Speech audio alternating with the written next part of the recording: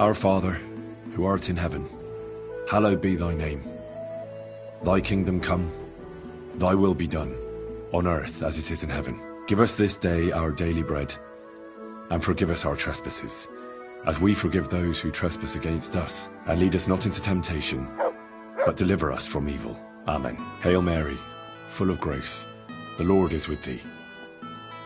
Blessed art thou among women, and blessed is the fruit of thy womb, Jesus. Holy Mary, Mother of God, pray for us sinners now and at the hour of our death. Amen.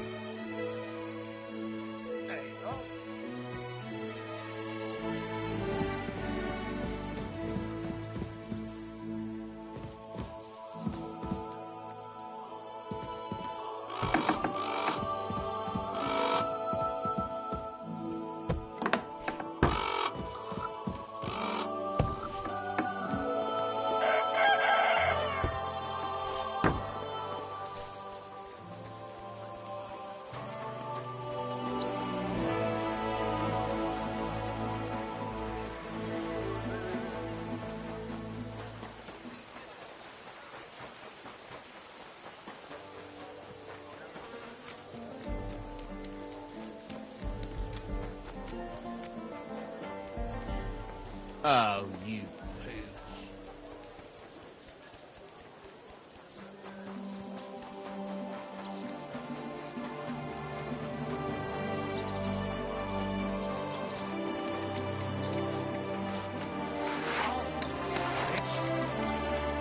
How did it go?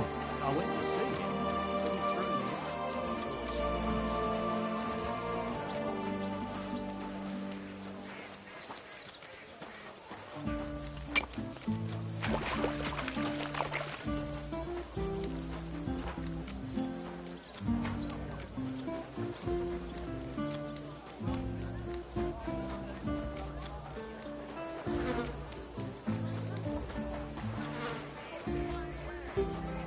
He threw me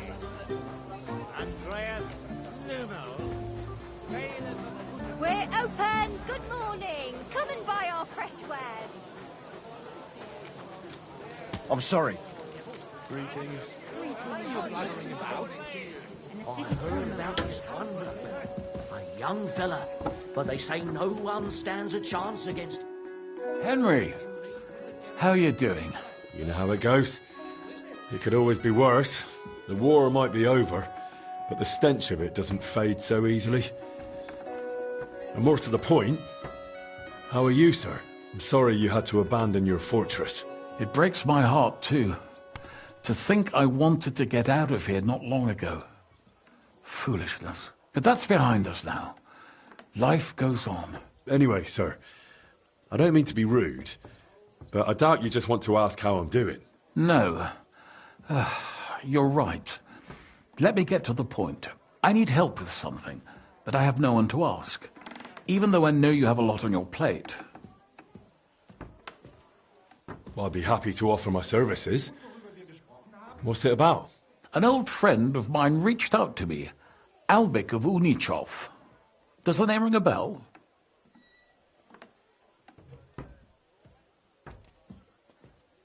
Well, I know he's a healer. When one of the knights got wounded during the tournament in Kuttenberg, he really took good care of him. Physician would be the more accurate term. But even that barely does him justice. He's one of the greatest scholars of our age, and also King Wenceslas' personal physician. It's whispered at court that the king has fallen seriously ill while imprisoned in Vienna. Sigismund focuses on plundering his kingdom, and Wenceslas's health hardly seems to concern him, does it? Maybe. Damn. That does sound serious. When Master Albik heard about it, he decided to act. He wants to go all the way to Vienna to see the king? No. For now, he's heading to Sedlec. Abbot Jan holds considerable influence at Sigismund's court. Albik wants to visit him and ask for his intercession. Makes sense. He can't just show up in Vienna and knock on the door. A mediator is needed. Only, I don't know if Albik chose the right man. The abbot is a politically shrewd figure and might well use Albic's visit to his own advantage.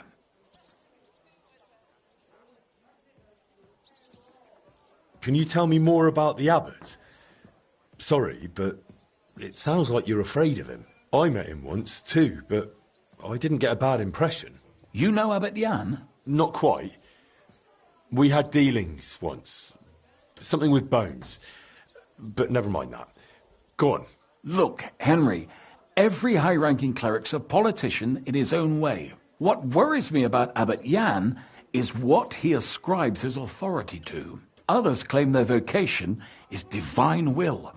He sees it somewhat the other way round. I don't really get it. It's only natural for an abbot or a bishop to question the morality of his acts. One must act, even if it means confession and penance later. Abbot Jan, though, seems to think that his every move and scheme is divine will. Could be dangerous. And how does all this concern me? As I said, it's a matter of security. God forgive me, our king's health is of course above all. But right now, I'm more worried about Albic. It took some effort, but I convinced him to wait, at least until I find him a reliable escort. And believe me, it wasn't easy. That mule's got a scholar's head, but it's a stubborn one. What's that got to do with you? Albic and I go way back. He's been living over the Alps for a few years, studying at the university in Padua. As soon as I heard about Wenceslas, I asked him to come back. It's a serious matter, and when it comes to the king's health, he's the best there is. But I didn't expect him to act so rashly. So, if I've got this straight, you want me to escort Wenceslas's court physician to the Sedlets monastery, where they don't usually let anyone in, and the abbot is as thick as thieves with Sigismund, so Albic, who was dead and going himself, can try to get access to the... That's a long story. So what do you want me to do? Stop by Albic's place, will you? He lives across the street with the quack. And give him this letter so he knows I'm sending you in person. Tarmark, apothecary. All right, I'll go find him. Good luck. I'll be in your debt.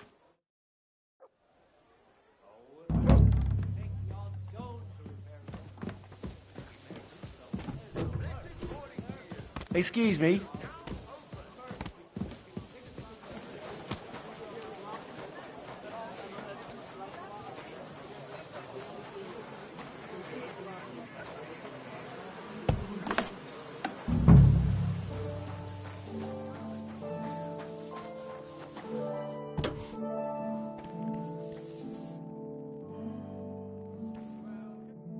Grüß Gott, was brauchst du?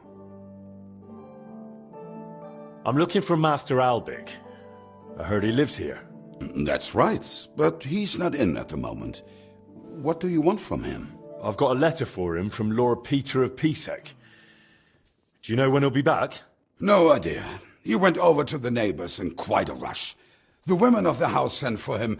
Apparently, their mate's unwell. Albic is treating a common maid. Well, that's just the kind of man he is. Who are these neighbors? Just townsfolk. Same as any around here. They live 2 doors down towards the square. That's all I needed. Thanks. Leb wohl, mein Herr.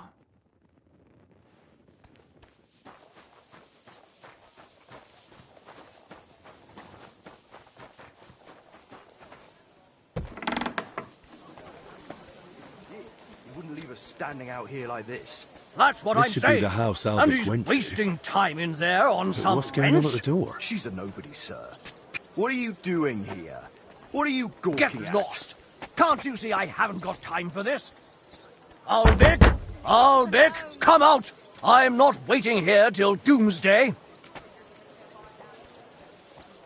Where are you, There's nothing old? to I'm see not here. talking to you. What do you want? Greetings, sir.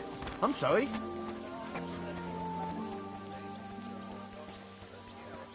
Come on, out with you. We don't want to piss me off.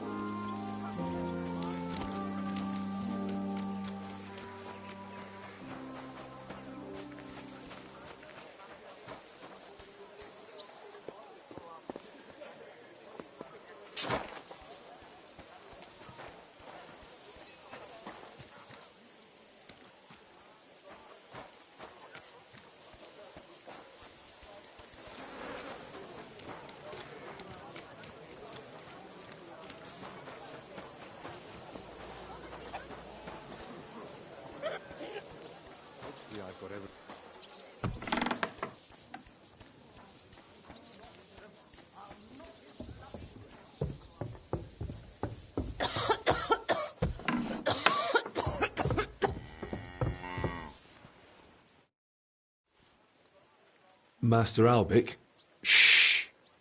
I was sent by... I don't know how you got in, but be quiet now.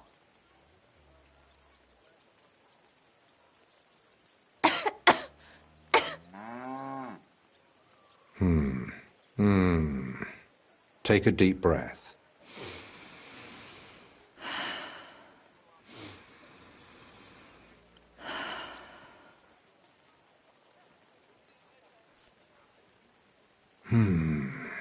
All right. Your breathing is improving. It still hurts in the chest, sir. Like a horse sat on me.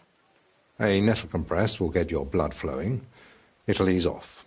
Ribs aren't broken and the lungs sound clean. I have a potion made for you. Take it every morning and night, and stay in bed for a few more days. But, sir, who'll see to the house? Who'll cook? My mistress won't allow. I'll speak with her. What you need is rest.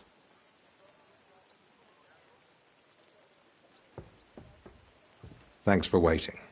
I don't like being disturbed when treating patients. So, what can I do for you? Are you feeling unwell? Me? No. Lord Pisek sent me to see you. Ah. I think I know what this is about.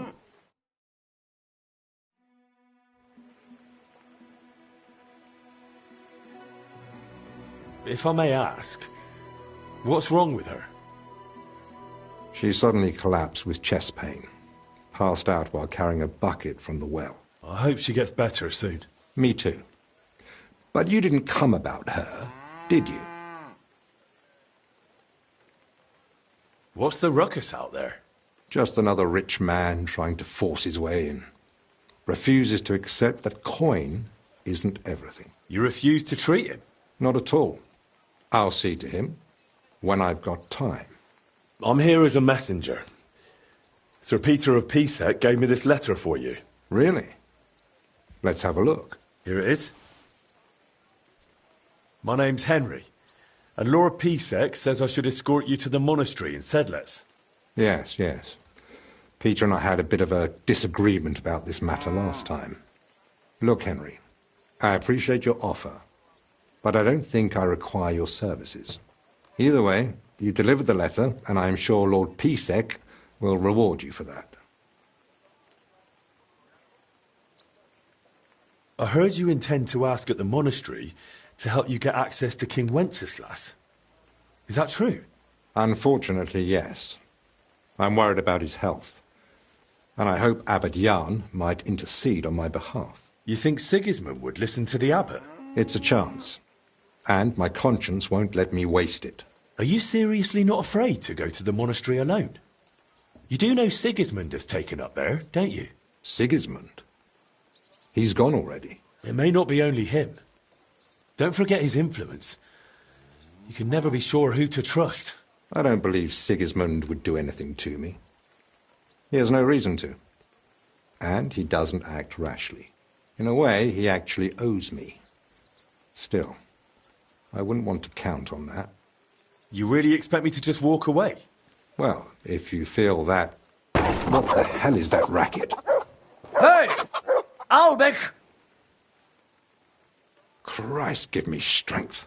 Another bunch of impatient wretches. Perhaps this time I finally had a proper word with them.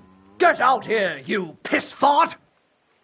Well, they don't look much like the debating sort. That's unfortunately true.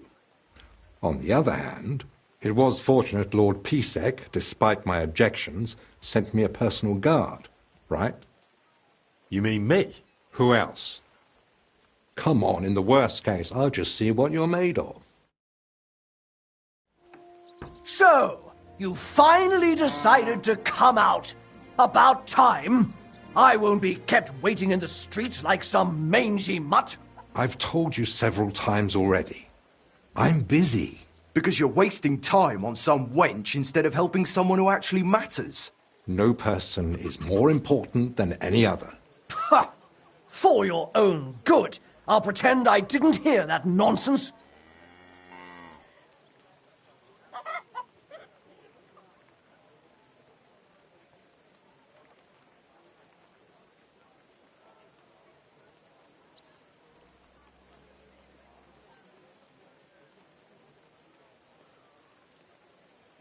Have you lost your mind?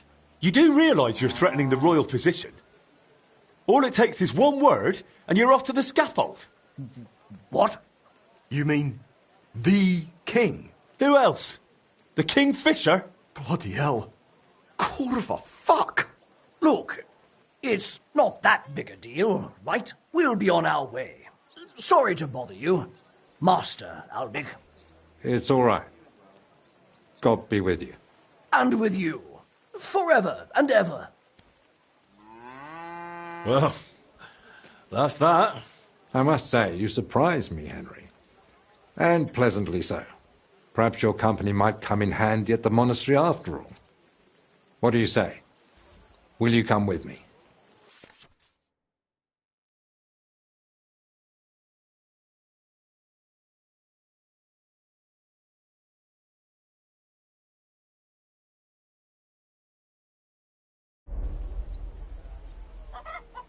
Yes. Let's go. You can't go to the monastery dressed like that. Your armor would draw too much attention. Simple clothing will do. Go and change, then come back. All right.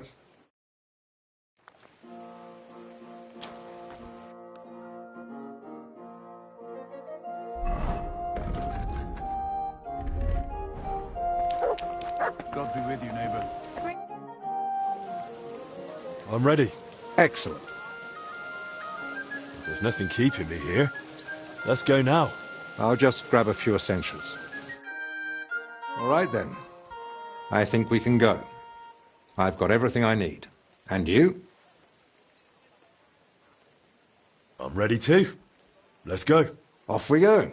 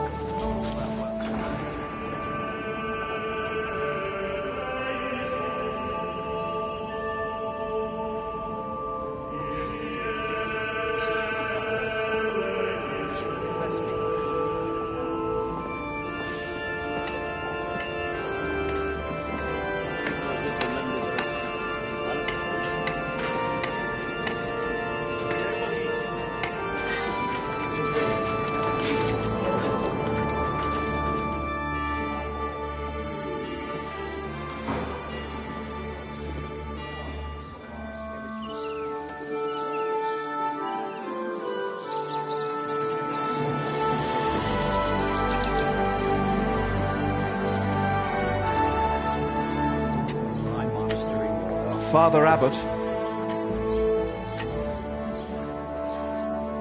Albert, my friend. Christ be praised.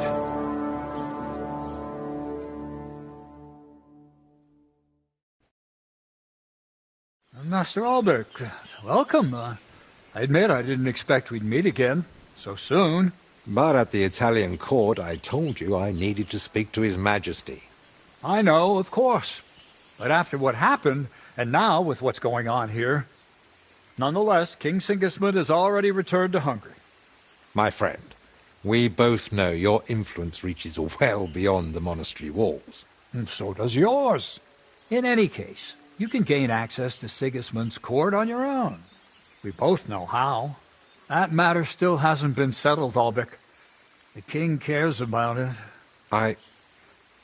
Actually, forgive me. These are grave matters concerning His Royal Majesty. Can we speak privately somewhere? I'd like that, but I'm afraid things are rather complicated right now. Well, what's going on, my friend?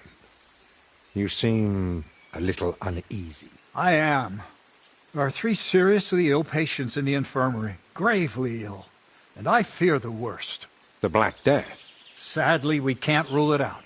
And I say that as someone who's lived through one outbreak already, and survived.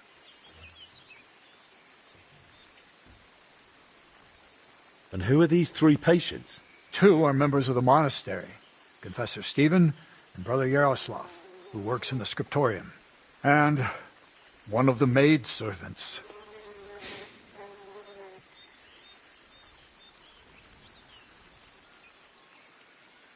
That doesn't make any sense. How could all 3 of them get infected? When the plague strikes full force, it's swift. That's not what I meant. You said yourself one of the sick is a maid. As far as I know, women aren't allowed in the cloister. True. So how could she have caught it along with 2 monks? That, alas, I don't know. Where would it have come from? The monastery is isolated. Few are allowed inside the cloisters. Before King Sigismund decided to stay here, we took in many folk fleeing his army. We gave those poor souls food, shelter. Some of them washed in clean water for the first time in weeks. And in poverty, hunger, and filth, all sorts of illnesses thrive. On top of that, there's construction going on inside the church. There are all sorts of craftsmen and laborers in the monastic courtyard. Well, does it look like the plague? You think I'd be alarmed over nothing? I pray it's not the Black Death, but as I said, we can't rule it out yet. What are we going to do, Albrecht? We'll go and see to the sick, of course. Then there'll be no reason we can't speak to the abbot in private about our matter. Very well. Thank you, Albrecht, for volunteering. I wouldn't have dared ask it of you. No need to thank me. I'm a physician. And there are people here in need of help. Not only those in the infirmary. If we can rule out plague, that may put your mind at ease too. That's what I'm praying for. And of course, I'm open to discussing that matter of ours later on. I'll have a room prepared for you right in the infirmary. Brother Benedict, one of our novices, is there, and will tell you all you need to know. Thank you. But I'd like to ask one small favor. I've been here many times before, but Henry's here for the first time. Would one of the brothers be able to show him the monastery? I'd rather he not get lost like I did all those years ago. Of course. If you'd like, Henry, just ask Brother Petramil. I just spoke with him before you arrived. He'll show you around and gladly answer any questions. Thank you, Father. Very well. We've talked long enough. Let's get to work. Will you come with me to the infirmary, Henry? Of course. Wouldn't let you go alone, would I? I didn't think so.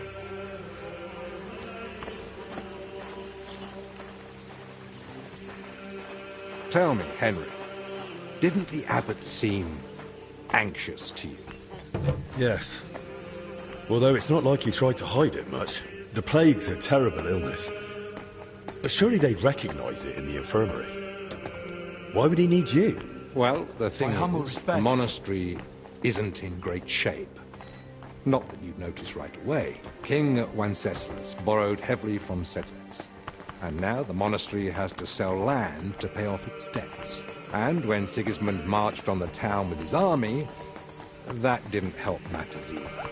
And if plague really did break out, that could be the final nail in the coffin. The abbot might be forced to dissolve the monastery, but let's not jump to conclusions. I want to see the sick with my own eyes before we start worrying about the plague.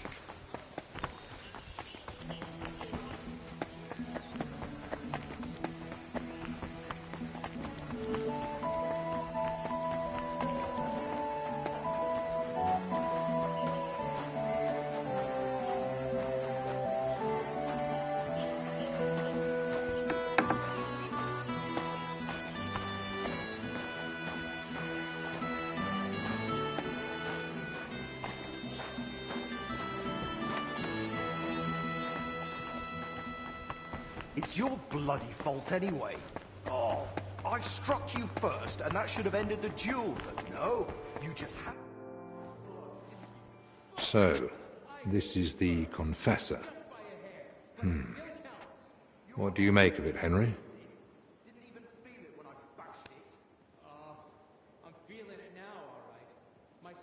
I wouldn't know.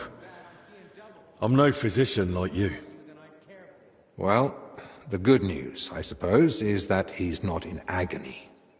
Pain's part of life, but no one deserves to suffer too much. Compassion, Henry, whether for the suffering or even the enemy, is part of every good physician's character. Unfortunately, not every physician is a good one. Albek? Albek of Unichov? Zacharias? What are you doing here? Wherever His Majesty goes, I must follow. You know how it is. But why aren't you in Padua, studying? Have you been missing your homeland? I was summoned home for urgent matters. And since I'm here, the abbot asked for my help. Ah, yes. This plague he's so afraid of. Plague? Do you believe it? Am I such a poor teacher? Of course not. But until now, it was just my word against the abbot's. In other words, I am truly glad you're here, my friend.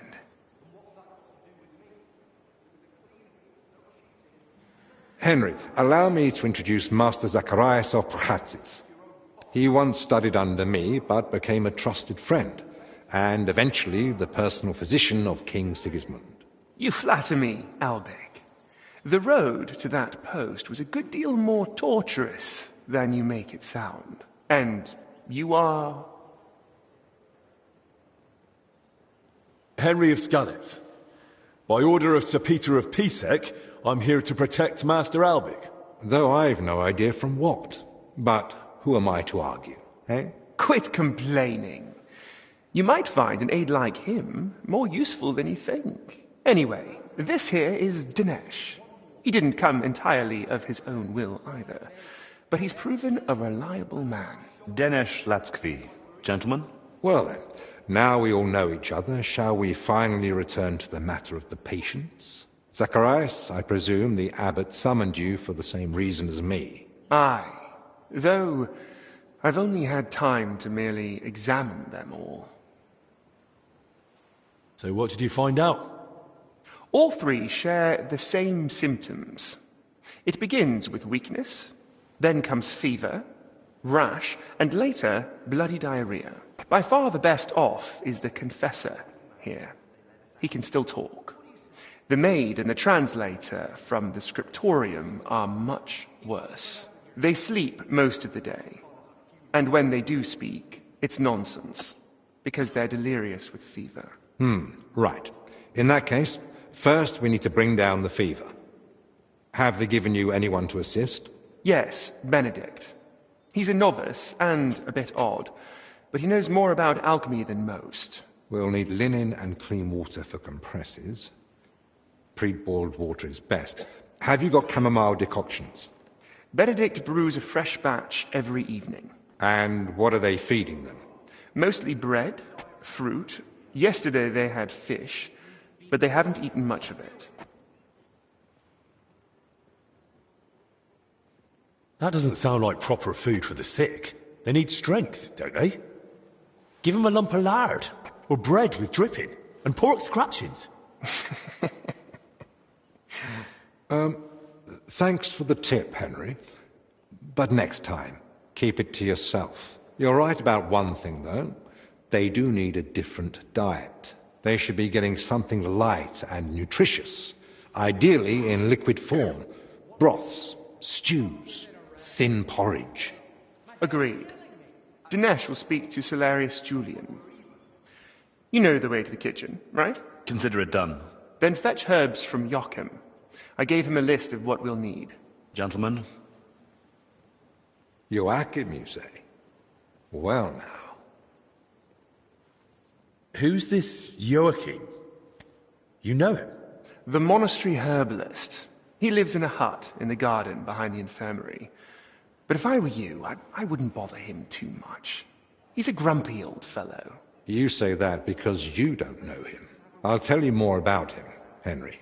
But we have more pressing concerns right now. Can I help in any way? The best thing you could do is find out what the patients were doing before they ended up here. Diseases spread through foul air. So if we find where the three of them were breathing the same air, we'll find the source of the infection too. Who should I ask about the maid? As far as I know, her name's Blezhna. She gets her work assignments from Steward Zdenek. So I'd go and speak to him. And apparently she's got a friend here. She might know something too. Try and find her. Who might know the monk who was translating in the scriptorium? Everything to do with books is handled by the librarian. His name's Crispin.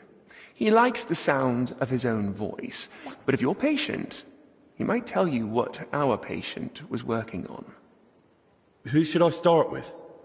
If I were you, I'd start with the confessor. He's the only one still lucid enough to speak. Better hurry. He might take a turn for the worse any moment. Can I help with anything else? No, that's more than enough now.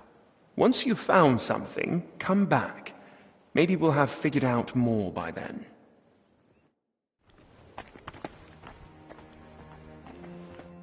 How do you feel? Like I'm turning inside out. Don't worry. I'll let you rest. But first, I need to know who you've been seeing lately. And where. What? Why? Because Master Albic ordered me to. The royal physician who's in charge of your care now too. So you don't really know anything yourself. You're just repeating what he said. And now you're asking me to do something that serious. I'm a confessor, you know? I can't. I mustn't break the seal of confession or tell you what anyone confided in me.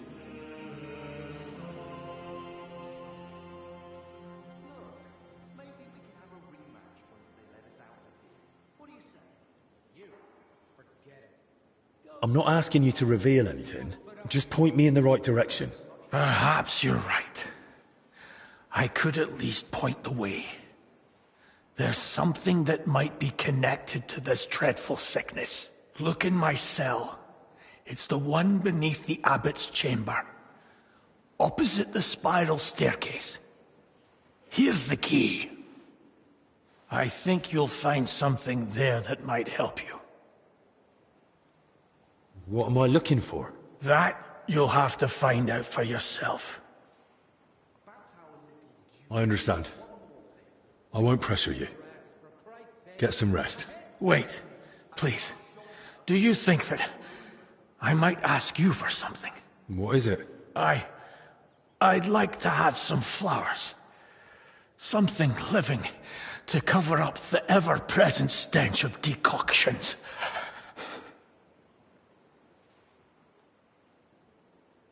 I'll see what's growing nearby and bring you some. It'll brighten the place up a bit at least. Thank you, lad.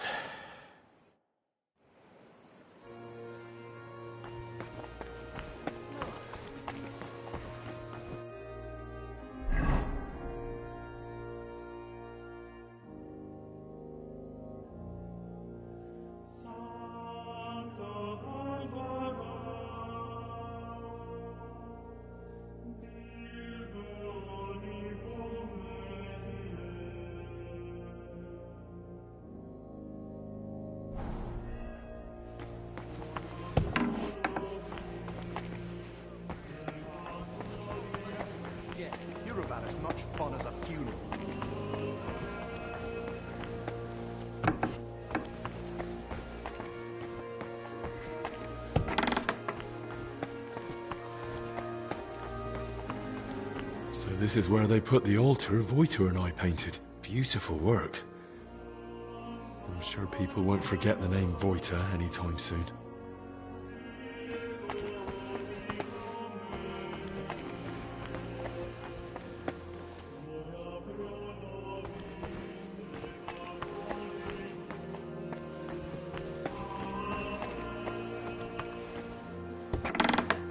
In that case, I don't know. I don't have the necessary theoretical knowledge for this. I don't mind. I'll take anything you have. It'll help me down here.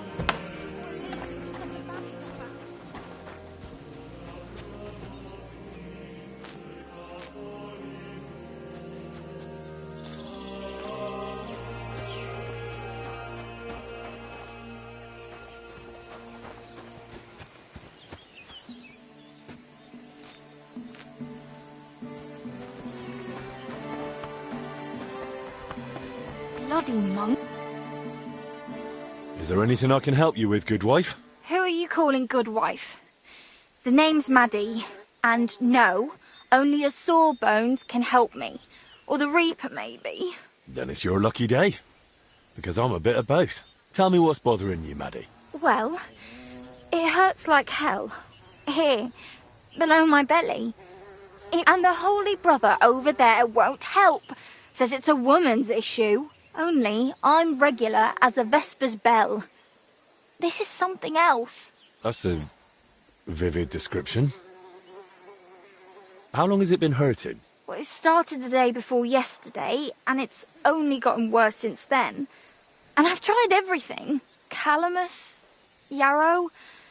I even prayed to Saint... I even tried hanging from a ladder upside down so it could pass through me. All for nothing. And I almost bashed my head getting down. What were you doing before it started hurting? Working like a dog I was. Who said I wasn't? Zdeněk? All right, so I sat down on the stairs, just for a little while. My legs were killing me. Besides, those stairs were bloody hard. And ice cold too. It's a wonder I didn't freeze in place. All right, enough. I get it. All right. If you sat on cold steps for a while, you might have caught cold from below. Whatever it is, I just want it to stop hurting. Sakura. Let them rinse me out with holy water for all I care. Or at least tie a knot in my guts, or I swear they are gonna come spilling out.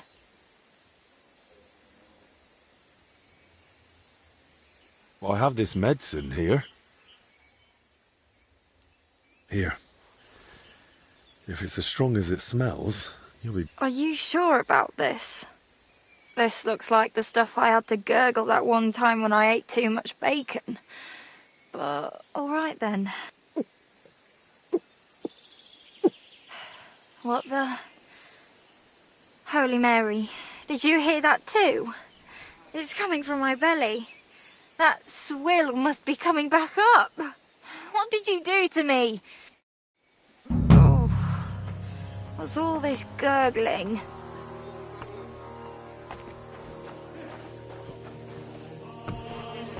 My head's killing me. And my shoulder. It looks like we're even. I brought the flowers you asked for. May the Lord reward you.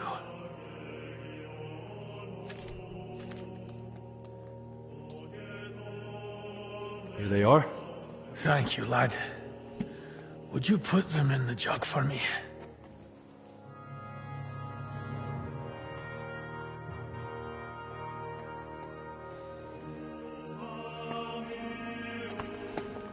Look, maybe we could have a rematch once.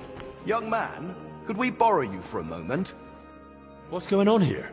It's about Slavek not knowing when to stop. Shut it, Yeshek. And you, young lord, what's your name? I'm Henry. And I'm no lord. All right then, Henry. Do you think you could settle this for us? We were having a training duel. Servant Brother Carl makes sure we don't grow idle here. Well, Slavek thinks he struck me first. I say it was the other way round. You're looking pretty battered for a training duel. Yeah, once we get going, it's no laughing matter. We've both got a bit of a temper. Either way, the fight should have ended the moment I hit you. If it had been a sharp blade, you'd be dead. Bullocks. How did it happen from your point of view, Yashek? We were having a training duel, but it wouldn't be Slavic if he didn't run his gob the whole time. I didn't give a toss until he started insulting my ma. I won't have anyone doing that in front of me. That's serious. What did he say? That she squints, and I've got it from her. I warned him to shut his gob or he's done for. I gave him a jab in the shoulder, well-placed and educational, to end the fight then and there. But he got all riled up and came back at me. That's a load of crap. He pounced at me out of nowhere. I was only defending myself. I still want to hear what Slavek has to say. Now that's more like it. We just wanted to warm up a bit. Attack, block, But Yeshek completely lost it. Left lower cut, lunge at the knee, then straight for the ribs from the right. All at full force, like he was trying to kill me. So I shout, "Ease up, have you lost your fucking mind?" And the idiot goes even harder. So I smacked him one. What else was I supposed to do? Where exactly did you hit him? Where do you think? Right on the skull. I blacked out for a moment, but then I just saw red. Yeah, he looked like he'd completely snapped. He swung and... Ow! Bloody hell! He struck down at me with a full swing straight to the collarbone. Oh, come off it. You're making half of that up. This bickering of yours is tiring. I'll tell you what I think, but then you'll both shut up. All right? Doesn't matter who struck first. It was a training fight. Oh, it hurt like a real one. Yeah, I'll have a scar across half my head because of it. If either of you knew a master strike, you might have come off a bit better. Or at least one of you would have. Master strike? Your armed brethren probably call it a Meisterhau. You deflect an attack and strike your opponent in one move. Oh, don't give us that. Nothing beats a good solid smack in the teeth. My thoughts exactly. We could still have a bout though, eh, Yeshek? Once they let us out. I'm still pissed at you over the last one. Oh, come on. I didn't mean that stuff about your ma. I've never even seen her. And anyway, I'm glad I ended up in the infirmary with you. What more do we need? Yeah, no Ludolf breathing down our necks day in, day out. Who's Ludolf? Our commander. Tough, strict, but fair. He's the only real knight among us, really. Came from Marienburg. That's a castle belonging to the Order. It's supposed to be massive. I'd love to see it one day. I haven't set foot outside Bohemia in my whole life. Don't worry. You'll see it when we march out of here. But till then, we're stuck here for a while. Well, I wish you both a swift recovery. I'll be off now. Thanks. By the way, if you run into Brother Carl, tell him not to take it to heart. We brought it on ourselves. He's a good man. And if you wanted, I'm sure he'd let you train with us at the camp. Just tell him you know us. But watch yourself, so you don't end up like the two of us. I don't think Carl could take that. I'll keep that in mind. And Henry, before you go, I have one more favor to ask. When they were carrying me here, I dropped my purse somewhere along the way. A nice one, made of leather. Could you look for it? It had all my coin in it, but I can barely stand, let alone go searching. Do you at least know where you lost it? They dragged me along the path by the ponds. At one point I got snagged on some bush, so they were yanking me back and forth, and I reckon that's when the purse got shaken loose. It was near that stone well in front of the main entrance to the church. All right, I'll have a look. Maybe no one's picked it up yet. Thanks. I'd be grateful.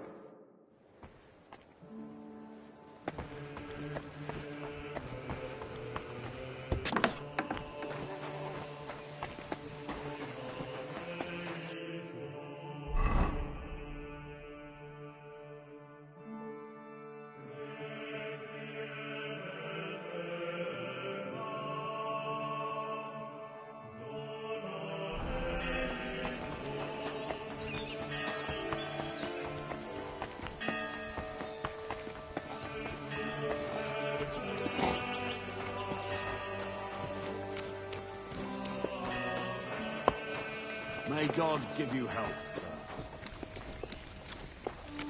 Do you know what's going on with Joachim as of late? I went to him to get some sage for... Welcome, sir. What can I do for you? You're Zdeněk, right? They say you're the steward here. I need to find out something about Blazena. She's lying in the infirmary. What's it to you? She's in a bad way. Master Albic is treating her, but to work out what's wrong, I need to know what she's been doing lately. Oh, I see. That's different. What do you want to know, then?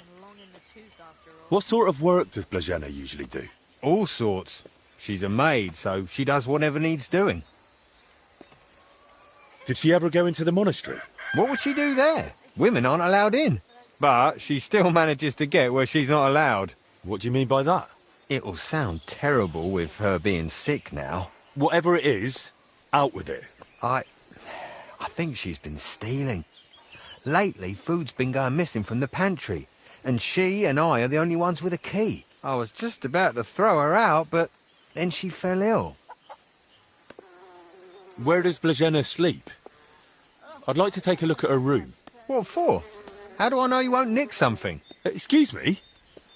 I can bring Master Albic here if you like, but he's got better things to do. Like saving Blazena and the others. All right, no need to shout. Blazena sleeps in the house across from the church, like most of the help. When you enter, go through the door on the right, then up the stairs. Her bed and chest are by the window. I'll take a look there if that's all right. Who was Blazena closest with here? She shared a room with Valerie. I had to separate them more than once so they'd stop chatting and get to work. And how do I recognise Valerie? Easy. She's the only blonde among the maids. And where do I find Valerie? That's her, standing over there. But listen, don't tell her what I suspect. She might take it the wrong way. Thanks.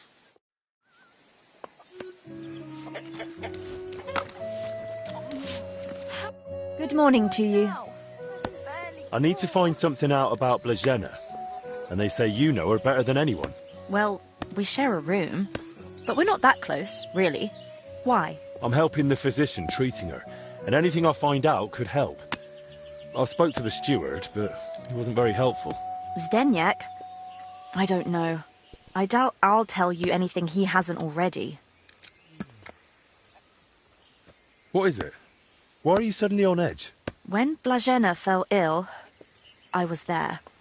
I sleep right next to her. What if I caught it too? Don't pretend. You were calm until I said your steward sent me. Shh! Quiet! What is it? I'll tell you something, but not in front of him. If he heard, he'd skin me alive.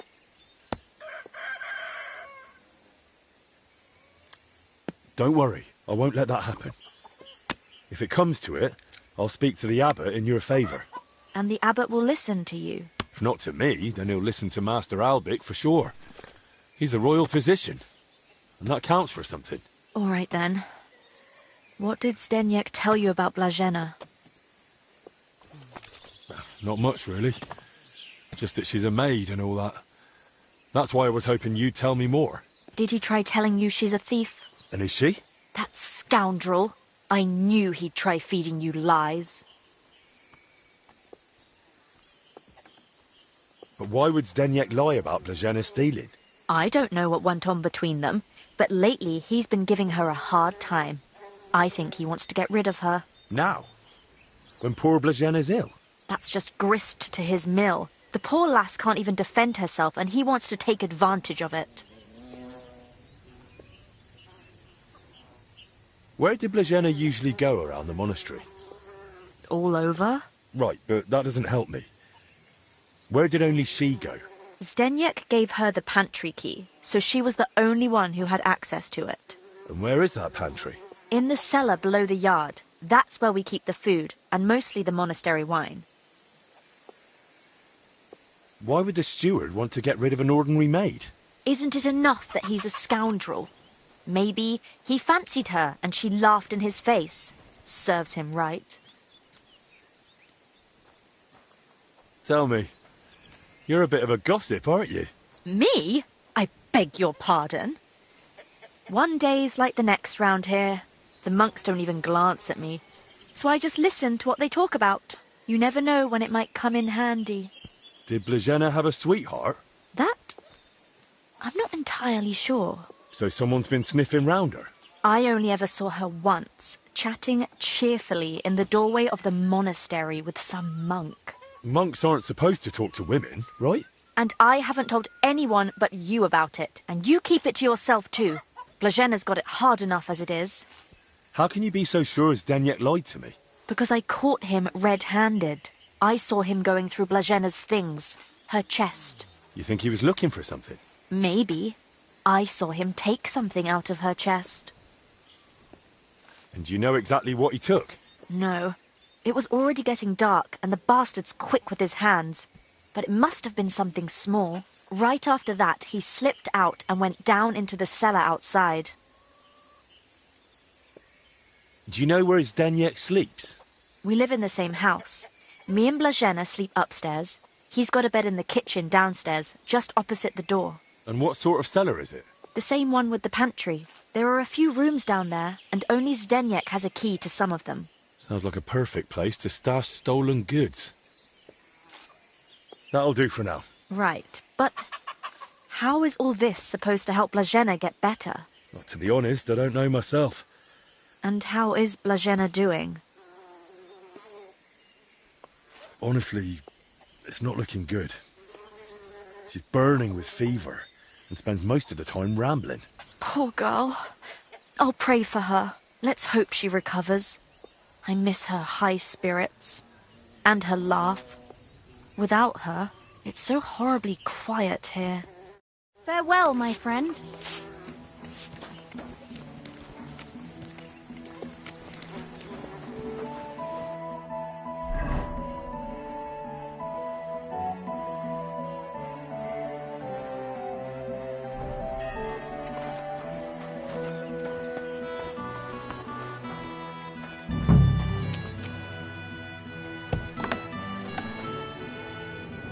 That's a lot of water. What's Zdeněk using it for?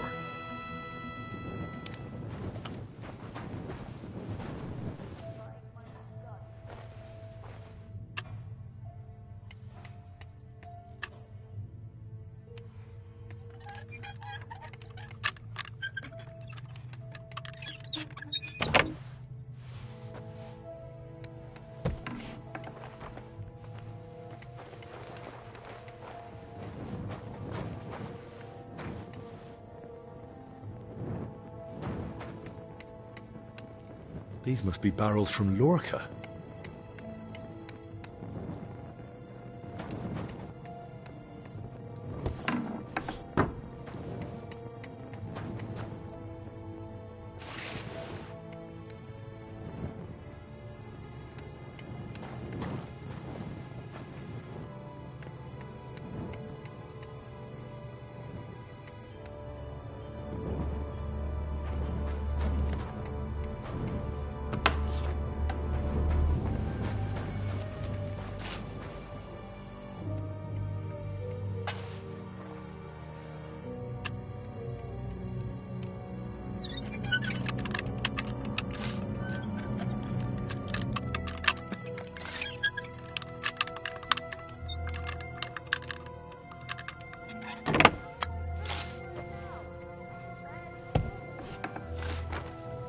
Why is there wine spilled everywhere?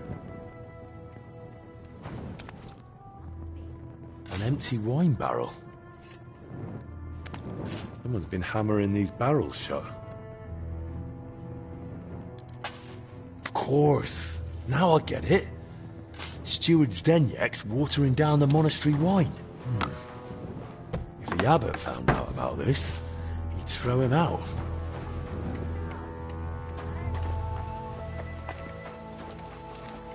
Did Zdeněk come and see you?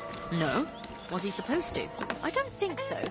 But he had some odd questions about Blazena. What do you mean? He asked if I'd ever been in the pantry with her.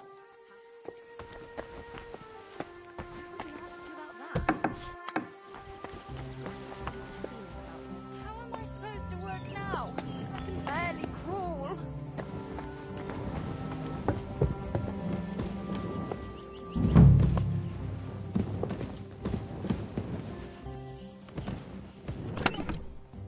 That's a lot of coin. Suspiciously much for a common maid.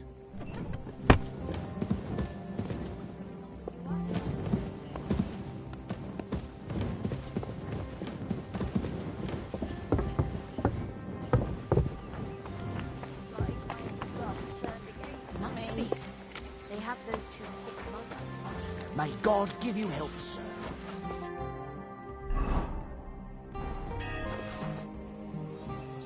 I know you're watering down the monastery wine. I beg your pardon? Don't act like you didn't hear. You know exactly what I meant. You feeling all right? Maybe you should lie down. I saw your cellar. What? But no one's allowed down there. And I know exactly why. Now we're gonna have a little chat. All right. But not here. Come with me, if anyone heard you. I'm not going anywhere with you. We're talking here and now. Oh, come on. No, come on. Shh, not so loud. Well, you don't want anyone to hear? Then talk. All right, I won't say another word. Just stop shouting. So what the hell do you want from me? Coin? Why did you lie to me about Blazena? About her stealing? What's Blazena got to do with all this anyway? Did that bitch tell you something? She didn't say a word, because she couldn't. She's barely alive. And anyway, why would she tell me anything? Because she figured it out too. One time I forgot to lock the cellar door behind me and she caught me at it. So that's why you lied about her? So no one would believe her if she gave you away? You're a right bastard, you know that? Go to hell. They say you were rummaging through her chest. And you took something. What kind of nonsense is that? Don't deny it. They saw you. So what did you take? I found a key in her chest. What key? What's it for? It's for the monastery cellar. You mean your cellar? No, it's the key to the cellar under the monastery. But how would Blazena get something like that? Women aren't even allowed in the monastery. Yeah, I don't know. Oh, Christ. And that's all you know? That's it, I swear. Then give me the key. I don't have it on me. So where is it? It's hidden, where I keep the silver from the watered wine. I figured you'd want something in return for keeping quiet. Keep the silver. I just want the key. Really? Then it seems we have a deal. Come with me.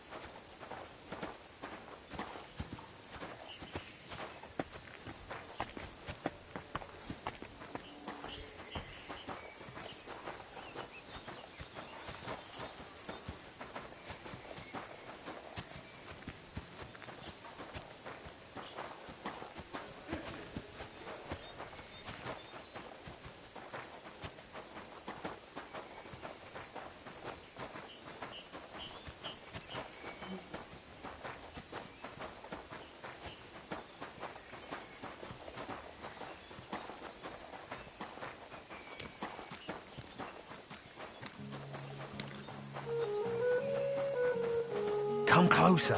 I don't want to shout here. So where's the key? Here it is.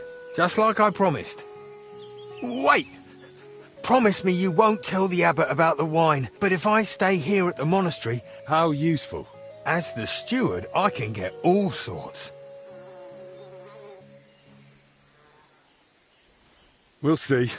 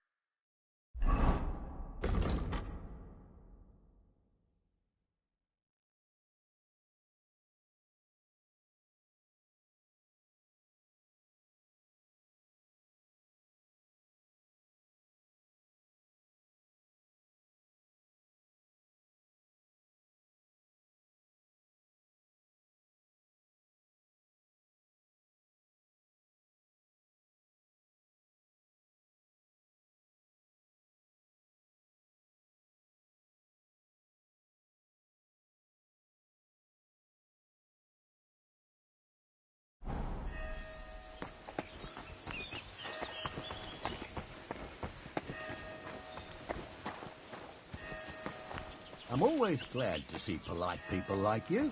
God be with you. Cheers. I hope you have an uneventful shift.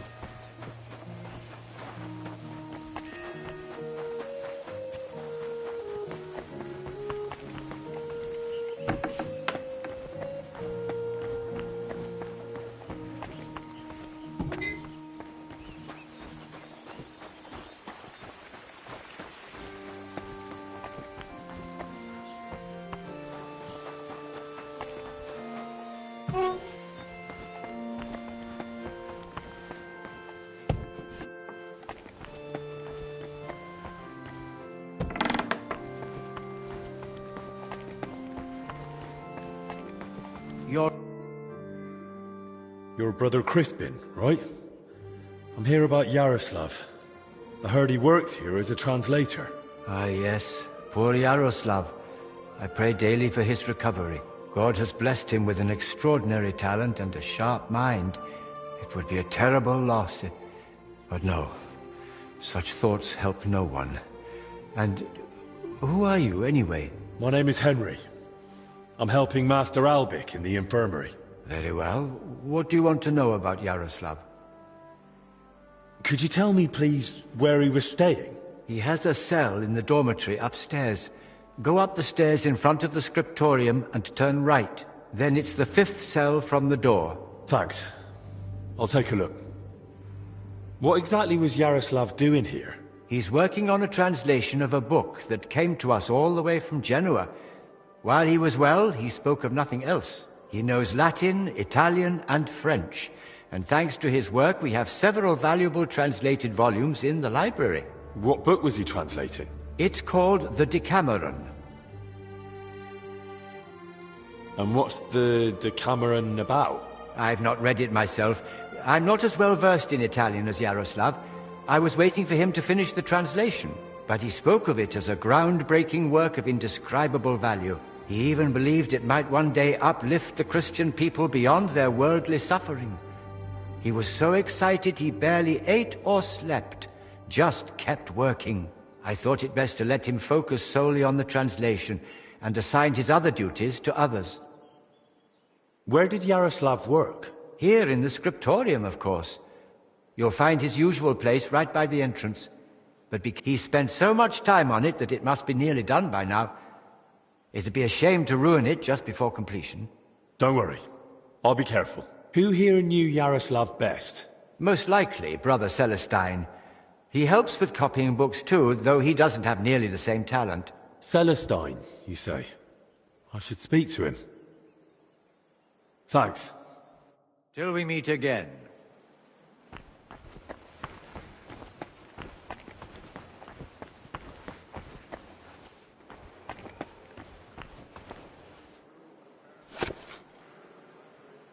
It's almost empty.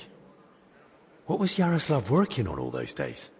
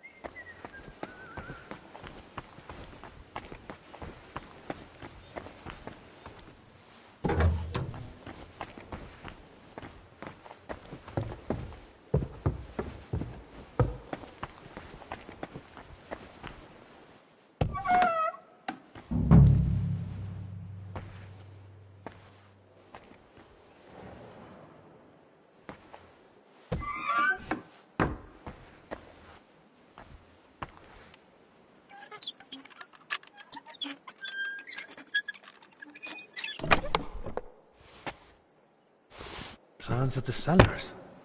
What did he need those for?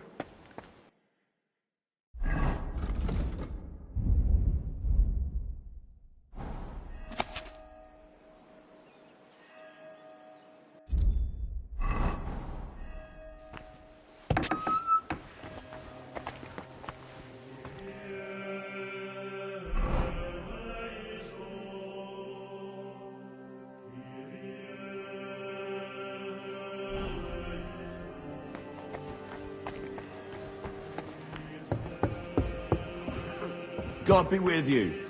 Keep the peace, and we'll stay friends. Cheers. I hope you have an uneventful shift.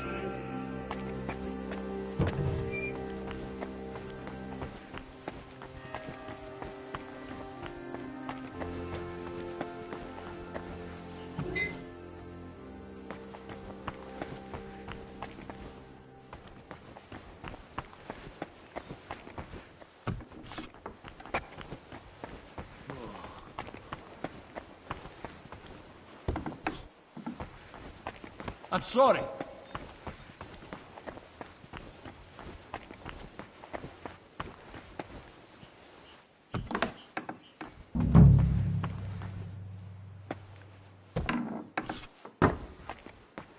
There's not much here. So that's why the confessor wanted flowers from me. He must like them.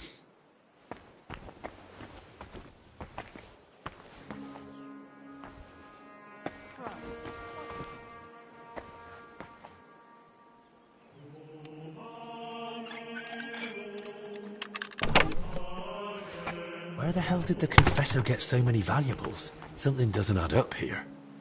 More flowers.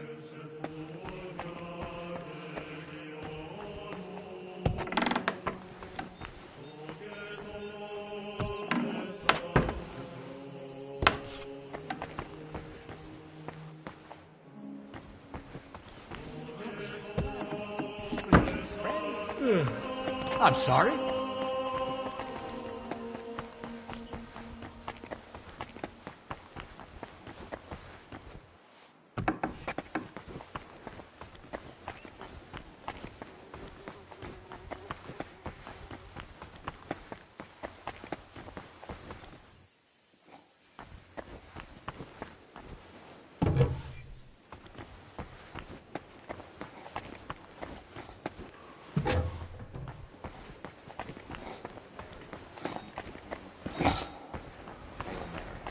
Mary said, "Behold, I am the handmaid of the Lord." What do you know about Brother Yaroslav? The librarian said you knew him better than anyone. That's right. We joined the monastery at the same time and just got on somehow. How does Yaroslav spend his time when he's not in the scriptorium?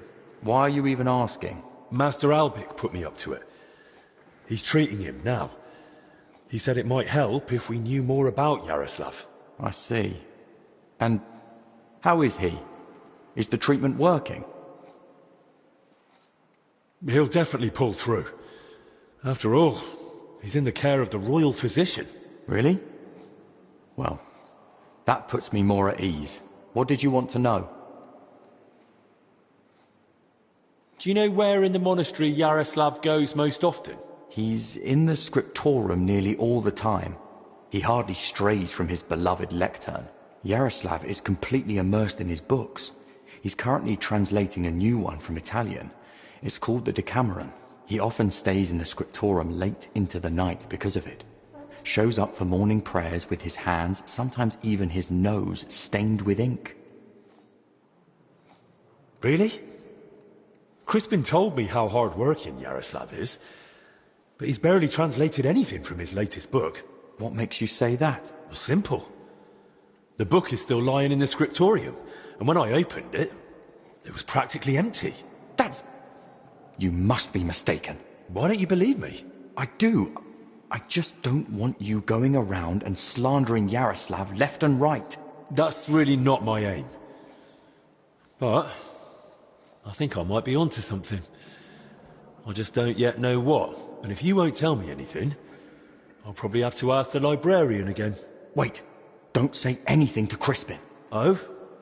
And why not? Because he simply wouldn't understand. Oh dear. Promise you really won't tell anyone. Word of honor. Now talk. All right. I just hope Yaroslav forgives me. One night he accidentally woke me. The door to his cell creaks horribly. I already suspected his translation was taking oddly long, so I followed him that night. At first, it looked like he was heading to the scriptorium, But after he went down the stairs, he turned right and went down into the cellars. But when I went in after him, I couldn't see him anymore. I lost him in the dark. Then you've no idea where he might have gone? Not a clue. As far as I know, it's just barrels of wine down there. And empty wine barrels. Why didn't you want to tell me? Because I just don't want Yaroslav to get expelled from the monastery. Just for going to the cellar? That doesn't mean anything. What if he was meeting someone down there? Someone... What, like a woman? Well, I once saw him standing in the monastery doorway with some wench, and they looked like they were having a grand old chat. And where exactly did you lose him in the cellars? In the corridor leading to the scriptorum, at the passage to the stairs to the lower level. The wench you saw Yaroslav with? I don't know.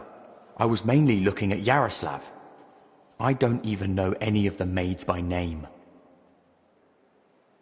There's just one more thing I'd like to know. Has Yaroslav spoken to Brother Stephen recently?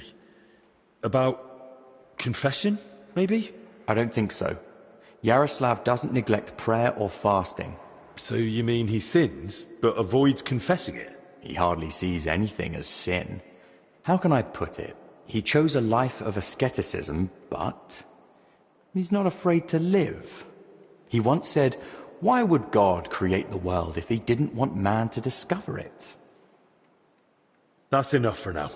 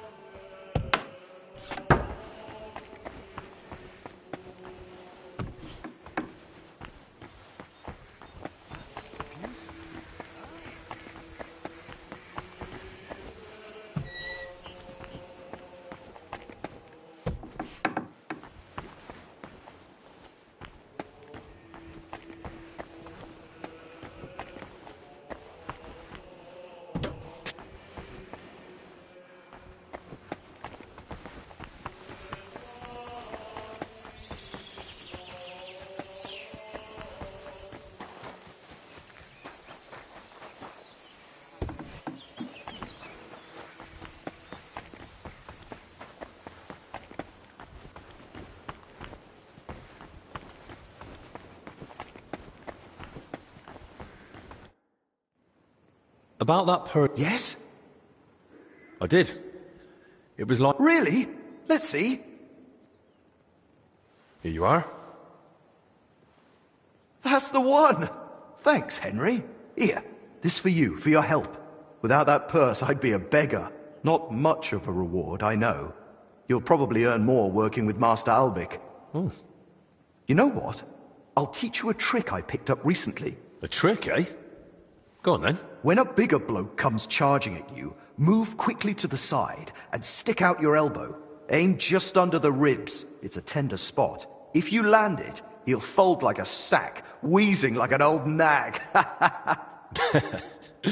Thanks. I'll remember that.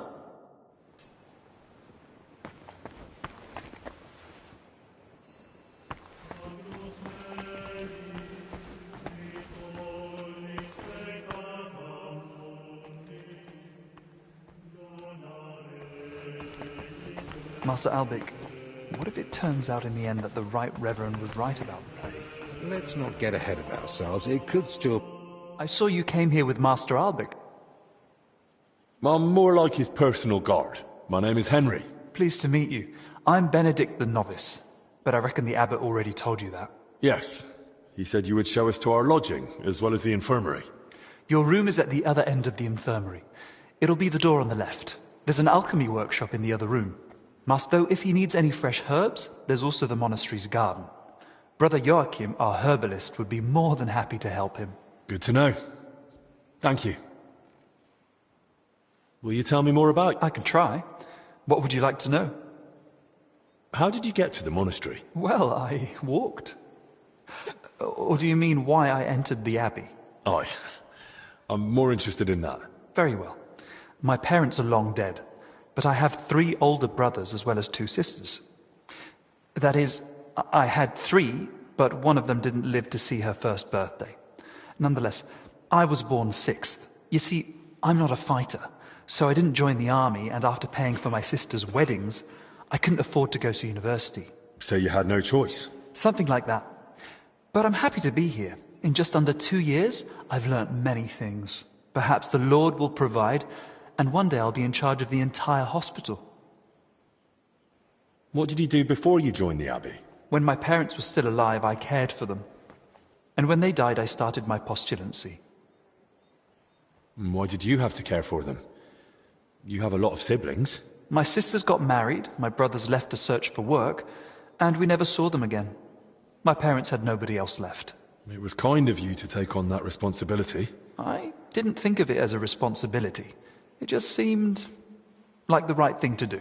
So you were with your parents until they... Until they died. It was really challenging for me. But I feel it helped me discover my calling. Caring for the sick, you mean? Yes. Why do you work at the infirmary, of all places? It's my divine calling. What do you mean, divine calling? The Lord chose me to become a healer, but he allowed me to learn through life and discover things for myself. How did you discover you were supposed to become a healer? I came to realize diseases don't cause me fear or aversion, or compassion for that matter. But isn't that natural? When you see someone suffering, you shouldn't just be completely indifferent. Imagine you have a stoneworker with a crushed foot come in, bones poking out and bleeding like a stuck pig. Is it better to comfort him, or to decide in time that he'll probably lose the foot anyway, tourniquet the wound, and go and get a saw? It sounds like you're in the right place then. I'm glad you think so. And between us, so do I. If I ever need my wounds treated, can I come to you? Of course. It's my job after all. I'm here most days, so you know where to find me.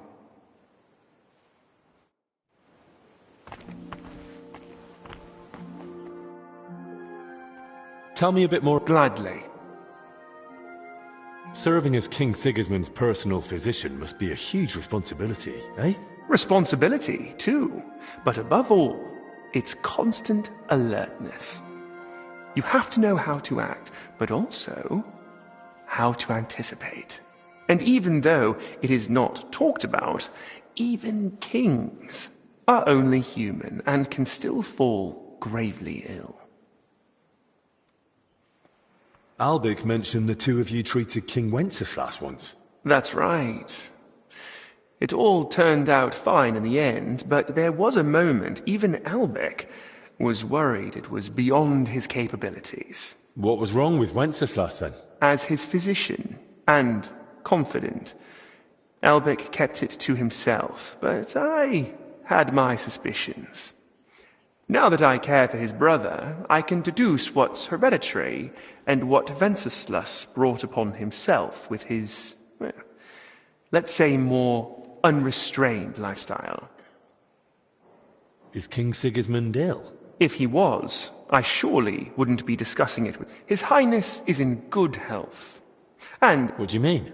A few years back, someone tried to poison the king. They mixed it into his cup of wine. And he drank it?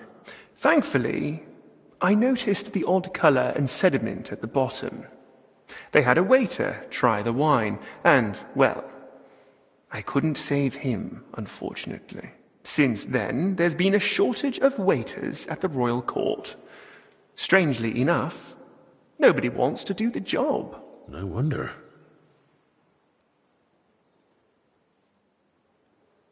You've known Albic for quite a while now, haven't you? Too long, perhaps. If you know what I mean. Well, I've only known him for a short time, but I can imagine he's not always easy to get along with. Aye, old Albic. I feel like there's a but coming. What's more, he's always had the gift that whatever he does, he makes it look easy.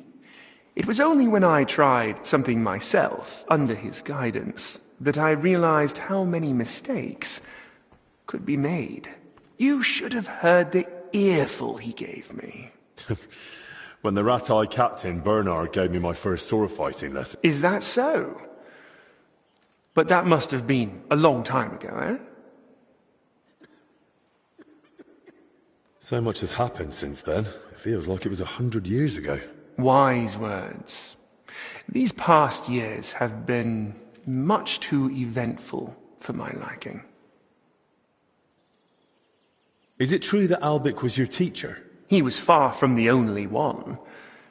At university, they filled my head with knowledge about alchemy, the origin and use of science. But it was only with Albic that I understood what practice entails.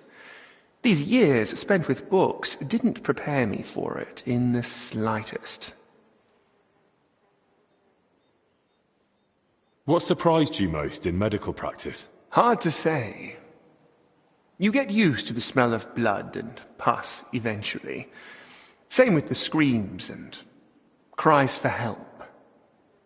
But when someone's child dies in your arms for the first time... Well, that was the first and last time Albic and me got drunk like animals. I thought Albic fits in more with books. Appearances can be deceiving. He's a knowledgeable man, but I've never seen him more in his element than when he's caring for his patients. Sometimes he thinks he'll save the whole world with his head full of wisdom. And don't try to argue it with him. Who's that companion of yours? Dinesh?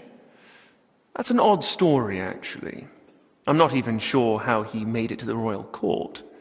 Maybe someone originally took him as a prisoner. You never asked him? He doesn't want to talk about it, and I respect it. His family doesn't have the best reputation, and Dinesh does well not to associate with them. His family? What happened? Ask him yourself. Did I hear correctly that you're from Prachetiets? How is it there? My, you have a good memory. Yes, I am. But, to be honest, I left there years ago to go to university and haven't had the chance to go back yet. So you haven't seen your family since then? I'd married myself to the king's service. The house went to my sister and brother-in-law, and they are doing well. Years ago, Prachatitz was granted the privilege of trading in salt from Passau by the king. And my brother-in-law knew how to take advantage of that. Can I ask you something? Of course. Thanks. No problem.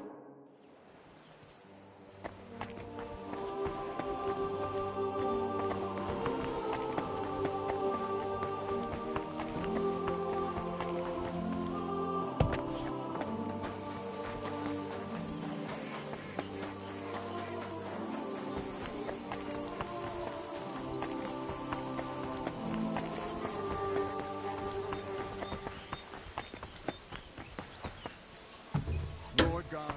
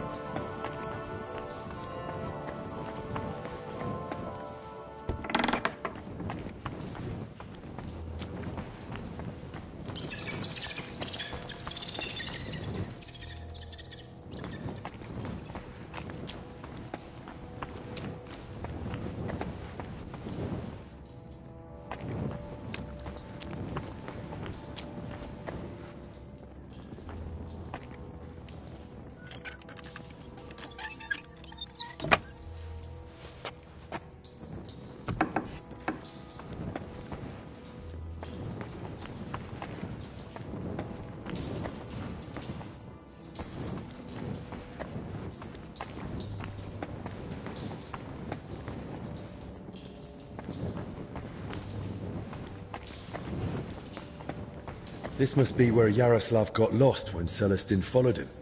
There's wine in the air. Someone must have spilled a cask.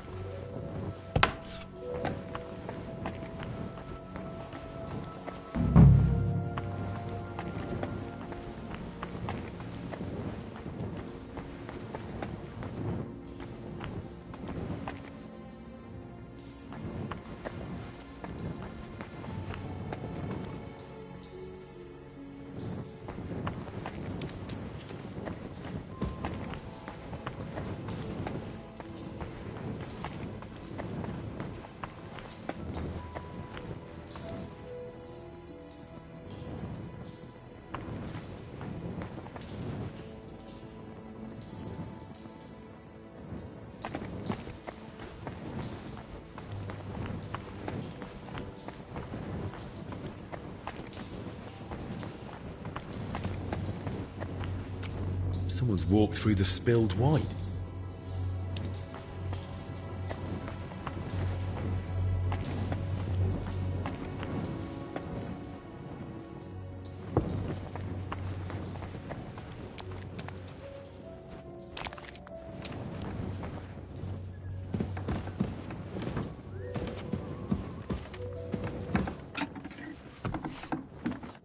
What the?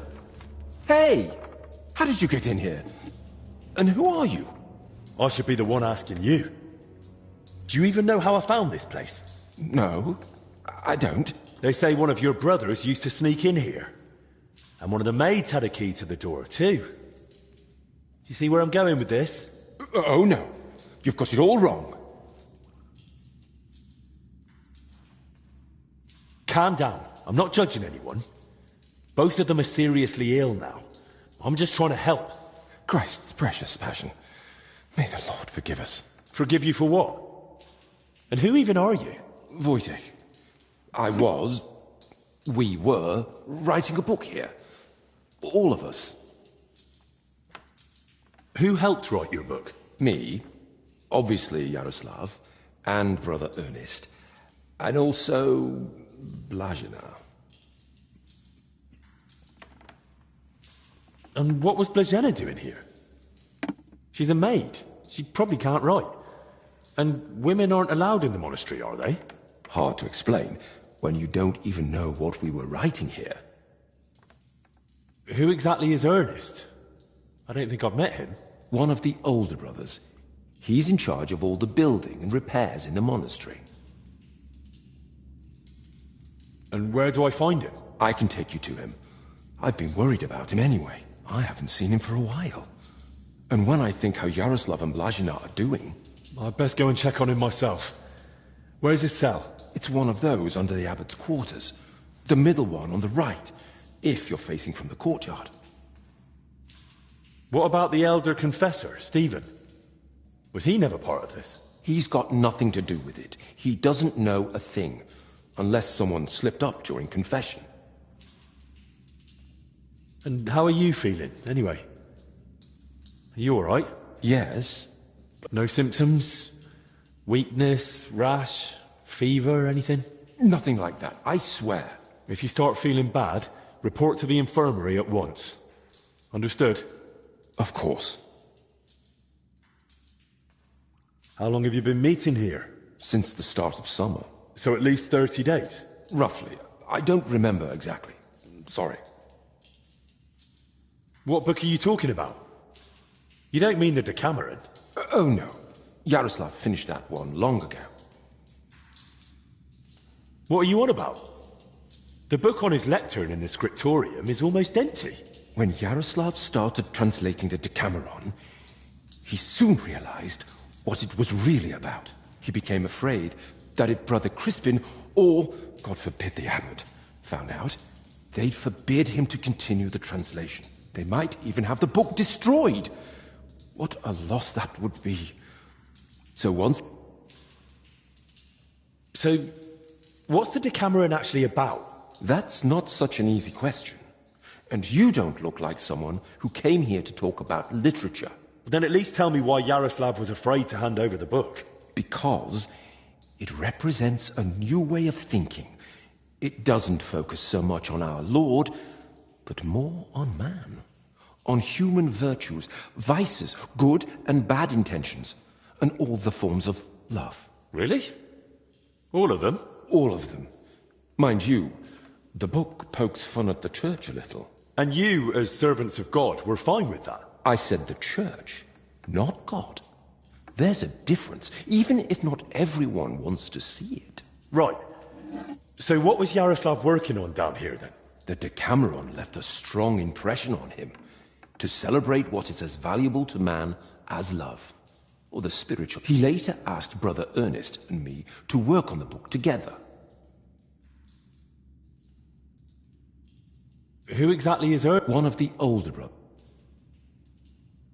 And do you know it? No idea. I haven't seen him for I'd best go and... It's one of those. And what exactly did Yaroslav want? About humor, wit, laughter. Why would someone write about that, of all things? Something lofty? Oh. Yaroslav believed that a sense of humor could help a person in hard times just as much as strong faith could.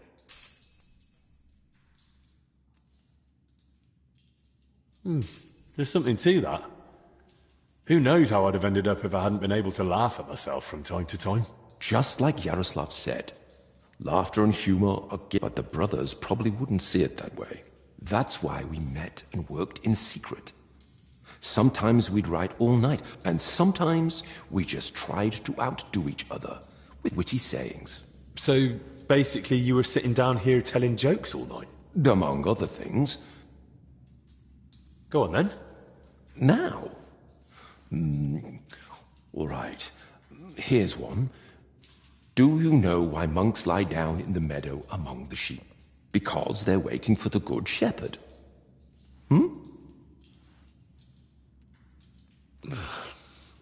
Tell me another one.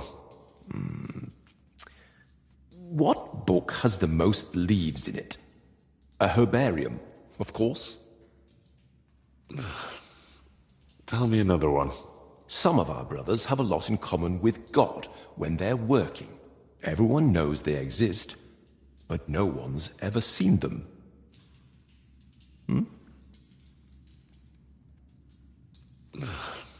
So I went to see the apothecary, but I didn't like him at all. He was totally apathetic.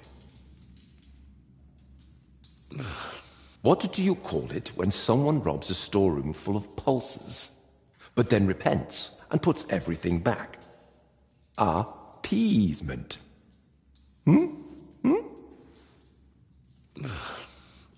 Tell me another one.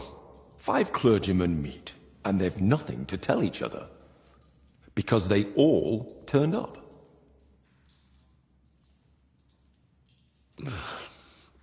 Tell me another one. Brother Julian cooks fish every Friday and calls it fasting. We just call it a test of faith.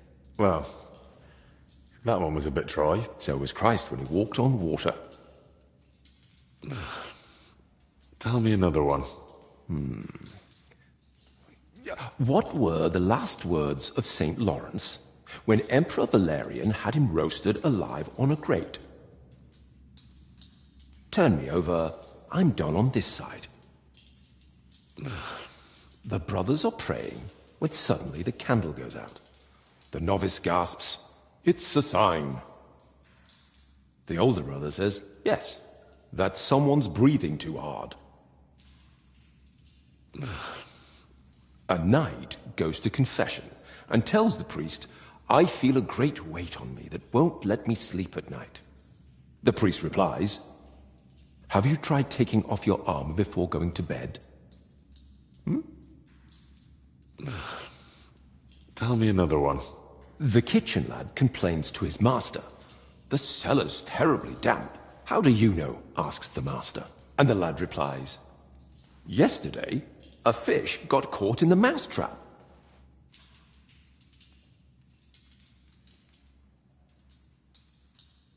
I don't even want to anymore. How does an astrologer flag down a wagon? No idea. By his sign. Tell me another one. Why doesn't the monastery's rooster crow? Because he's taken a vow of silence too. I think I'm out of jokes. Oh, shame. I was hoping to hear a few more. Sadly. But once Yaroslav gets better, we're bound to come up with more. Then why was Blazhena here at all? I didn't get it at first either. Why Yaroslav brought her here. But I soon understood. Humor isn't just for the educated. How could we grasp its breadth with just our limited experience? So, this isn't about any sin? Blazhena's just funny? More than that. Her laughter, sense of humor, her... I've heard enough. I'll go and check on Ernest now. Wait. I told you, if you're not feeling well, go to the infirmary. Albic will take care of you. Don't worry. I meant our book. Please, don't tell the abbot about it. We weren't doing anything. Why would I tell him? Thank you. And may God protect you.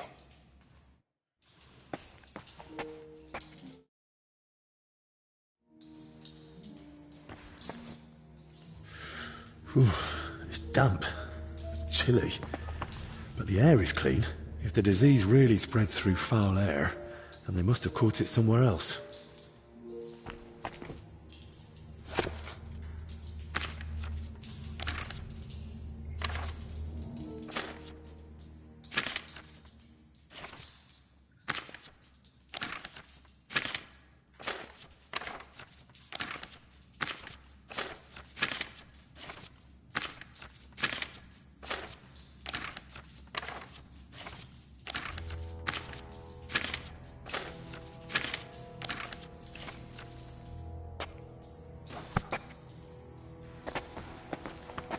Loads of written parchments. They really must have been meeting here for a long time.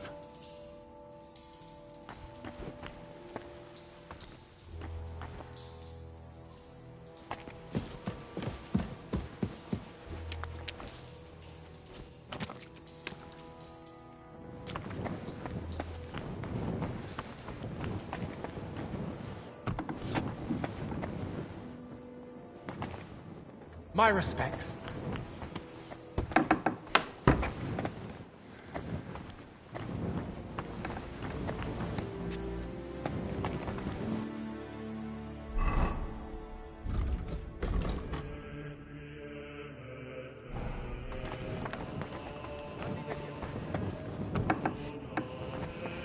Careful!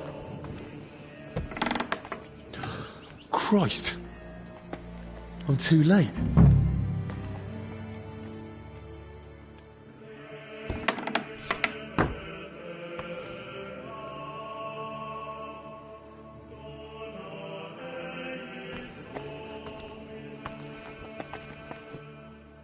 Some building plans. Looks like a church, and underneath, probably a crypt? I should tell Albic about this.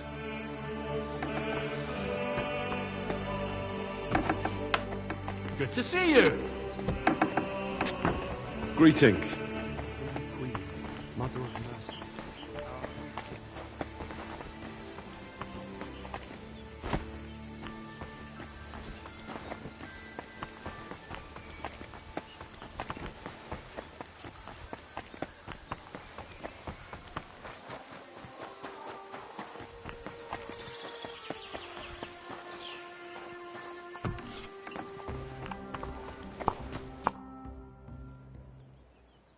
found another infected. You're not the only one. While you were gone, they brought in several more. So? With the Lord now.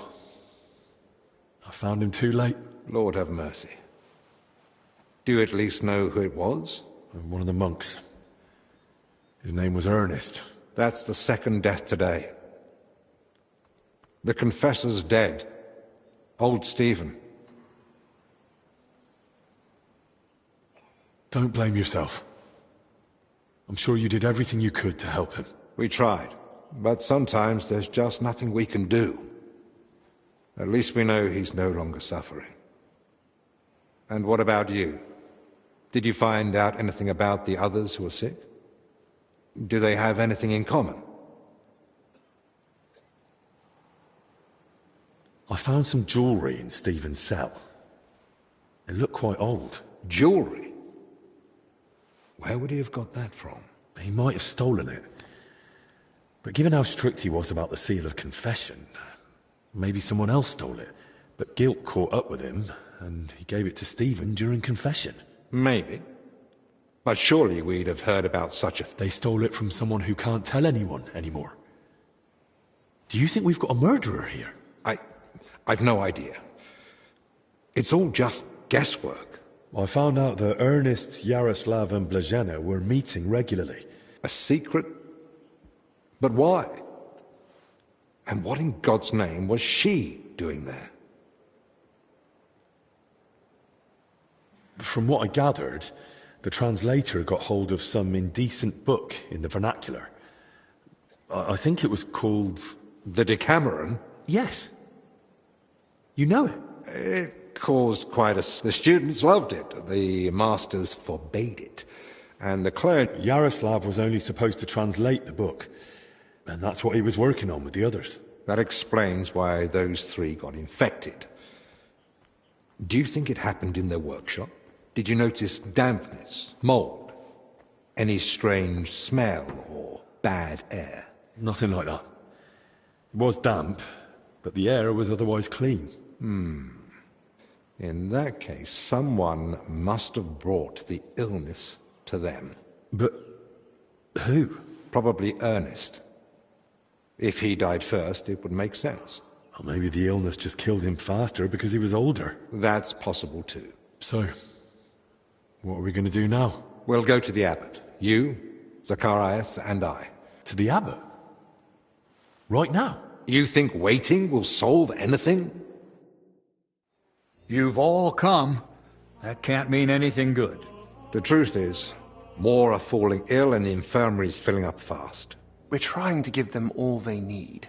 But soon there'll be no beds and they'll have to lie on the floor. How many have died? The old confessor, Brother Stephen. And Brother Ernest, too. Ernest? He died in his cell. No one even knew he'd fallen ill. So, it started then. Ernest wasn't treated. Even mild illness can be deadly without care. And Stephen's age didn't help either. When the Black Death last swept the town, it also started slowly. The old, the sick, those no one missed were the first to die. And then we couldn't even bury the dead in time, let alone give them the last rites. Now, the Lord is punishing us for it. We do have some good news. With Henry's help, we might soon uncover where the infection's coming from. We know that Brother Yaroslav and that maid both met with Ernest, so the illness must have spread between them. They all met? Even the maid? Why? Well, I didn't mean they were all together at the same time.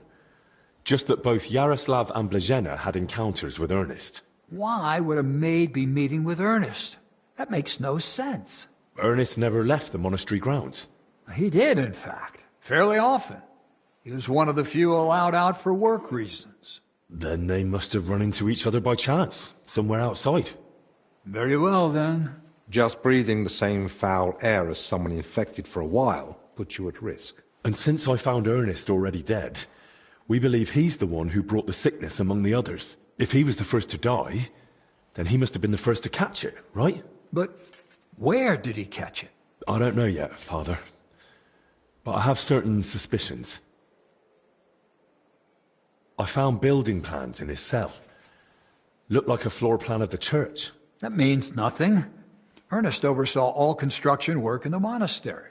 And what had he been working on lately? He'd been supervising repairs in the church.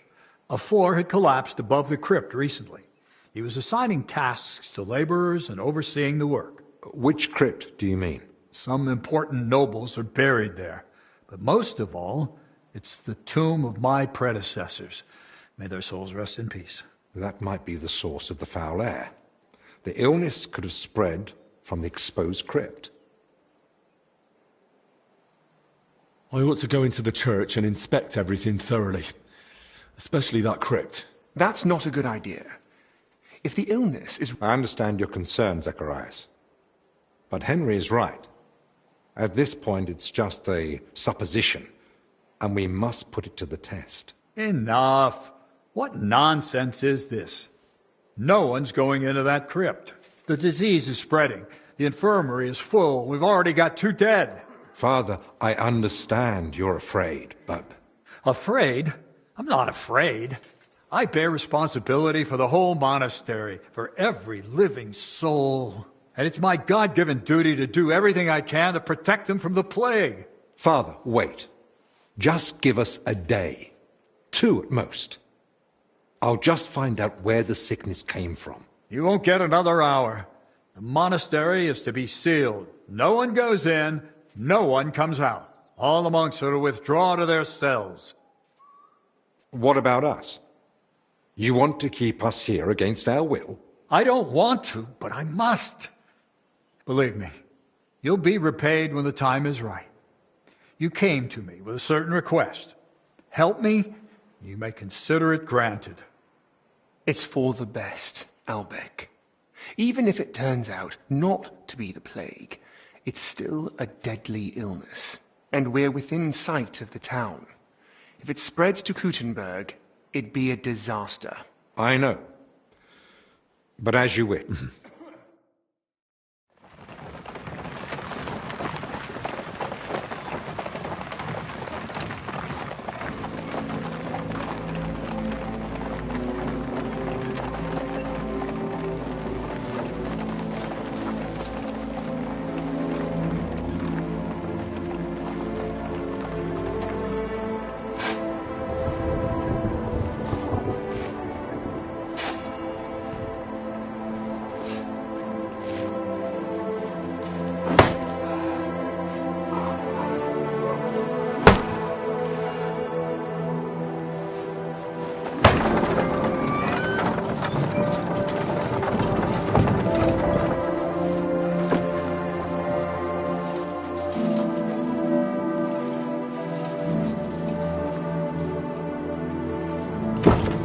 Tibi Domine, fratrum nostrum, militer commendamus, ut quem in hac vita mortali, immenso semper es prosecutus amore, nunc malis omnibus liberatum, et requiem in gredi iubias sempiternam.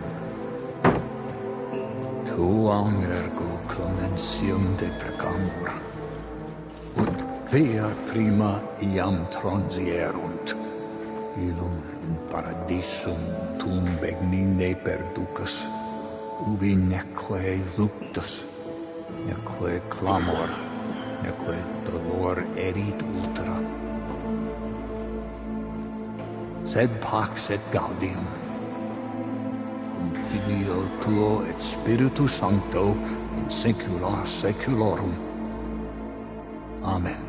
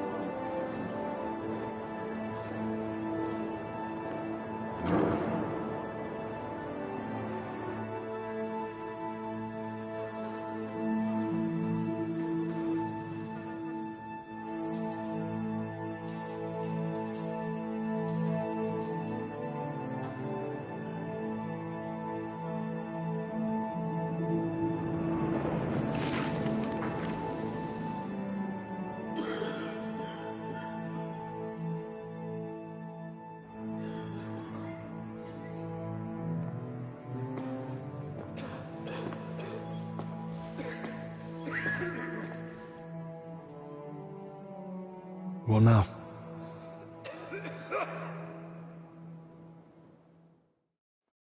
This whole situation keeps getting worse. How am I meant to treat a disease I know almost nothing about? This can't end well. Then what do you suggest? The abbot's forbidden us from going anywhere outside the infirmary. Not only that, he's had the monastery gates shut.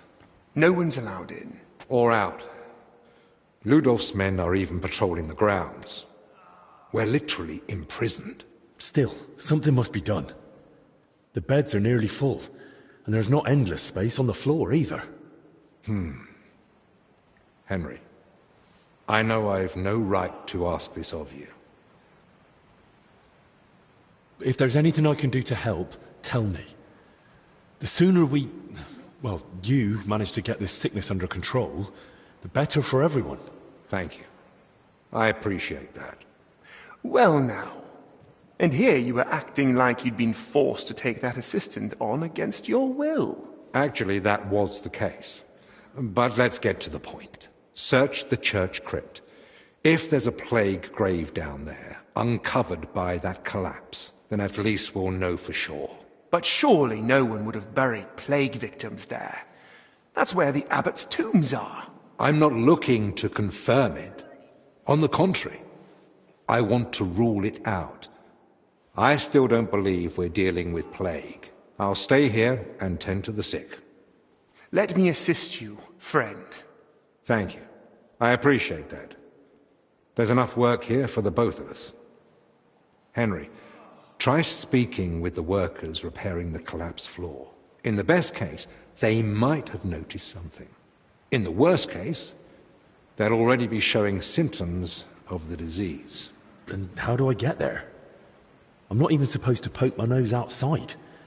The knights are patrolling the grounds. If they catch him wandering somewhere he shouldn't be, they'll have him thrown out. And the abbot will find out we're investigating the source of the outbreak despite his explicit orders. But this is about lives. Henry, I believe you can do it. But still, be careful. I'll do what must be done. Just make sure you look after the sick. Hold on. In Italy, physicians wear a kind of hood with a mask. It protects them from foul air and perhaps even the plague. True. I've heard the same in Padua. Sounds good. But where am I meant to get one around here?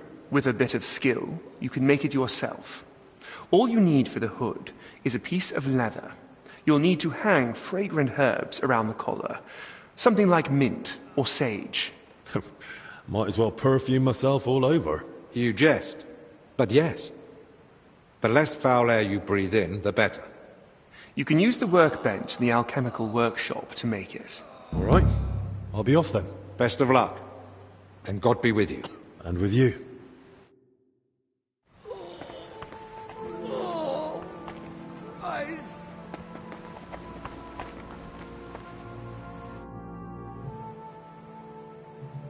God be with you.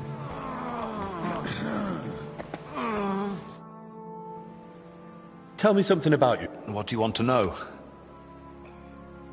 How did you end up in Zacharias' service? I used to serve several important courtiers. I must have made an impression on Master Zacharias because he requested my service specifically. King Sigismund readily agreed, and so it will be 2 years now that... Where are you from? I was born in Zadar. That is in Dalmatia by the sea. I grew up at my uncle Stepan Latkovich's court. Until recently, he governed a huge estate in central Croatia, Dalmatia, and Slavonia. Until recently? After an unfortunate event, our lands and properties went to Sigismund's father-in-law, Herman of Scilly. Not that I know many people from Dalmatia. That is on purpose. The name Lachkovich is not exactly favoured at Sigismund's court, so I have learned to use the Hungarian variant. What do you mean by unfortunate event? The one that cost you your properties? It was a little misunderstanding, which became known as the Bloody Sabor of Krzewcy. Sabor? An assembly of the foremost representatives of nobility, and at this particular assembly, King Sigismund had my uncle, along with most of his people, killed. Don't you want to take revenge? Alone? Against the entire Holy Empire? I am no madman. Our entire family lost everything. Our properties, our standing, our power. I wear black as a sign of shame for my family. I will not wear anything else until I regain the king's trust. Are you sure you can accomplish that in one lifetime? Worst comes worst, I'll die in black too. At least it is suited for the grave. Why did Sigismund do that? He was still bitter about Nicopolis. But what really angered him was my uncle's support for Ladislaus of Naples. He had long had his eyes set on the throne of Hungary.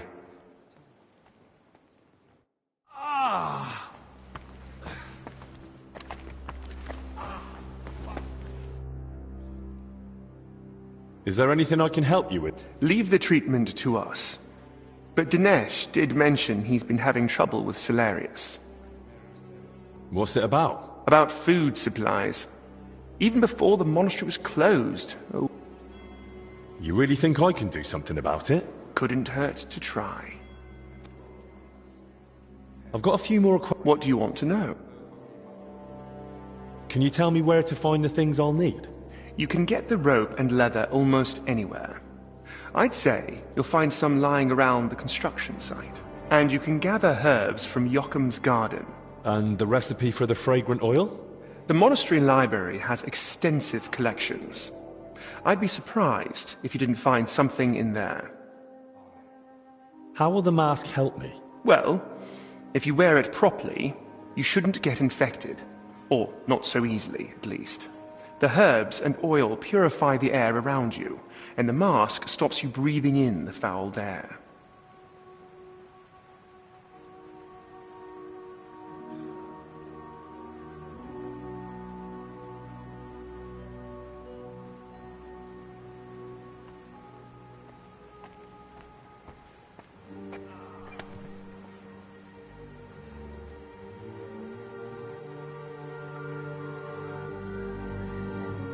And once I've got all the materials, is there a recommended method? Once you've got everything you need, there's a bench in the alchemical workshop where you can get to work. I'm not the handiest with this sort of thing, but if I can sew the mask, hanging herbs on it should be a cinch. That's all.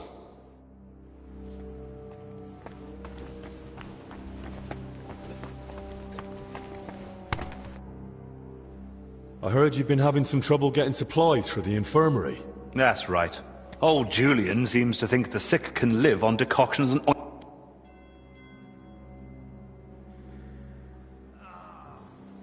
Well, maybe I could try speaking to the Salarius myself. I won't stop you, but I've tried everything I could think of. Try to persuade him. That old man only hears what he wants.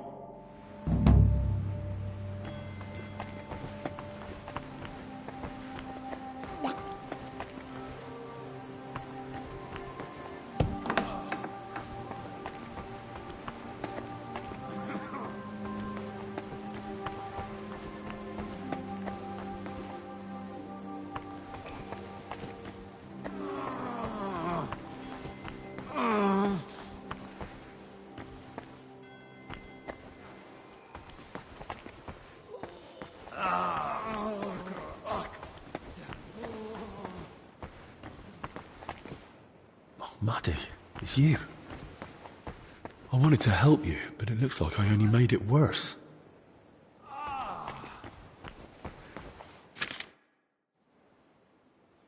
God be with you.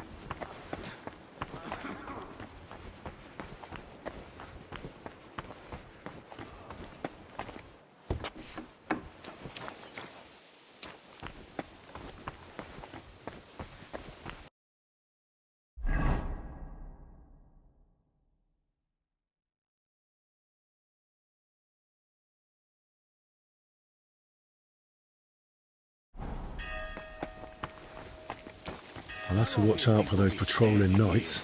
As long as God will.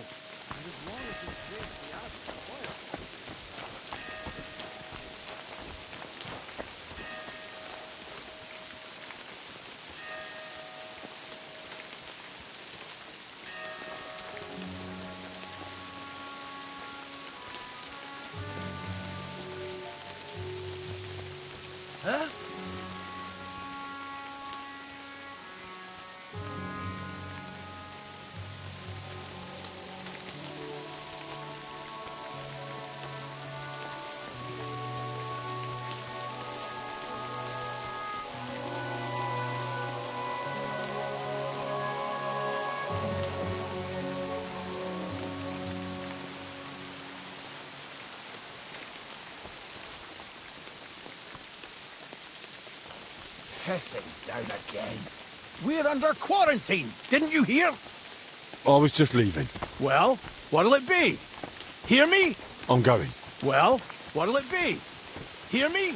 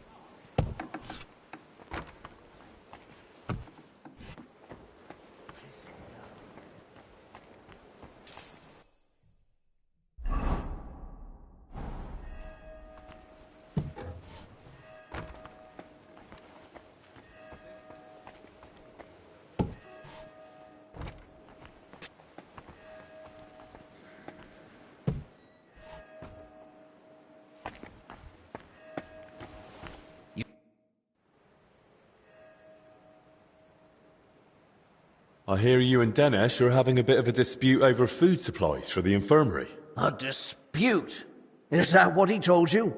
Well, not in those words exactly. I really would like to help, but you must. No one knows how long the monastery will stay closed. The whole convent has to live off the supplies, and if we are to endure, we all have to tighten our belts.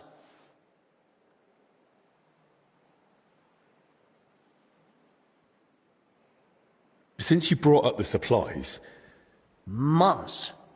Not even in my most hopeful dreams. With small portions, fasting, and assuming we don't get a hailstorm that destroys what's yet to be harvested, we'll last 2 weeks. 3 if we're lucky. Then Albic had better get a move on.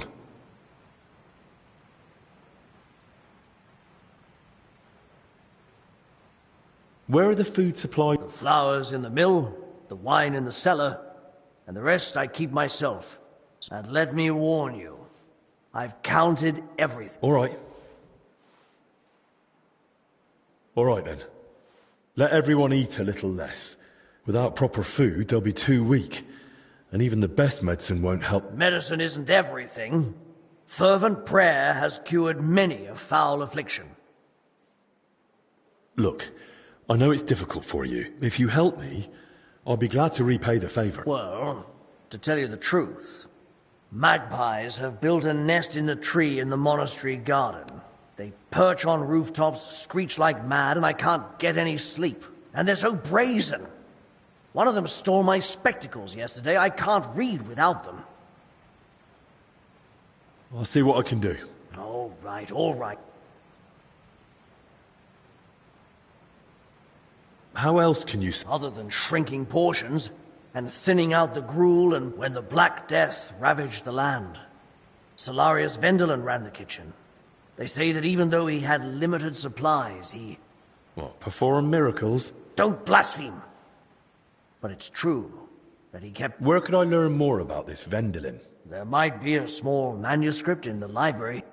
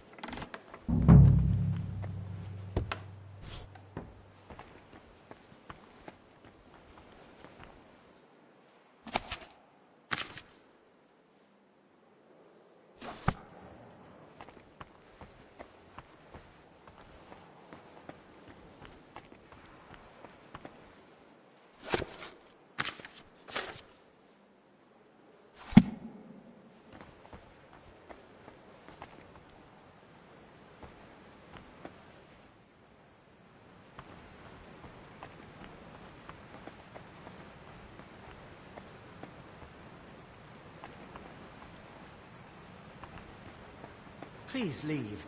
Did you not hear the abbot's orders?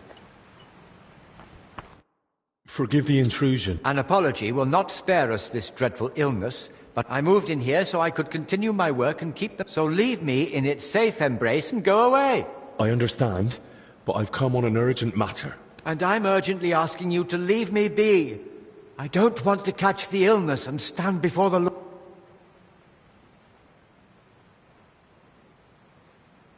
I understand your fear, but I'm Master Albic's assistant, as you surely know. Then why aren't you at his side, tending to the poor souls already afflicted? I've done all I could. And I assure you, your brothers and the others are being looked after as well as possible. We fear the illness just as you do. But a man of medicine cannot simply hide from it. Yes, of course. Naturally, but I'm... A little trust, brother. It's a lot to ask, I know, but believe me, I would never knowingly put you or anyone else in danger. I swear it. Very well, then. At least you sound like you know how much you're asking. May I ask you a favor, then? But please, keep it... Brother Librarian, I need your help. What is it? This might sound odd, but do you have that book where I could find a recipe for aromatic oil? My answer may sound even odder. I do. It's on the stand over there. One of my brothers was searching for a recipe, an oil for hardened heels, from working out in our garden. Perhaps it will be of use to you as well.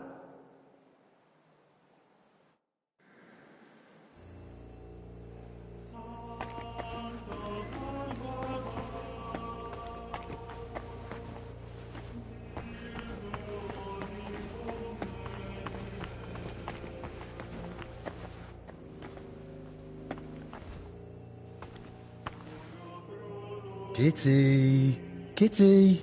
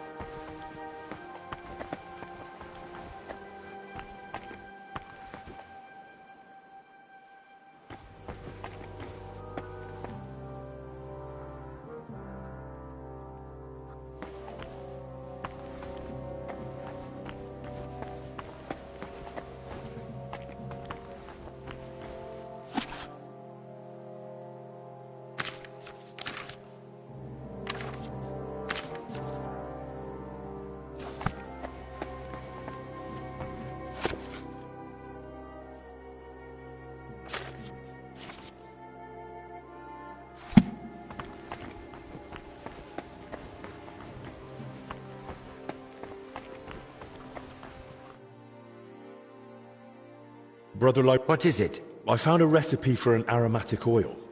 Oils are usually made of herbs. I reckon you should find everything you need for the most common recipes in Joachim's garden. Till we meet again.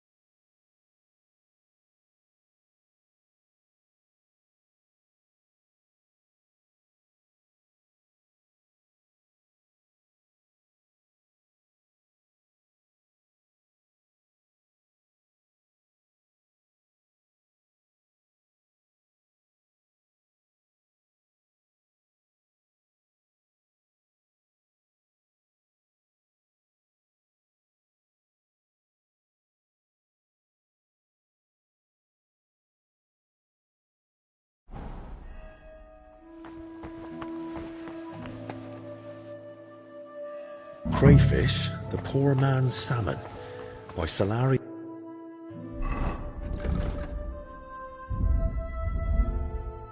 Yes, Vendelin. Ah, this must be what Julian was talking about.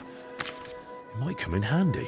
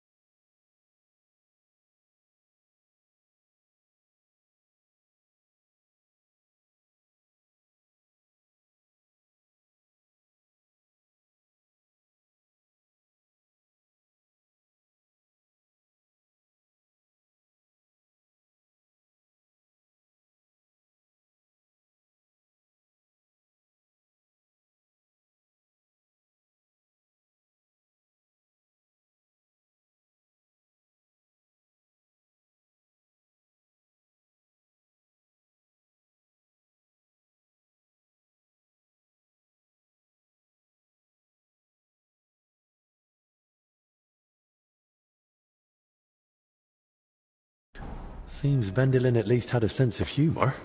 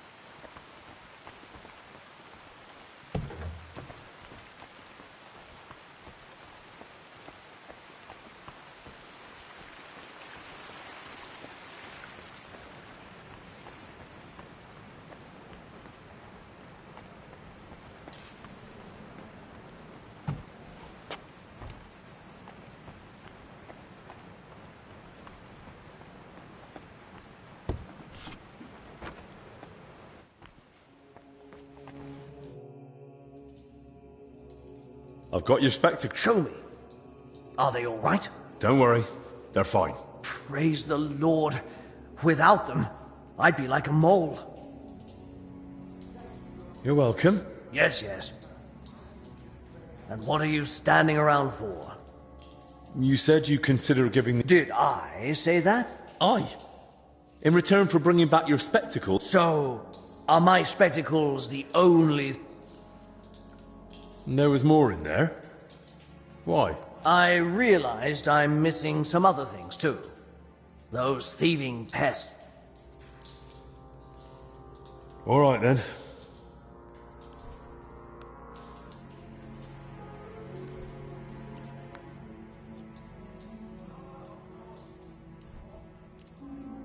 Here.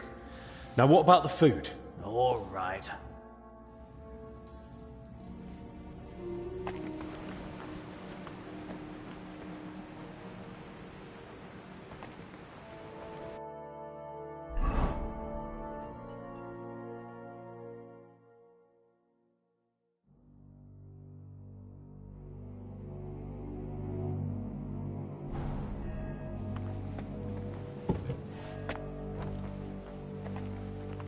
Please sit down.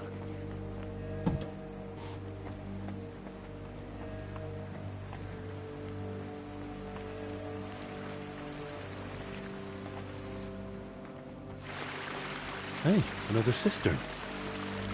And I still don't know where that water is coming from. Here, in the middle of the monastery.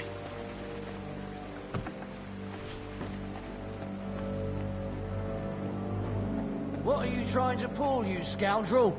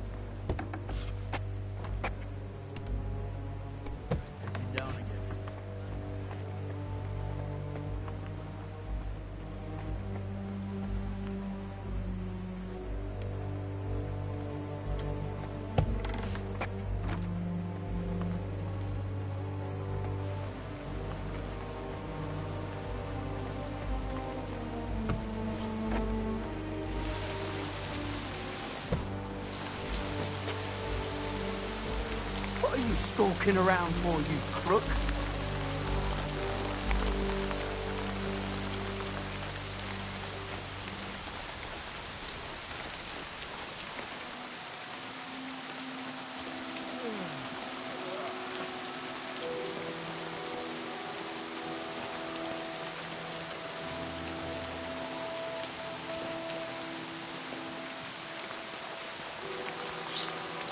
What is it? Did you drop something?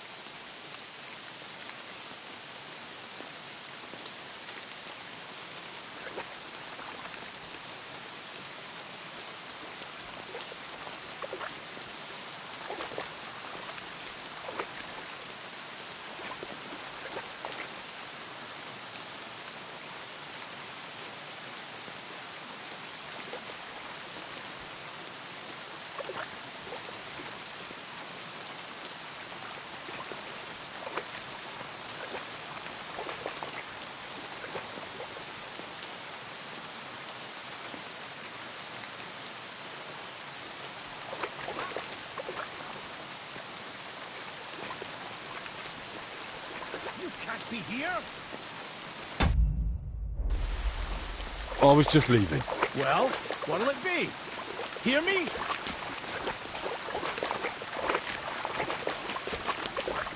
I'm losing my patience.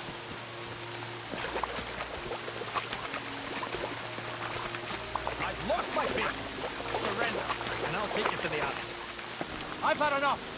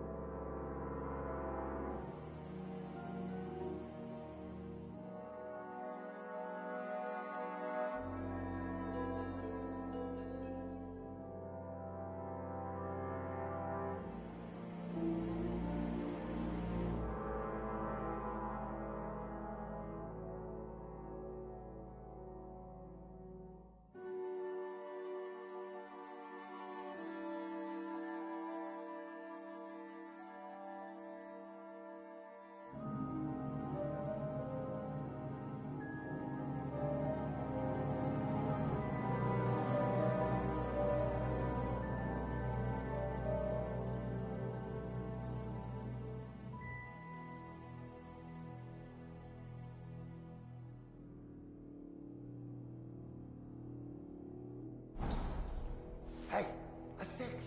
Ha! So you... You're not supposed to be here.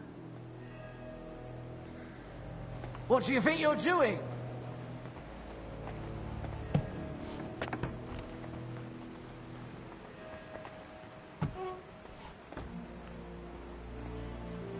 Pissing down again.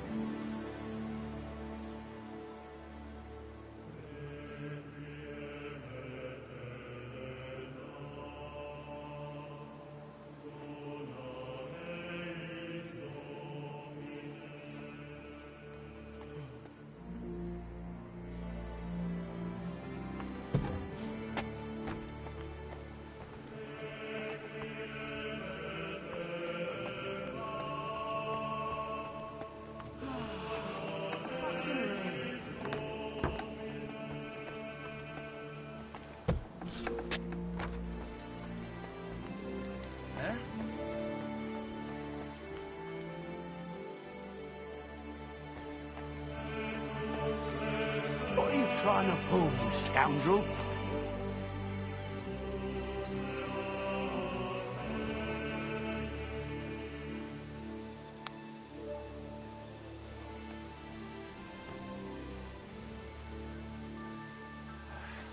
Christ. This weather.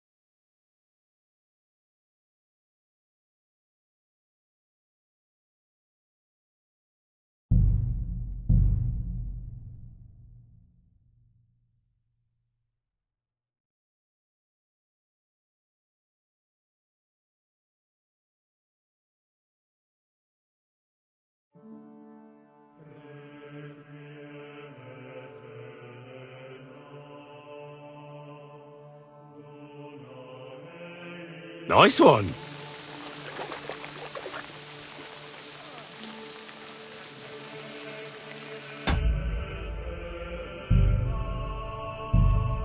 What a view.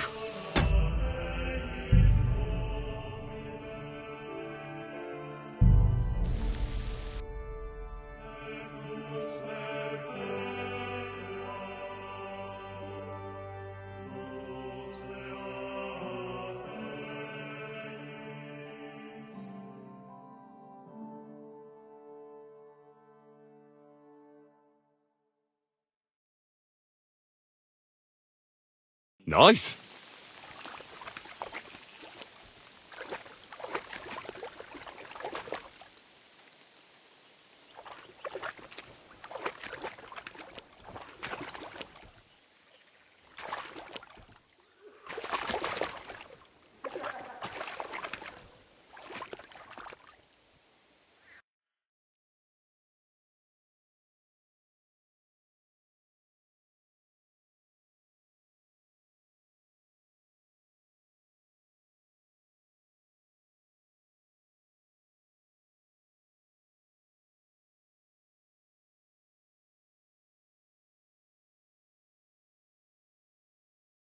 What a view.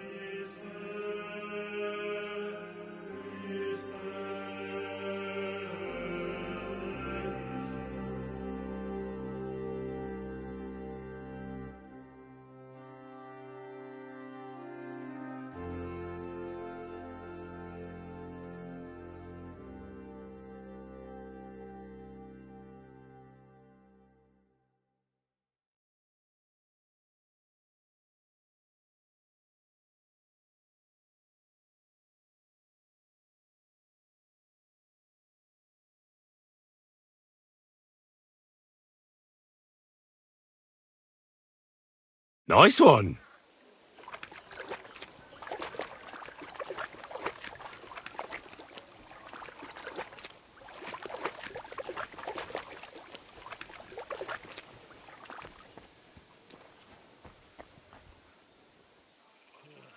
Rain again.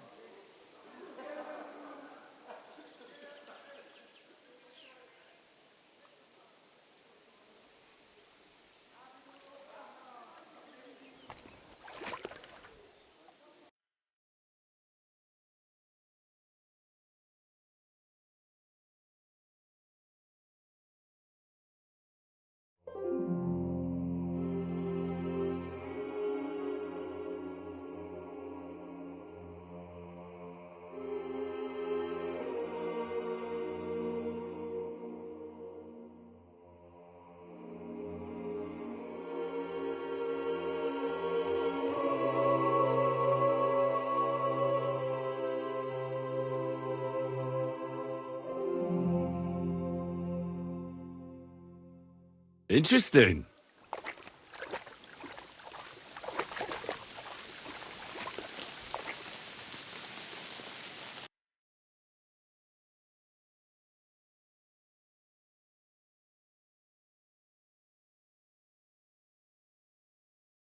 That's a good one.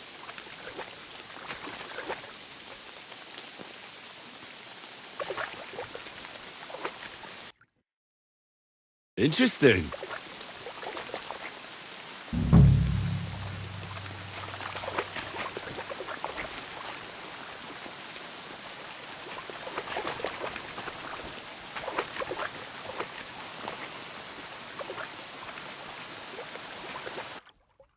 That's a good one.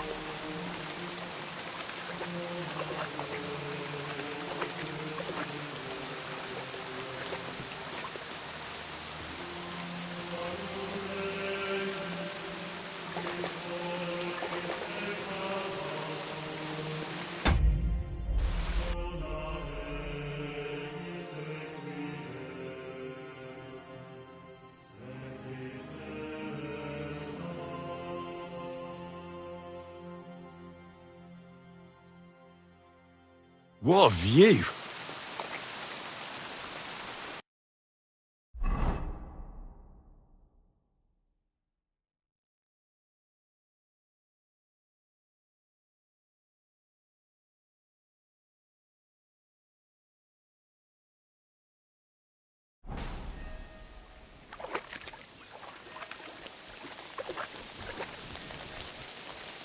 That's sorted. But maybe I'll find a few more here.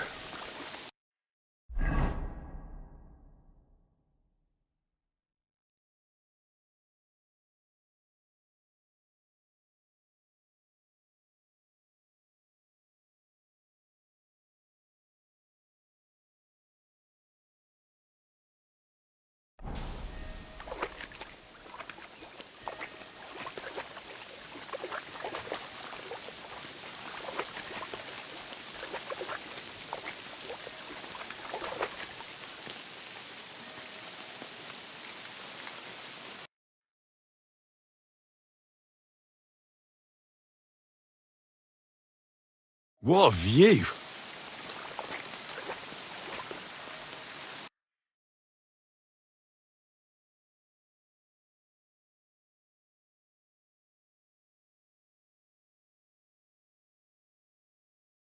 Nice!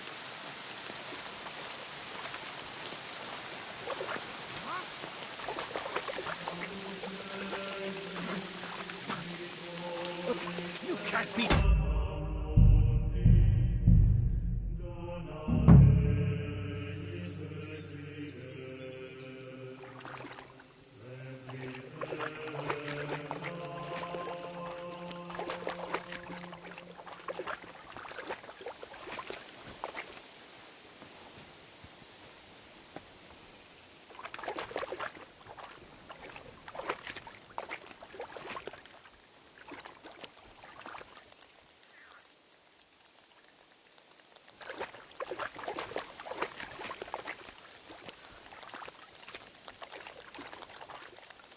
That's sorted. But maybe I'll find a few more here.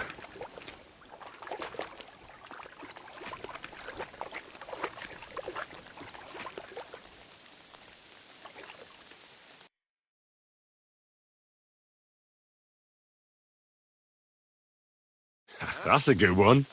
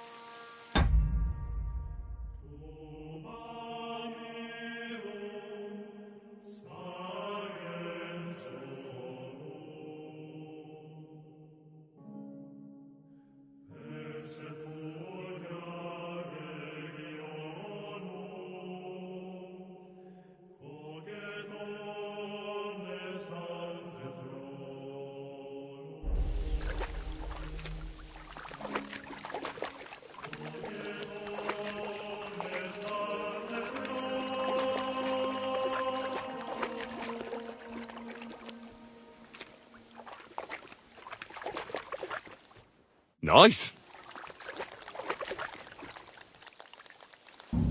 Come here.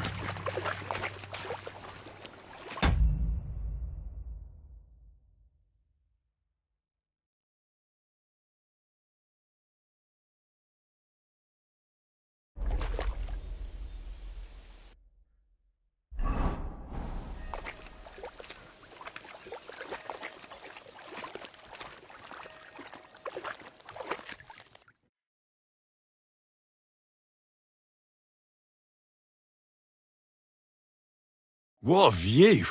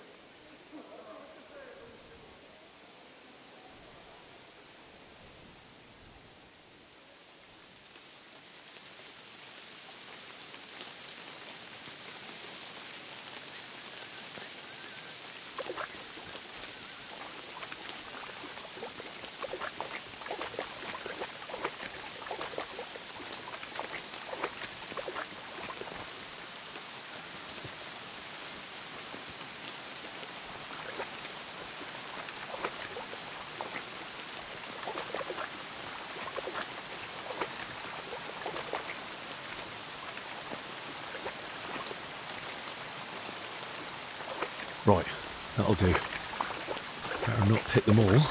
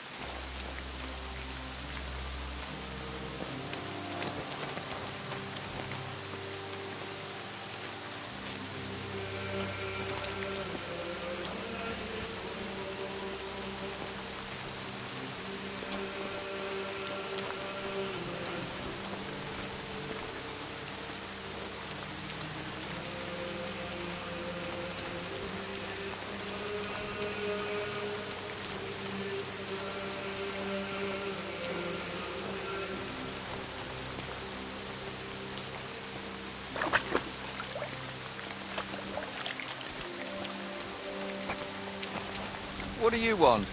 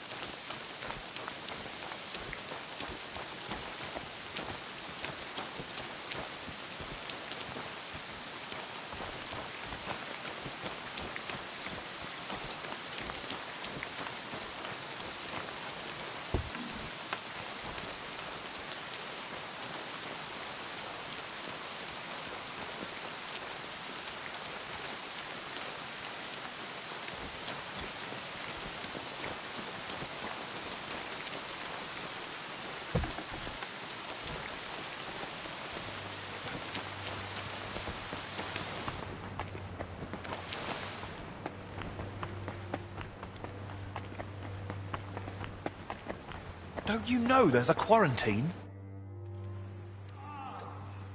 I found this book. What book? It was written by the former Salarius, Vendelin. He saved the monastery from famine. When you don't have salmon, throw in a crayfish. That's just what Vendelin wrote. A well-prepared crayfish tastes better than most fish. I suppose it's better than starving to death. Anyway, thanks. I got more food. Should I ask how you managed it? Let's just say I found a sort... Don't tell me you scraped it off the dung heap. Don't worry. They're as fresh... You caught crayfish? Here? Is that worse than starving? Not at all. Let's have it then. My word. Where'd you get all that?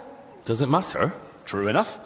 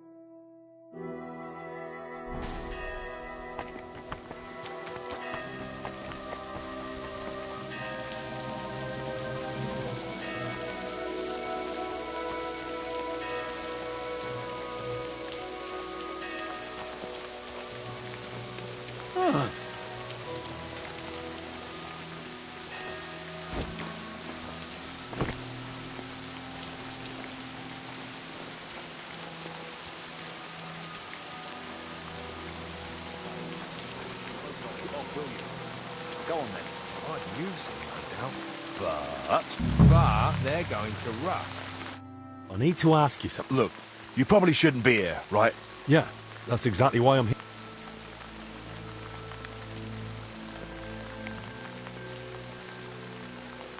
I'm not exactly feeling... Tell me what I need to know. Oh. And I'll be off. Christ almighty! What do you want to know? I'll tell you... Have you noticed anything odd? What? During work? We're at it from dusk till dawn. No time to be watching what's going on. Sure, but while you're working, you must hear a thing or two. You know how folk chatter while they work. Well, I suppose there are two groups of workers here. Us lot working above ground, and another lot working down in the crypt. We don't talk to each other much. Why not? They're a right bunch of bastards. Maybe because they've been at it longer than us. They hardly ever come up before we knock off. Some of them probably even sleep down there. Ugh. Who's in charge of you? Andra, our foreman. But the work's clearly laid out. He doesn't have time to be breathing down our necks all the time. I haven't seen him around. Where can I find him? No idea. Truth be told, I haven't seen him myself in a while. And that doesn't strike you as odd? You think, what, he's sick too? Well, he's definitely not in the infirmary. Hopefully he's all right. Why are there two crews here? We take care of everything above ground. They're dealing with that collapse into the crypt. We hardly ever see each other. Where can I find the other crew? Their tents are right next to the monastery wall. Thanks.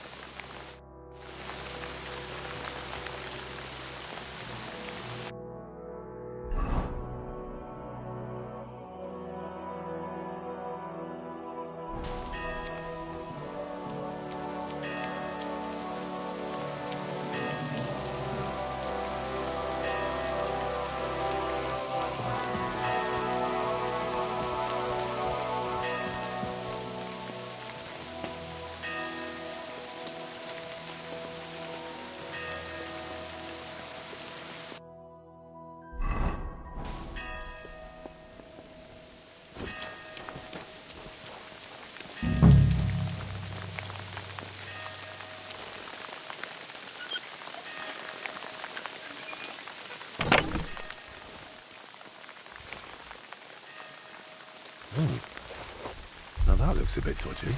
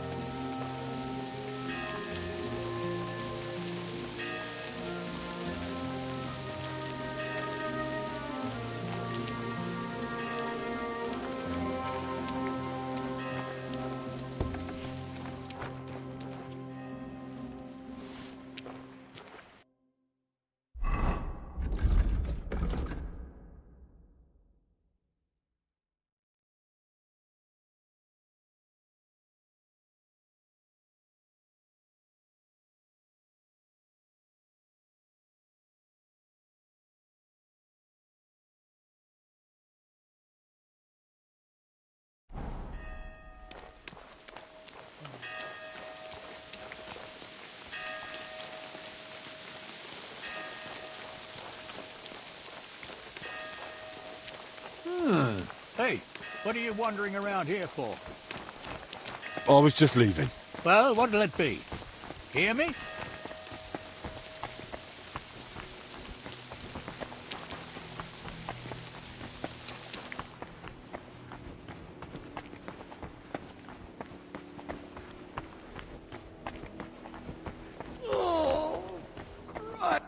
God be with you. Is that so? God be with you.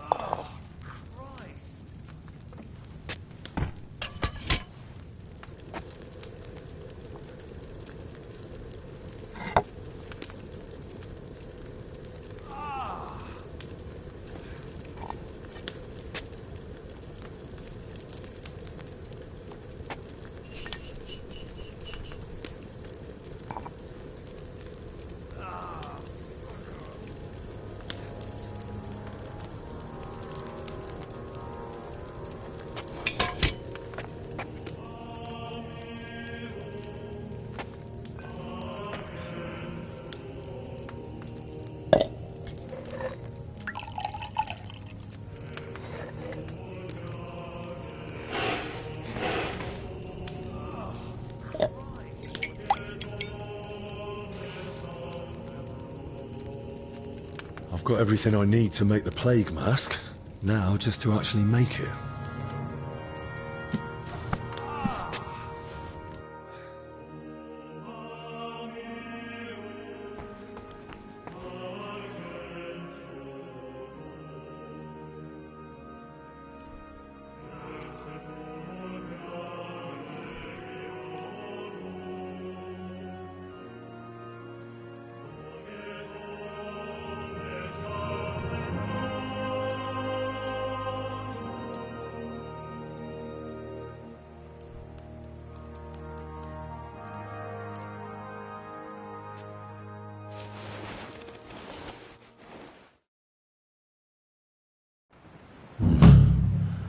I hope this works.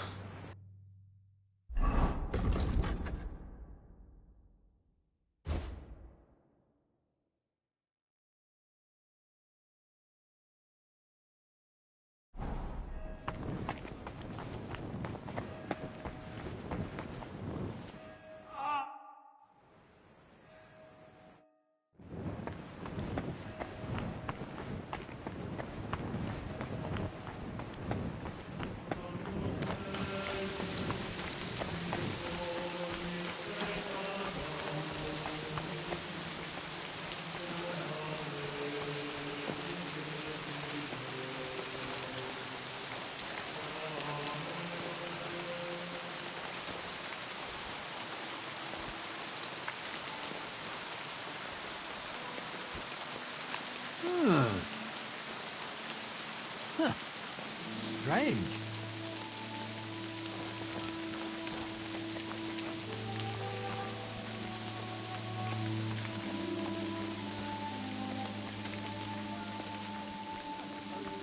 What is it?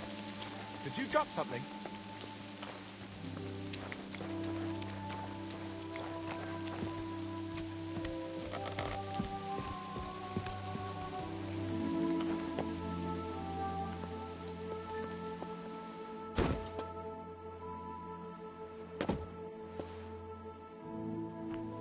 I'm sick of this place. Same here. That crypt gives me the creep. We should just board it up and leave it.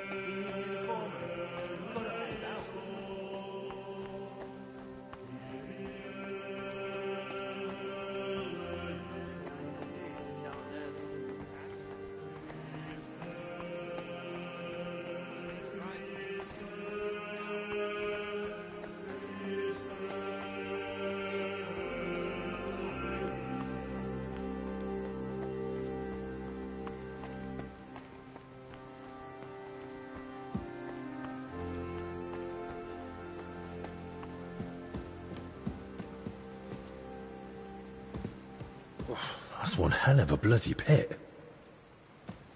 What?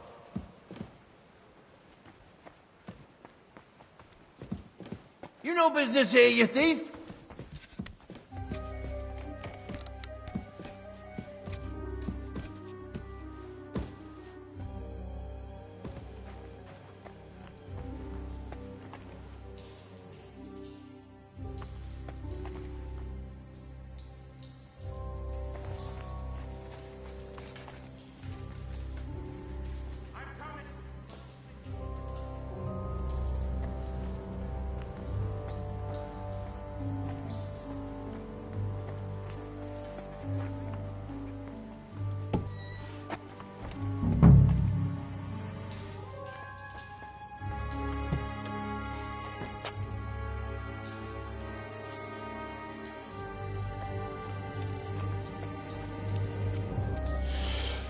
Let's hope the mast does the trick.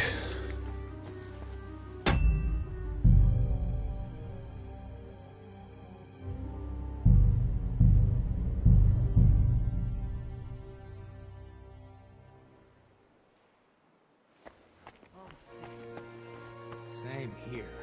That crypt gives me the creeps. We should just board it up and leave it.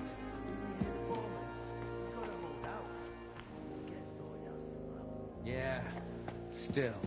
I don't like it one bit. That's one hell of a bloody pit. Who'd even try sneaking in? Now of all times. You never know. Well, if you say so. Come on then. What night?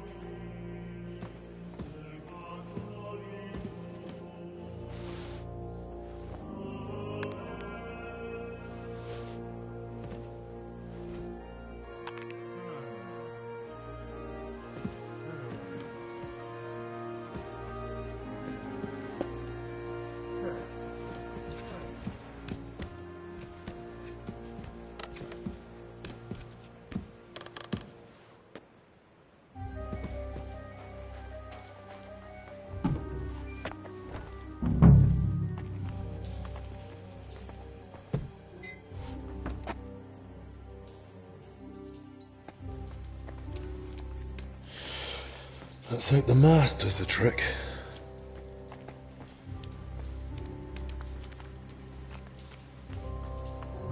They were robbing the graves. Oh, Jesus Christ. Ugh, rotting corpses. A drawing of some kind of cross. Hey? What's this?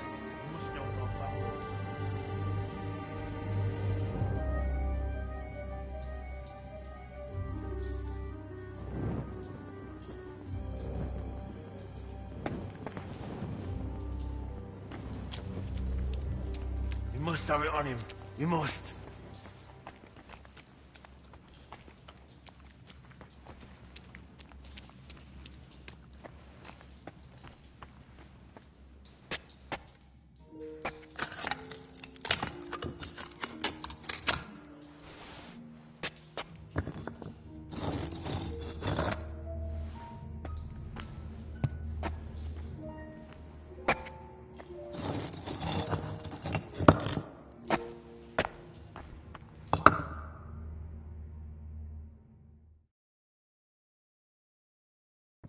This crypt carries on.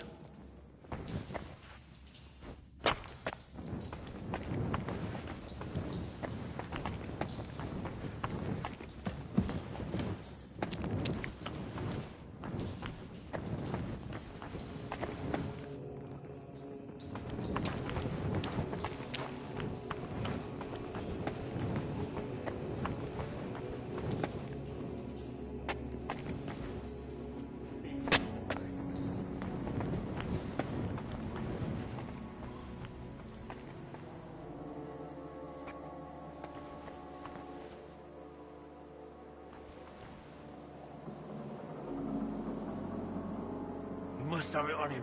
We must.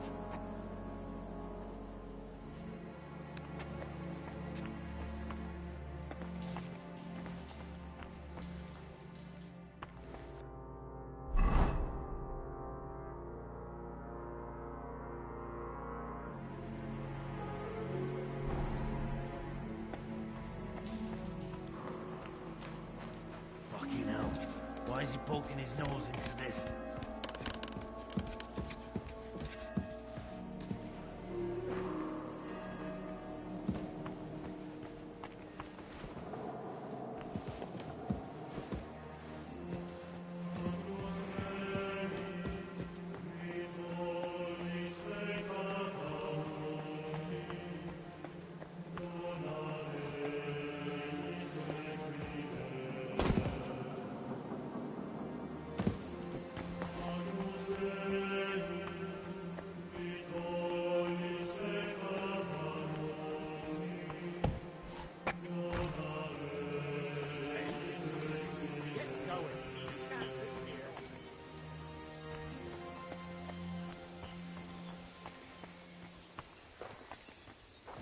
You aren't supposed to be here.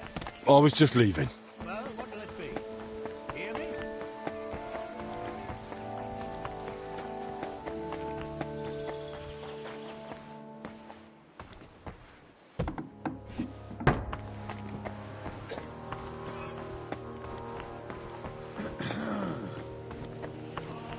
You'd best move along.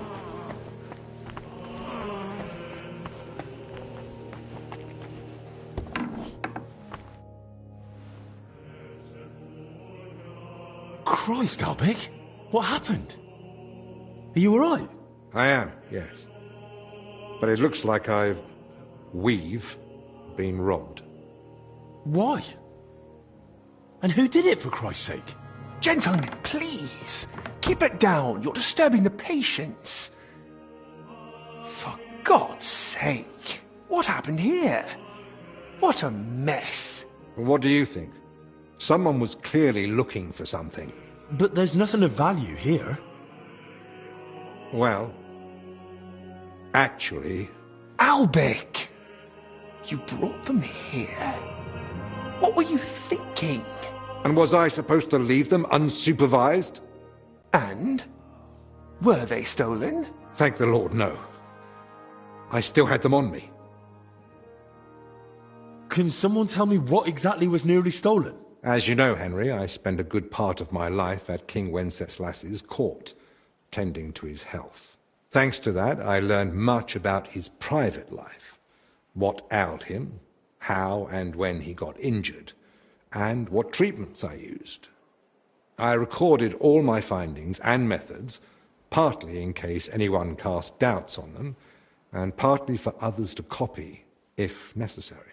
If these detailed records were to fall into the wrong hands, I dare not imagine the consequences. Plenty of folk would pay handsomely for them. Or tried to steal them for that very reason. Who could have got in and made such a mess? I was busy tending the sick. I noticed nothing. Nor did I, I'm afraid. There's work here for 3 more physicians. That actually made it quite easy for the culprit. But we still don't know who to... Surely you realize the abbot himself might be interested in those records. Father Jan? Nonsense. Not quite well enough. When he heard you were coming, he was pressing me to persuade you to let him read them. But that's out of the question. That's exactly what I told him. The look on his face. If looks could kill, I'd be dead. How did he even hear about them? Their existence is no secret. Even King Sigismund mentioned them to me once or twice. And if he ever said anything in front of the abbot... And the thief waited until the monastery was closed? So, Albic isn't leaving. Let's not jump to conclusions. And don't start pointing fingers. Henry, go and ask Brother Benedict and Dinesh in the infirmary if they noticed anything. Maybe we'll get lucky. All right, then. I'll return... Right. Agreed.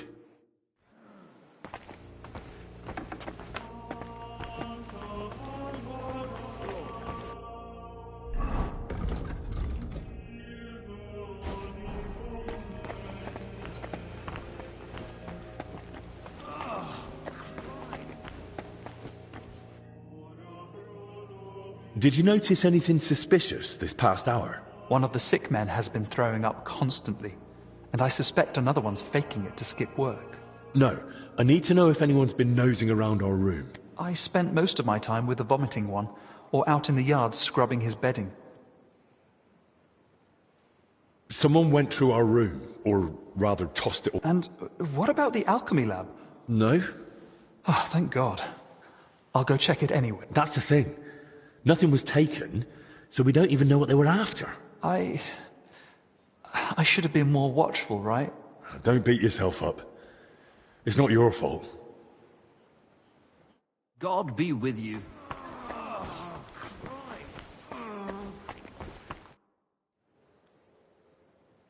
Did you see anyone? I'm not sure. I think I saw a monk go in. I couldn't say who. A monk? You mean Benedict? No, it wasn't him. But hard to say. Damn it, why do they all look the same in here? It's not exactly helpful, I know. Roughly an hour ago, maybe 2. Has something happened? Damn it. Never mind. Better if you ask Zacharias.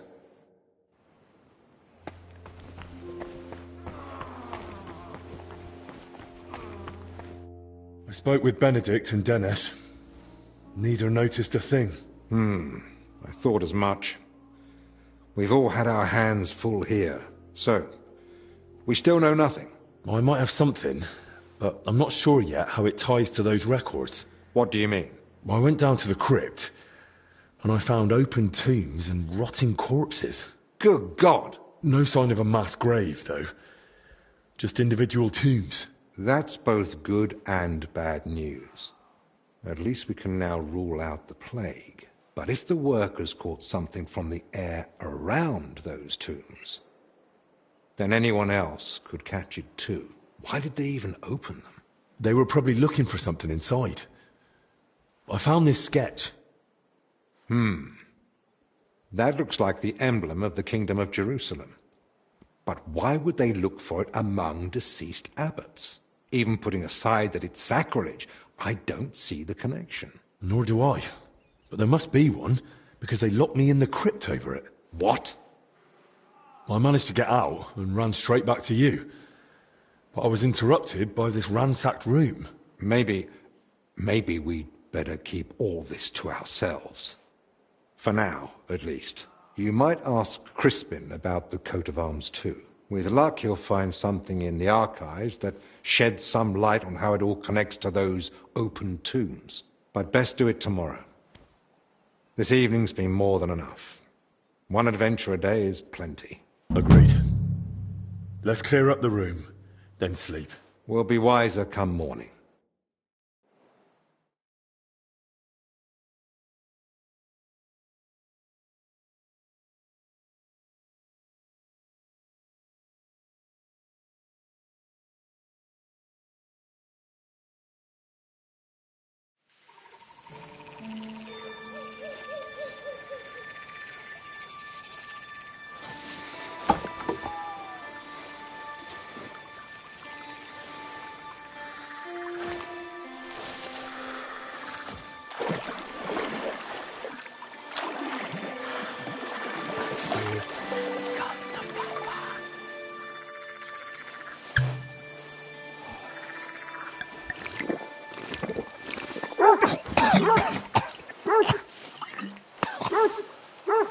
Shopping beast. Kick its ass. You stop that, Christ! Oh, God.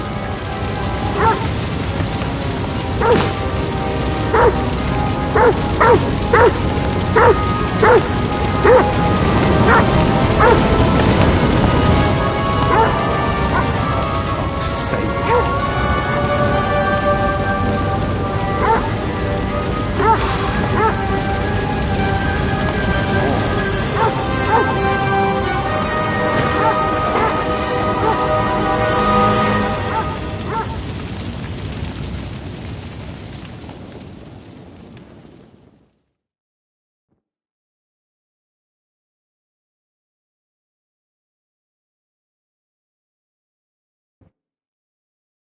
Good morning, everyone. I trust you've had a decent sleep. The sick are waiting, and being tired doesn't excuse us from our duties. All right, give me a moment. Then we'll go and check on the patients. And where's Benedict, anyway? If I may, gentlemen. Haven't you heard? There was a fire here last night. A fire? Here at the monastery? The small shed by the mill house burned down, but it was probably just an unfortunate accident. Thank the Lord it's all over now. And no one was hurt? Well, that's the thing. No one burned, but there were 2 men in the shed. Or rather, 2 bodies. Bodies? Whose were they, for God's sake? That... I don't know, sir. Who found them? And how did he get them out? Elijah, one of the lay brothers. He ran into the flames thinking he could save them, but they were already dead. And what was he doing outside in the middle of the night? You don't suppose he had something to do with it? He's never been any trouble. And how do you know they didn't die in the flames? Just because they weren't burnt to cinders doesn't prove anything. I didn't see them, but they said there were no burns, and it didn't look like they'd suffocated either.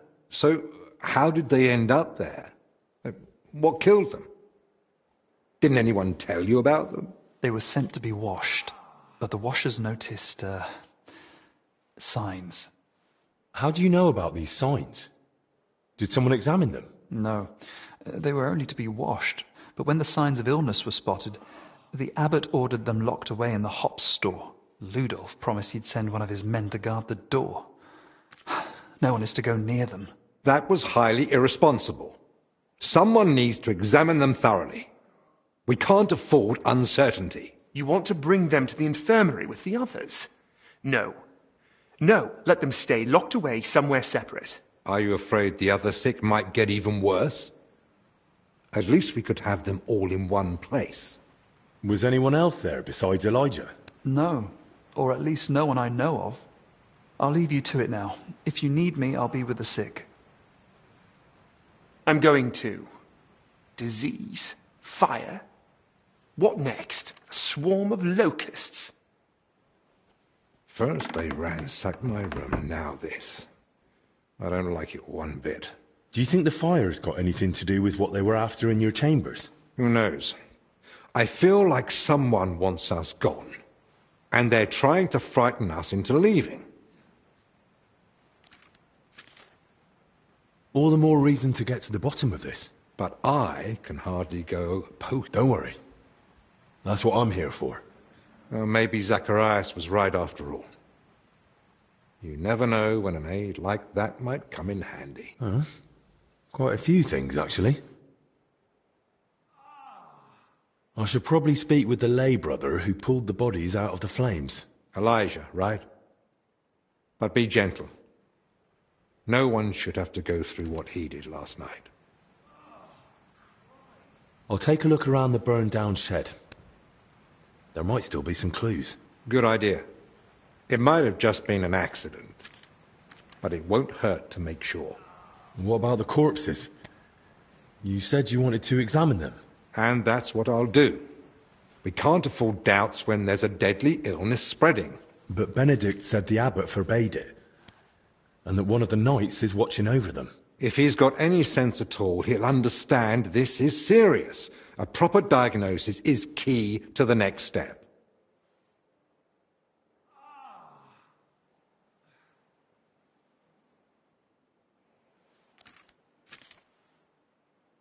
Someone searched our room just a while ago. And who knows what they'd do if they caught you wandering around alone. I won't have that on my conscience. Better... So what you're saying is, use an unorthodox approach.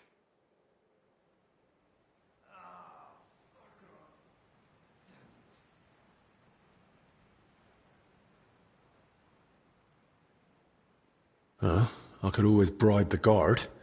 If you want to waste coin on foul bribery. Like you said yourself, we need to be absolutely certain. Are we really going to argue about what that's worth? You're right. Ethics aside, this is no time for gallantry. When you do get to those bodies, Take your time and make sure you do a thorough examination. Don't be squeamish.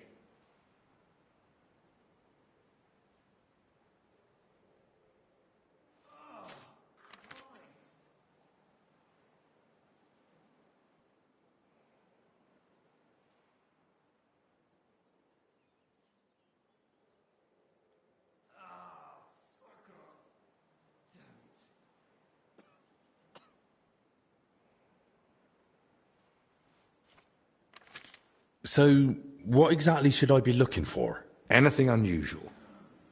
You know well the symptoms the sick here have, but a keen eye may spot other signs too. If you're not sure, just try to remember what you saw. If you describe it to me later, I should be able to identify it. I can't think of anything else. Nor can I. Well then, best of luck.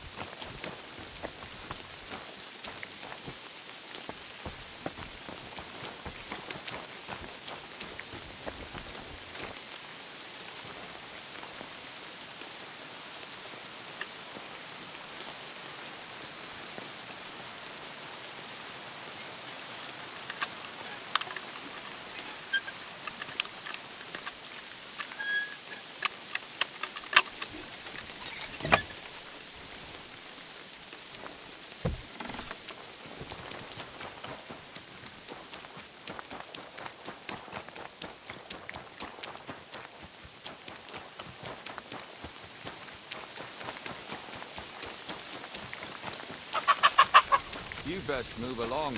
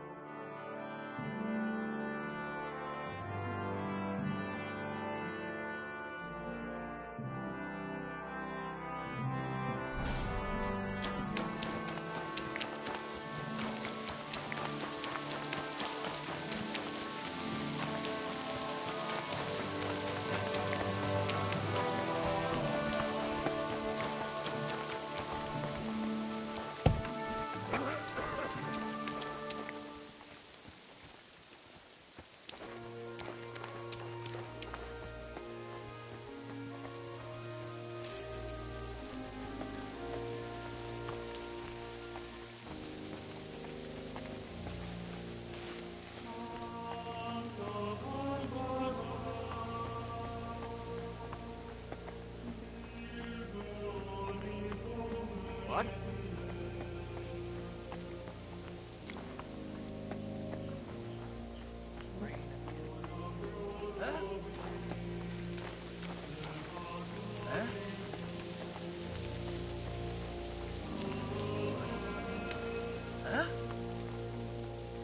What?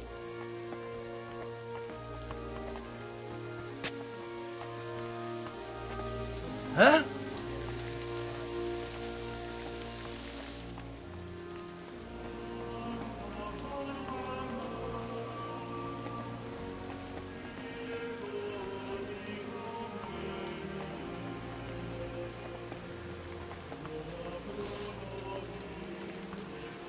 Pissing down again. Huh.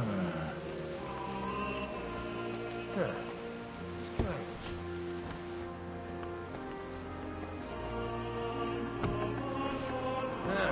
Never mind. Strange.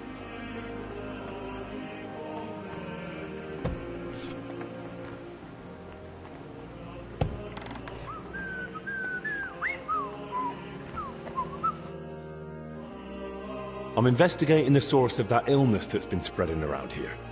And I could use your learned knowledge.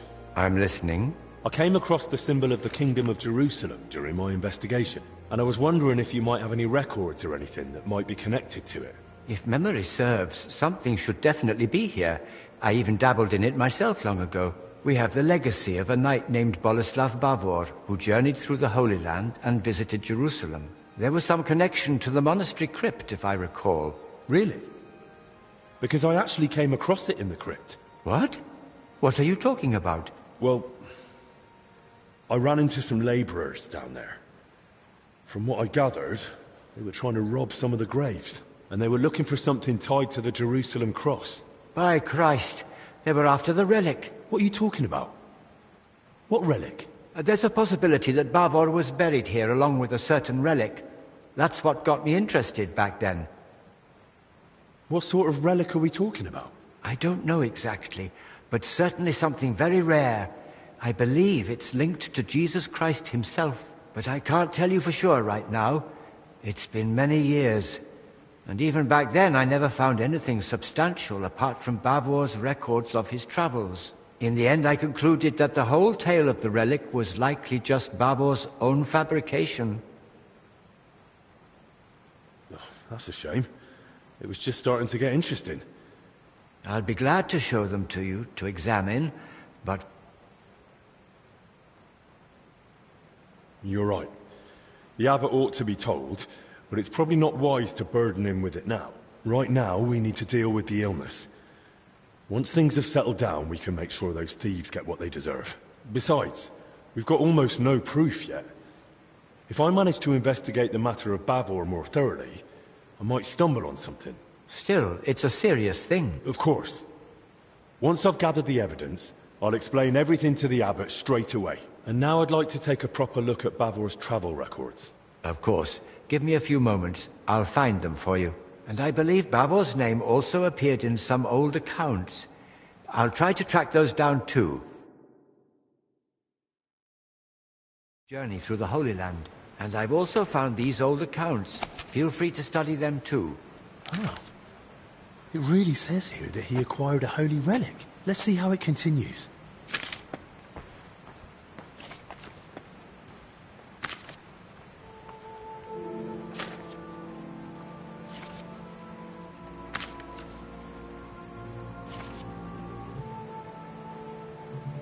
According to the journal, Bavor had himself buried here with his holy treasure.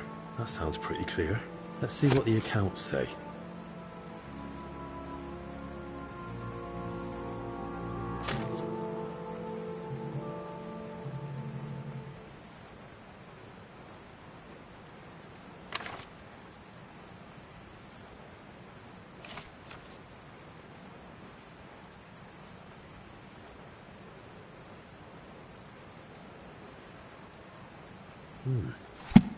So Bavor gave the monastery a generous donation and paid for a chapel mural painting.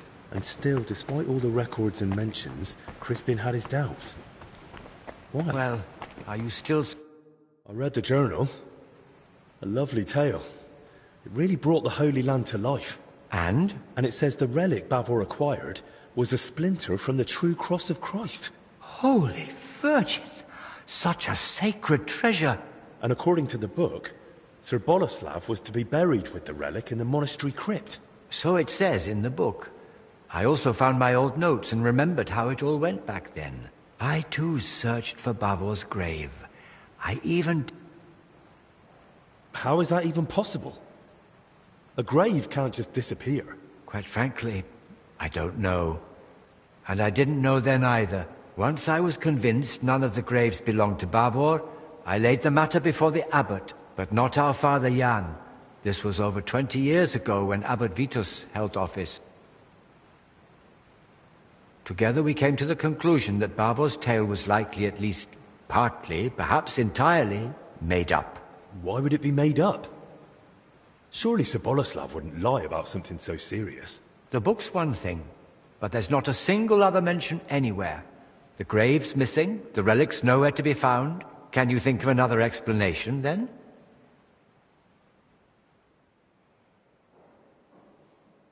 The account books mention that Bavor had a sarcophagus made at his own expense. That's possible. Does it mean anything? If he paid for it himself, there had to be a reason. Masonry work like that is no small matter. And it's odd, isn't it? He sorted it all out in detail with the monastery to have his tomb here. Then he wasn't even buried here. You're right. I never made that connection before.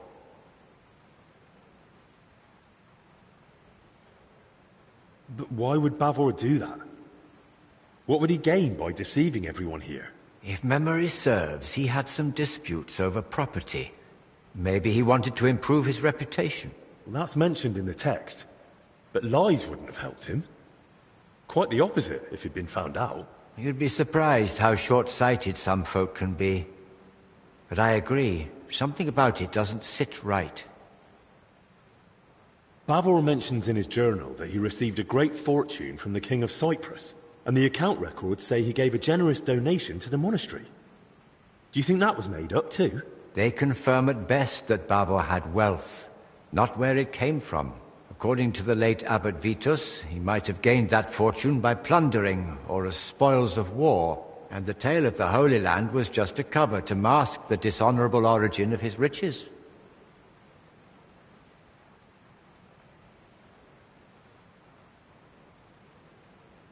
Well, I've never been to the Holy Land, but I've seen plenty of wrongdoings, even here in Bohemia. And if Bavor really wanted to cover up how he got his coin, he could have built a village, built a fortress, or who knows, bought up a mine. He could have done any number of smarter things than spinning a tale about a heroic journey halfway across the world, don't you think? I'm no expert in fraud, but yes, he chose a rather complicated cover-up if that's what it was. And what about the mural mentioned in the accounts? Does it really exist? Yes, it's in one of the chapel naves. It depicts several scenes from Bavor's alleged adventures. Well, then that proves Bavor's story wasn't just made up. Surely the abbot back then wouldn't have approved such a mural in the main church if he hadn't believed it was true. If the former abbot believed Bavor wasn't a liar, but a real hero of the Holy Land, I'll believe him too. All the more reason I want to see it for myself. No harm in trying. At the very least, it's a fine piece of work. The crypt has a hidden side chamber, you know. Excuse me? What chamber? It had been walled up. In one part of the crypt, the masonry was loose, so I managed to get inside. I've never heard of anything like that. Perhaps even Abbot Vitus didn't know of it. I'd say the abbot would definitely have known about something like that. He just didn't tell you. Maybe on purpose. Where are you going with this? I'm not sure. Just thinking out loud, really.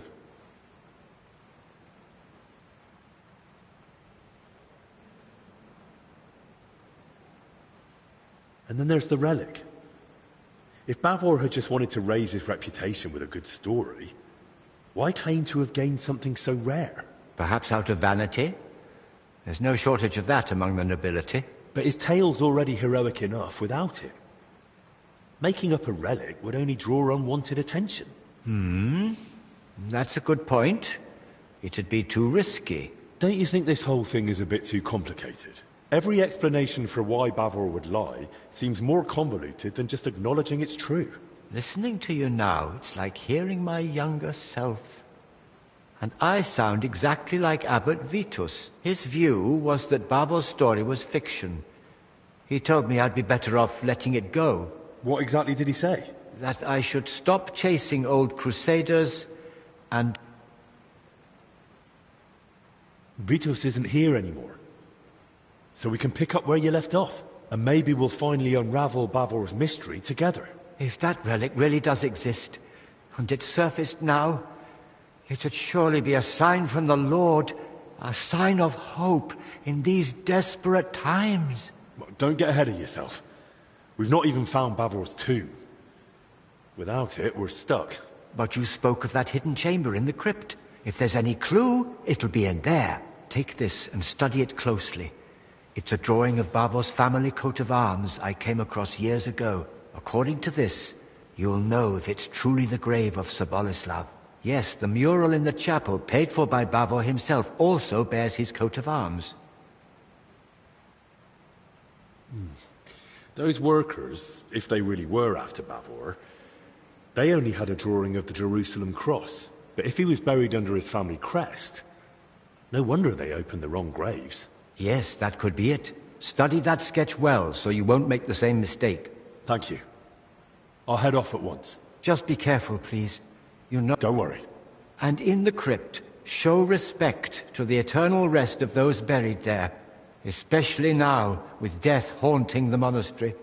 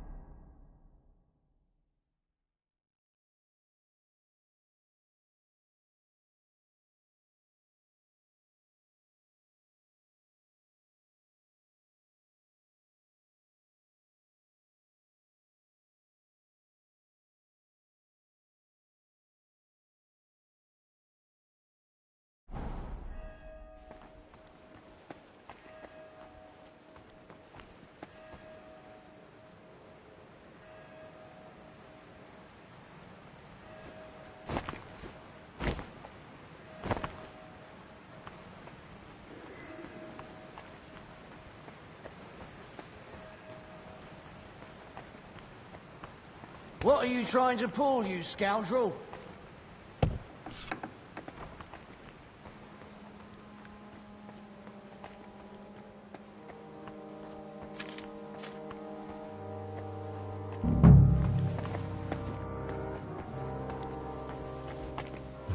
There's a lot of you here. Which one of you is Elijah? Shh! Keep your voice down. Elijah isn't here.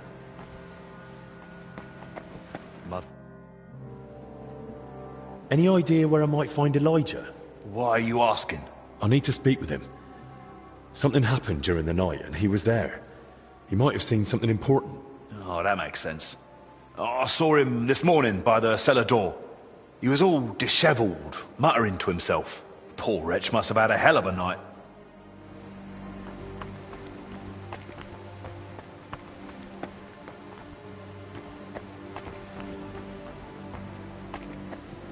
Body of Christ, heal me.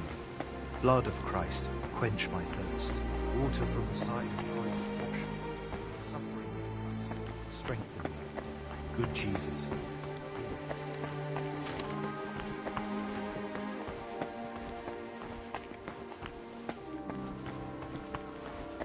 What do you think you're doing?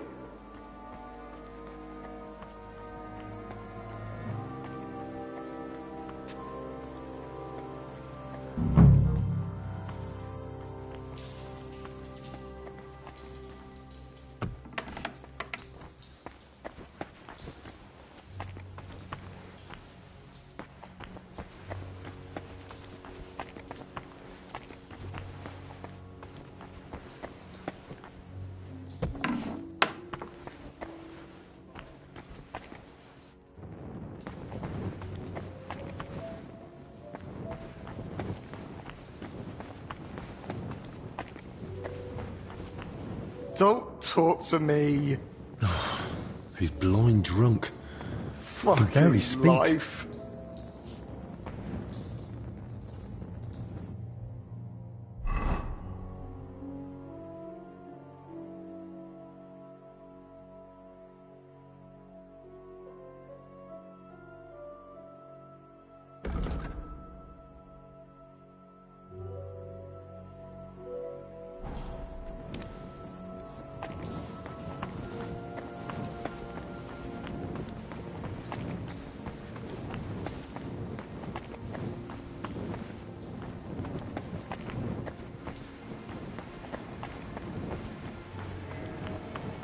Don't...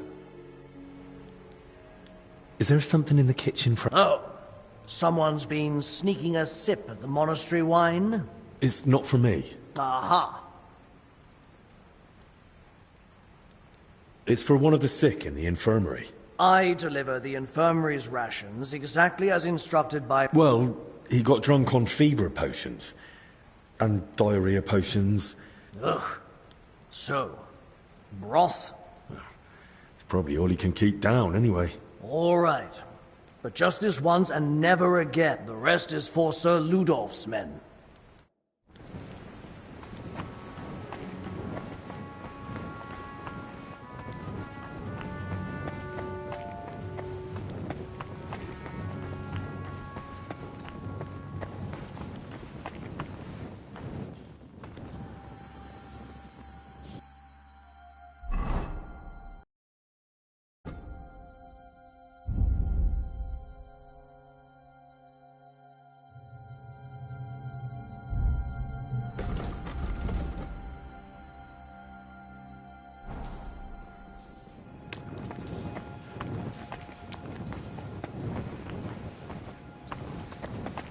Still smell it.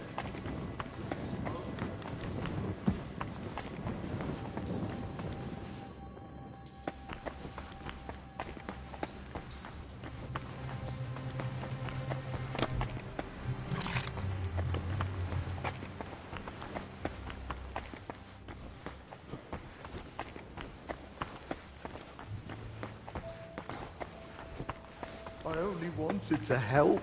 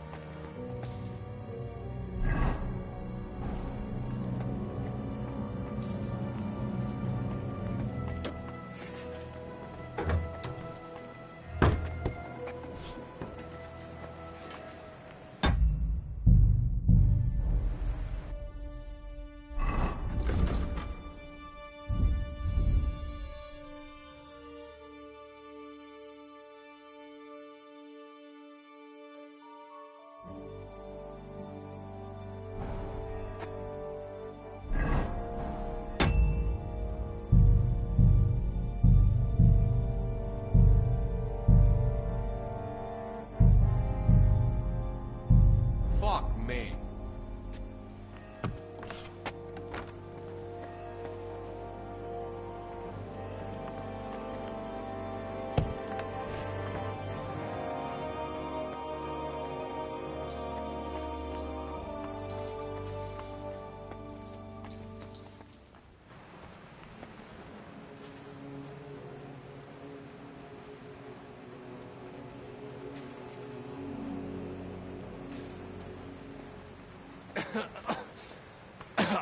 Ach du lieber Gott.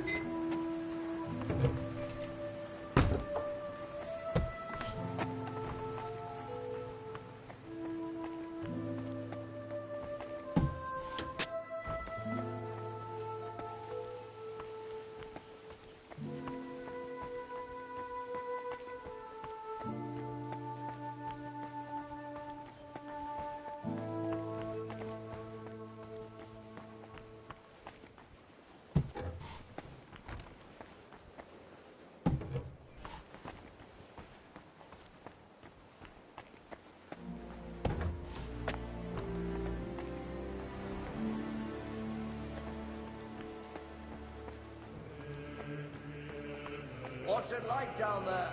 What do you think? Filth, damp, stale air.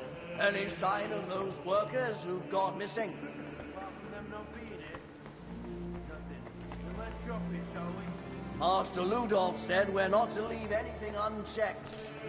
And I mean to oblige him. I'll give the place another once over. You take a proper look down the road. Not too happy about those workers. If you wanted in that door, you could have climbed into this pit yourself. What? Hey, get out of here!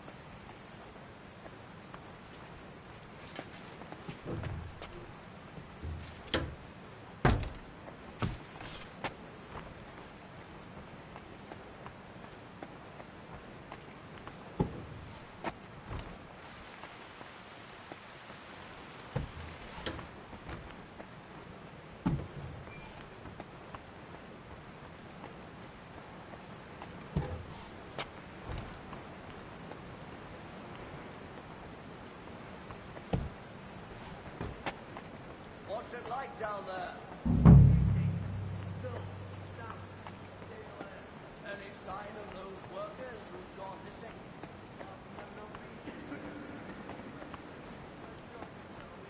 Master Ludolf said we're not to leave anything unchecked. And I mean to oblige him. I'll give the place another once-over. You take a proper look down below, too. Ludolf's not too happy about those workers. Well, if you wanted in that door, you could have climbed into this pit yourself.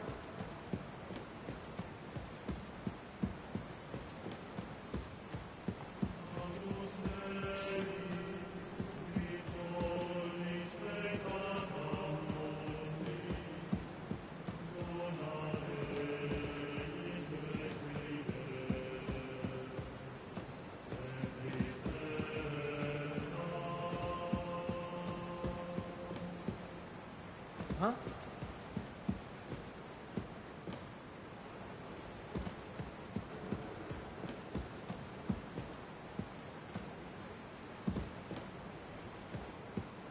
Huh?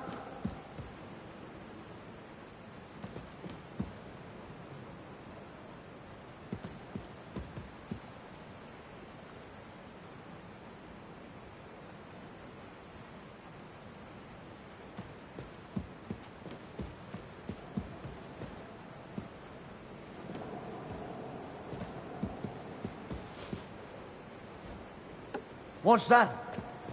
What? I must be mad.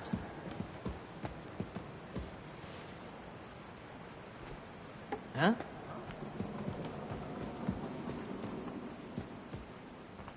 Who's there?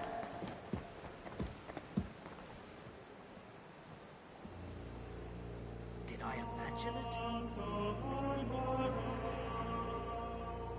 Fuck it.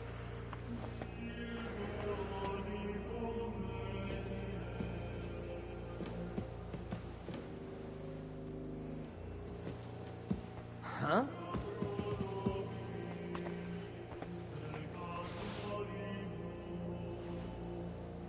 What? What? I must be mad.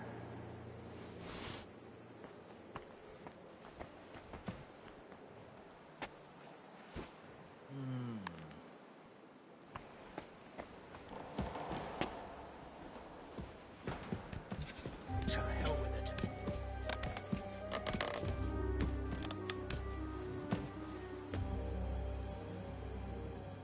Hey, get out of here!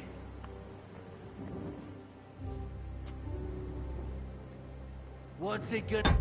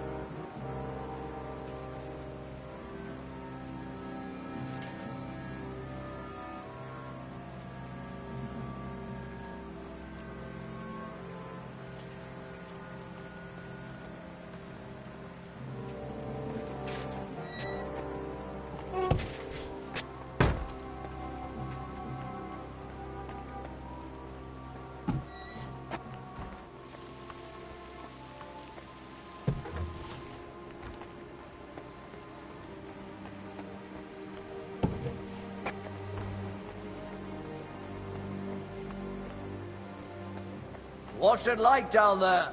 What do you think? Filth, damp, and stale air. Any sign of those workers who've gone missing? Apart from them not being here. What's that? I must be mad. Did I imagine it? To hell with it.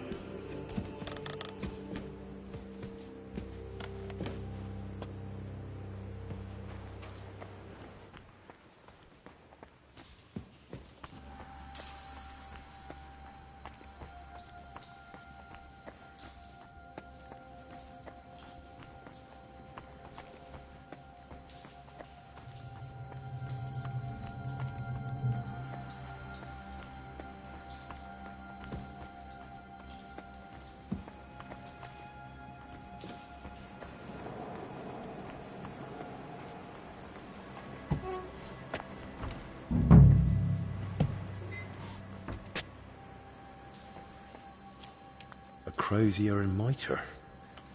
That'll be an abbot's tomb. Abbot Vitus. Crispin mentioned him. Let's hope he forgives us for digging into Bavor's story again. Abbot Uldericus. But no sign of Bavor.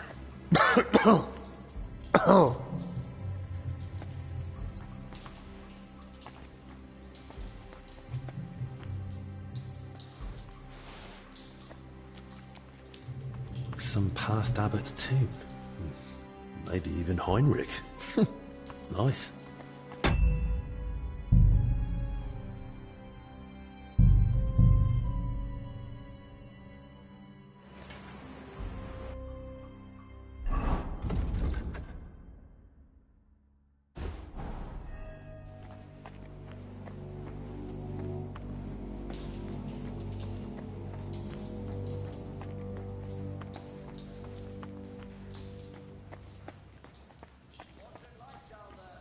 What do you think? Filth, damp, and stale air. Apart from them not being here. Nothing. Then let's drop it, shall we? A crozier and mitre. That'll be an abbot's tomb.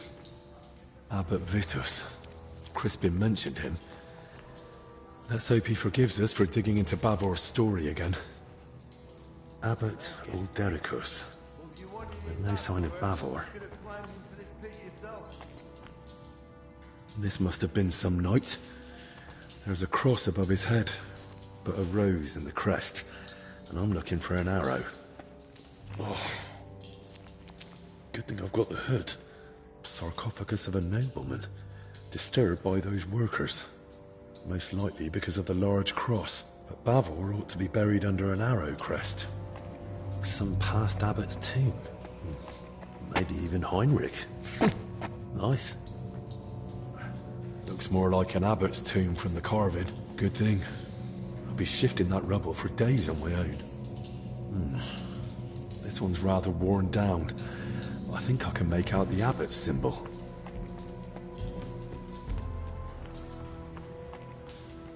Bavor's crest. So it's true.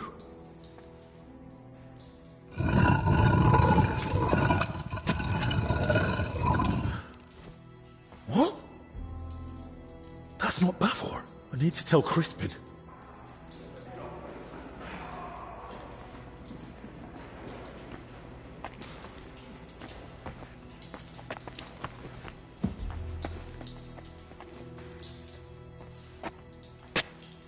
Bloody hell. God have mercy on your soul.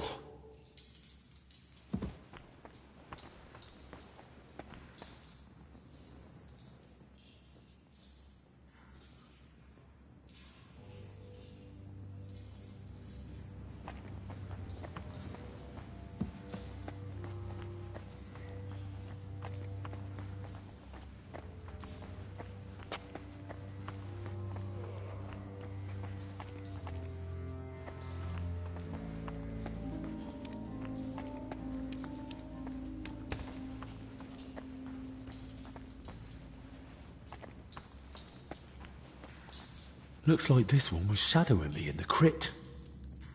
But how the hell did he get into the monastery?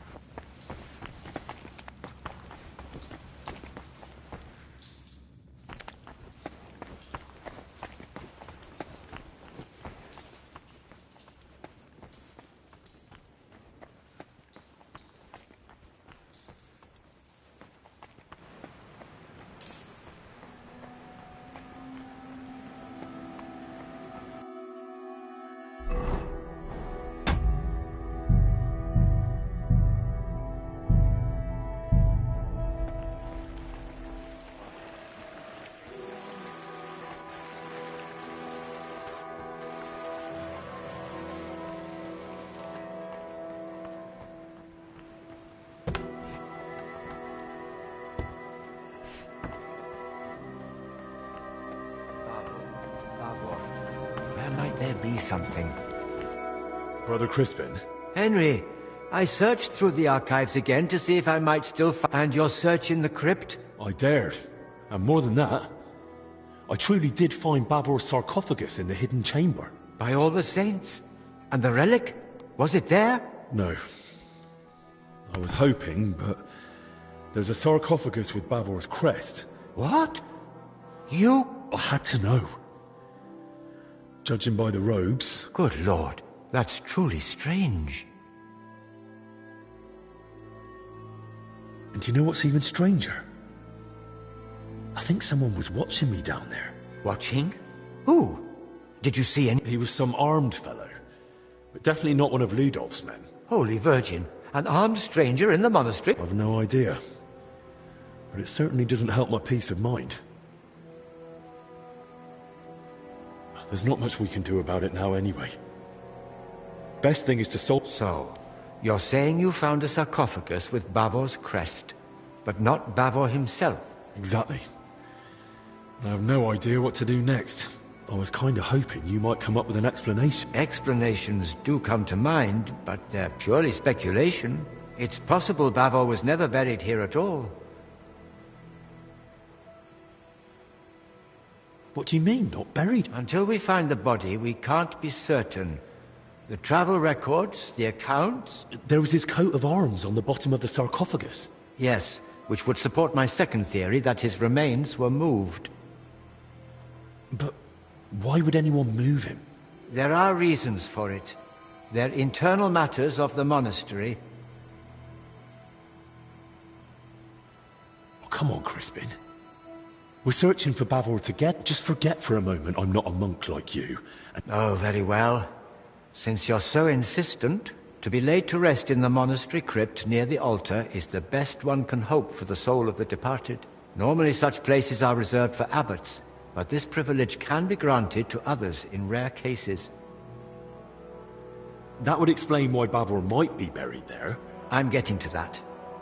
A place of such honor may be given, but if the person has been dead for a long time, and then it's possible the body may be moved to make way for a deceased abbot. I see. And I understand that's not an easy thing for you to speak about. Thank you. Still, the deceased isn't simply tossed aside. He's Right. But so where could they have moved Bavor to? most likely to the consecrated field next to the monastery, or the graveyard. Hang on. That consecrated field is enormous. I'll be searching for weeks, and I can't even get in there now. God be with you, Henry. I hope you manage to find Bavor at last.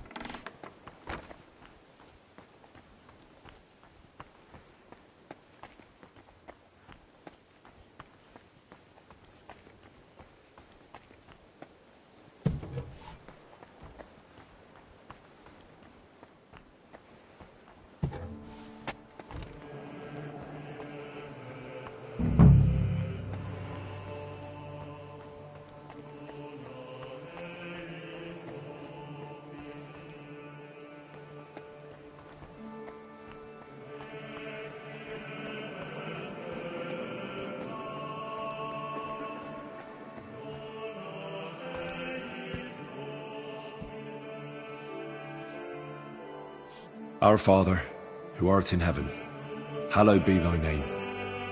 Thy kingdom come, thy will be done, on earth as it is in heaven. Give us this day our daily bread, and forgive us our trespasses, as we forgive those who trespass against us. And lead us not into temptation, but deliver us from evil. Amen. Hail Mary, full of grace, the Lord is with thee.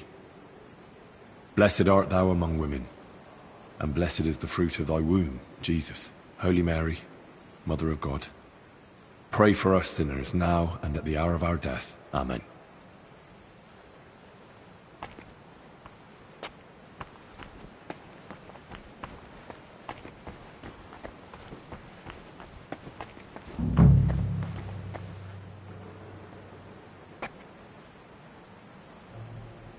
King of Cyprus, Knight Bavor, and his relic. Though that shield looks a bit different than the one in Crispin's sketch.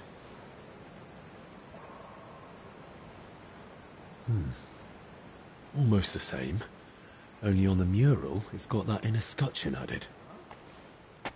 They gave a lot of space to Bavor's crest and his elevation, likely at the knight's own request, and the crest's all in one, with an angel and the relic. That must mean something.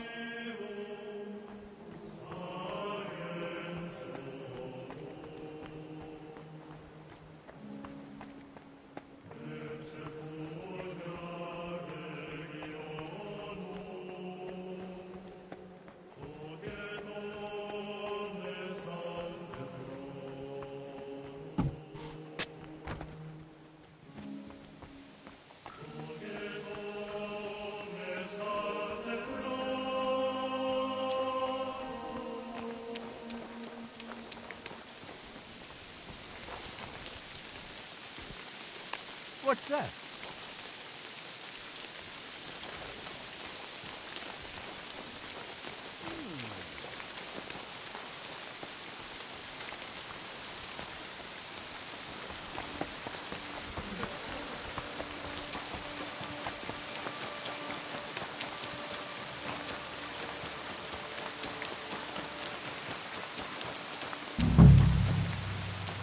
bit neglected, but otherwise a nice place for one's final rest. I hope I find Bavor here, so I don't have to search the whole consecrated field. Unmarked grave. I might as well have gone straight to the consecrated field. A grave. In a graveyard. Doesn't look like it's hiding any mystery. Master Bavor! Where are you hiding? What did I expect?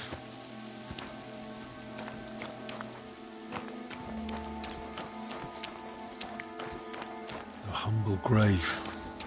Doesn't look like Bavor's. Unmarked grave. Peace to your soul, whoever you are. All these dead are starting to make me uneasy. Memento mori.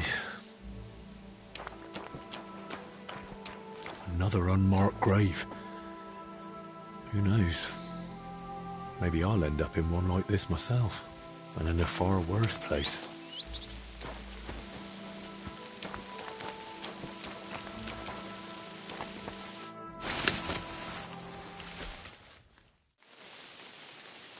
Boleslav's crest, at last. Let's hope its lord lies somewhere nearby.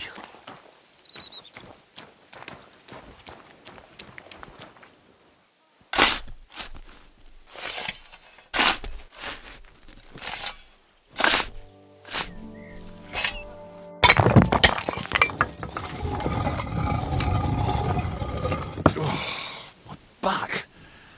And the rest. I hope this is the armour, the crest, the sword. It has to be him. The valiant knight Boleslav Bavor. May his soul rest in peace. Only no sign of the relic.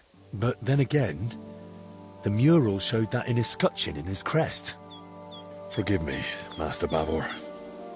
You won't be needing it anymore. My God. A crusader's sword that saw the Holy Land. A true honor.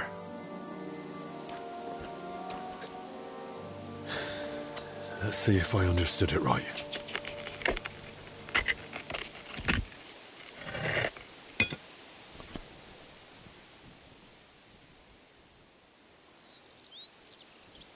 By all the saints. Praise be to thee, Almighty Lord, and praise be to thee, merciful Christ, who suffered on the cross for us. Thank you for remembering us sinners in this time of trial, and for letting me find this treasure. Amen. Nice choice of last words. And I'll be taking that treasure. Who sent you? That's no longer your concern.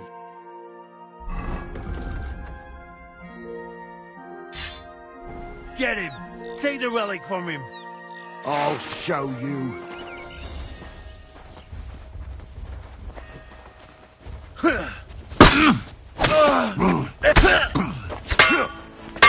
What do you want? We're gonna go get you, Heartland! Come on then!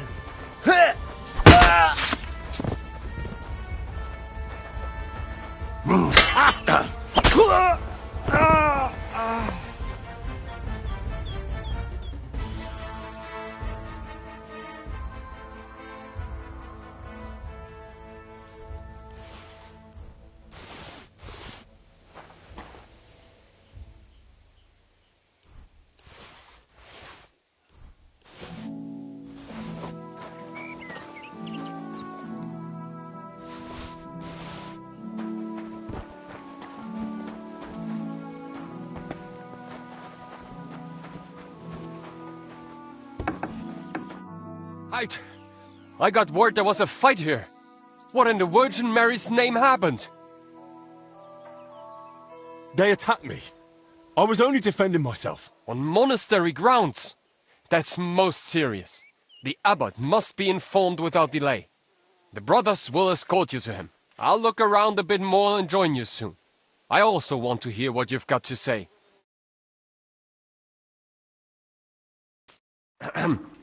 I hate to interrupt your grace, but something's happened that urgently requires your attention. Did you bring more news from Masters Albic and Zacharias? How fare our sick? No, my lord. I've brought Henry here because we apprehended him in the infirmary graveyard. There was a fight. 3 men were killed, and the grave of the bearer of the arrow crest was looted. Boleslav Bavor? I was just telling his grace about him. The relic. Was it there? Yes. Bavor had it placed in the compartment in the sarcophagus lid. A fragment of Christ's cross. Just as Bavor's travel records said. Incredible! The Lord is with us in this dark hour. Such a treasure hidden away and waiting to be revealed in a time of need. Praised be Jesus Christ. Now and forever. And praised be the Virgin Mary, our protector. But now, back to what Ludolf said. Did 3 people truly lose their lives? They attacked me. I only defended myself. But who were they? Where did they come from?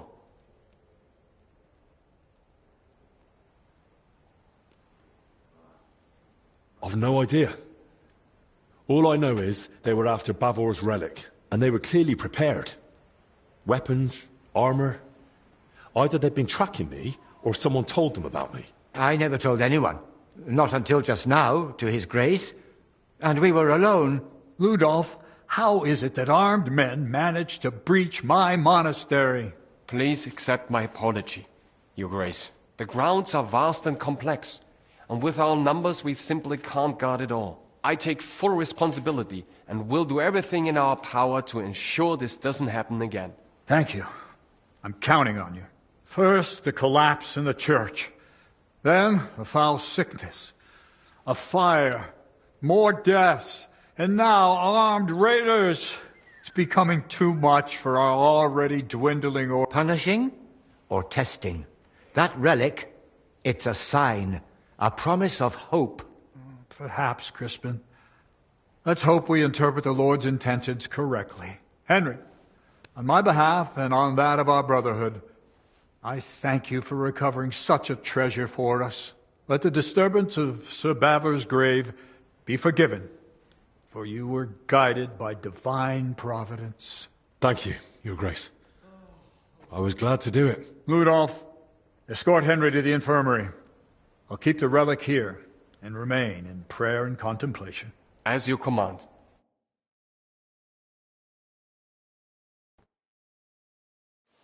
Credit where is due, you managed to recover the relic. Truly a knightly deed.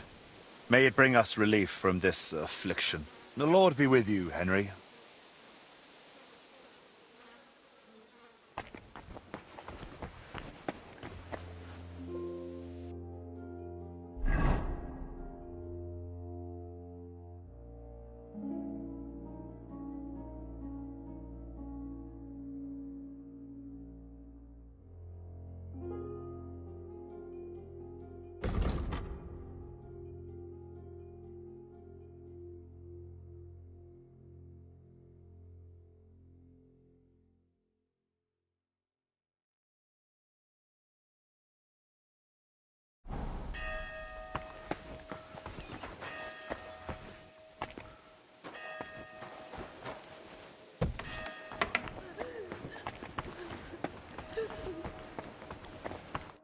God be with you. I've still got a few... I've told you what I know. Do you know this... He's a lay brother, so I reckon. All right, but... I treated him once for food poisoning. And the other monks? They do. Even gossip usually has a great... He drinks heavily, and before he entered the monastery to quit, but it seems that... Right, I get it. That's probably for the best. How did you... From the brothers who were meant to deal with... That'll be all. God be with you.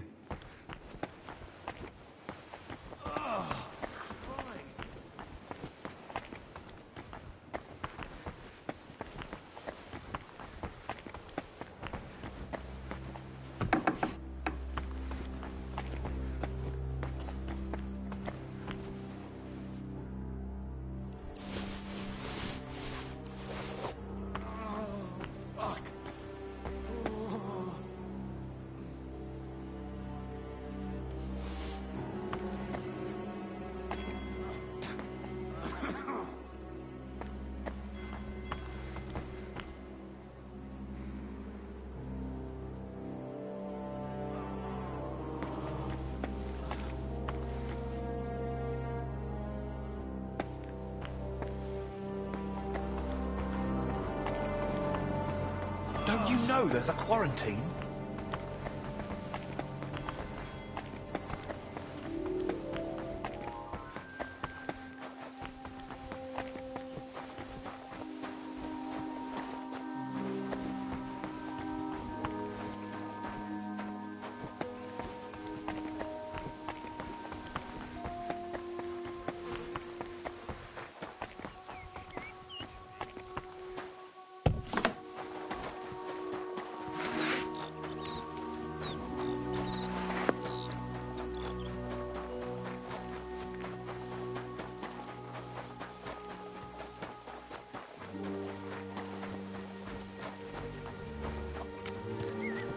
What do you want?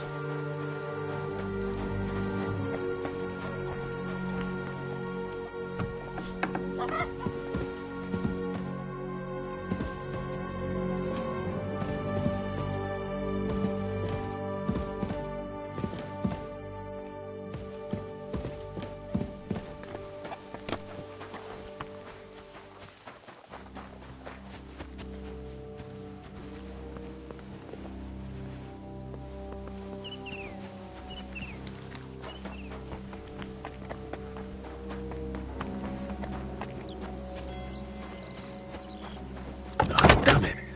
A lock seems to be stuck. Ah, damn it! A lock seems to be stuck.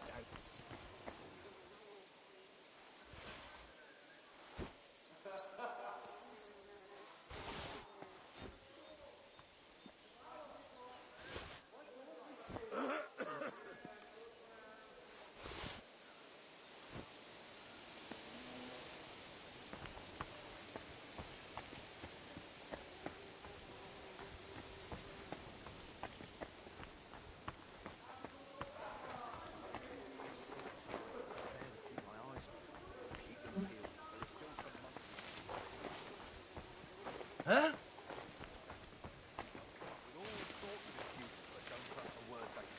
It's like when we laid siege to Vilnius with the Lithuanians. Only this is a regular footstep. Most of it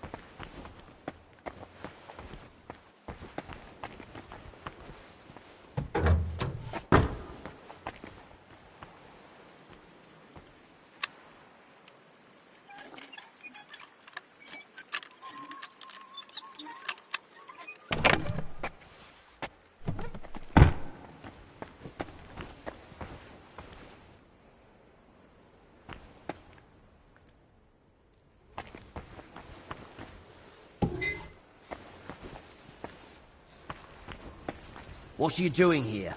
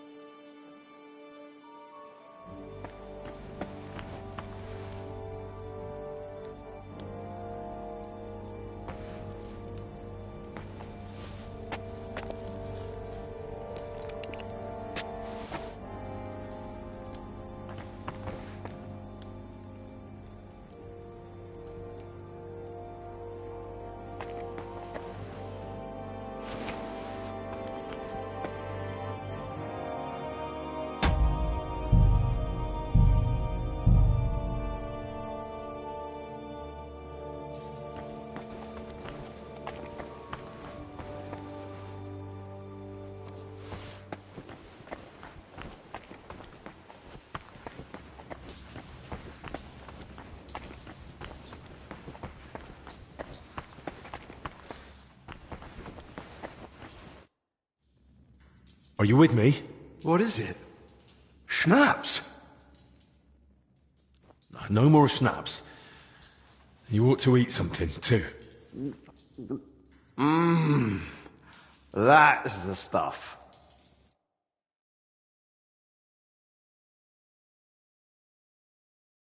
So, feeling any better? Better? I wish. Oh, it's all coming back to me. That's good. I need to know what happened during the night. I don't want to talk about it. Don't make me. I get it. You don't want to remember. I've seen some nasty things too. But sometimes it helps to talk to someone. It's definitely better than drowning your wits in schnapps. Well, all right. What do you want to know? How did you even notice the fire? What were you doing outside? I couldn't sleep.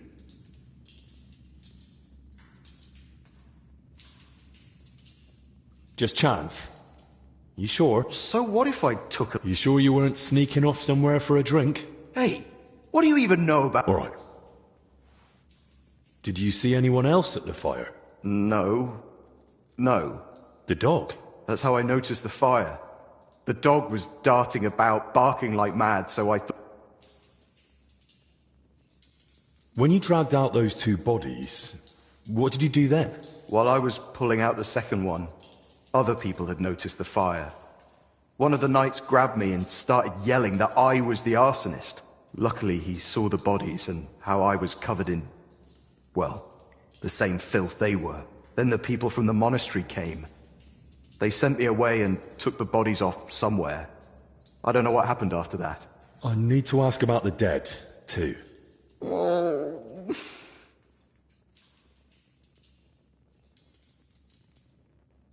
Do you have any idea? I've no idea.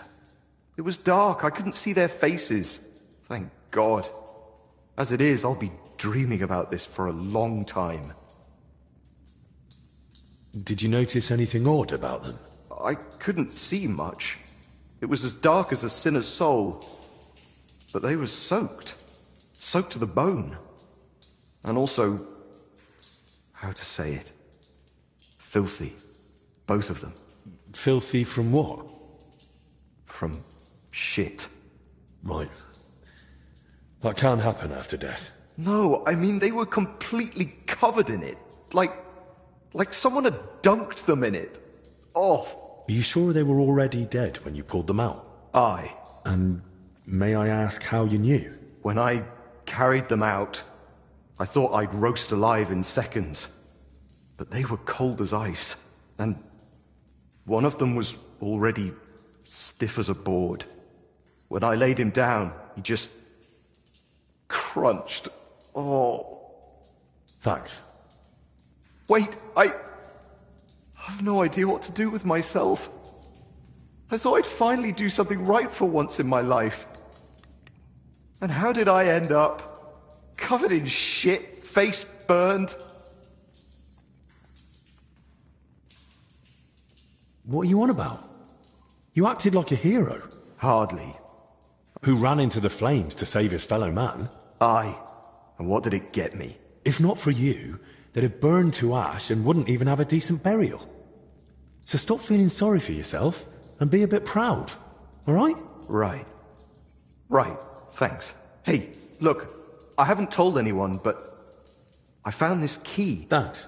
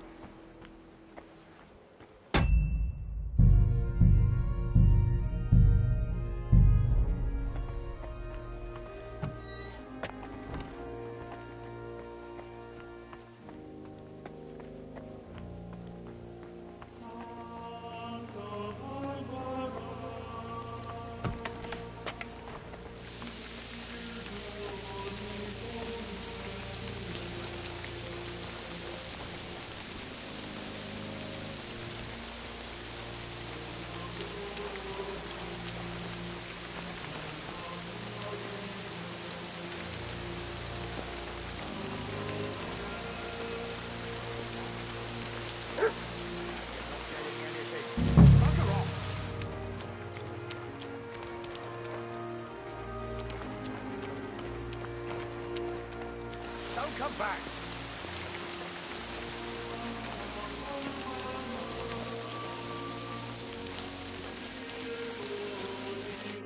No one's allowed in. Why not? Is it because of the bodies? Damn, so you've heard too. They told me not to speak about it with anyone.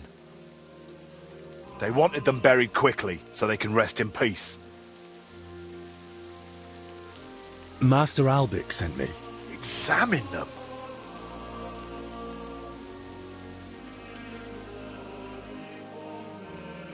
It's possible they were murdered. Why would someone kill them? The only one anywhere near them was Elijah. But they were already dead when he carried them out, weren't they? Why would someone torch the shed unless they were trying to cover something up? Why would anyone commit murder in a closed monastery? We won't know unless you let me find out. So? Yeah, all right then. But be quick, eh? I don't want any trouble. Shoo, you flea bag! Is that the dog Elijah mentioned?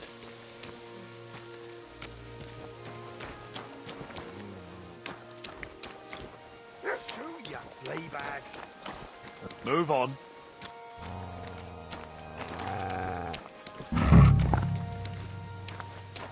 Go on, find your master.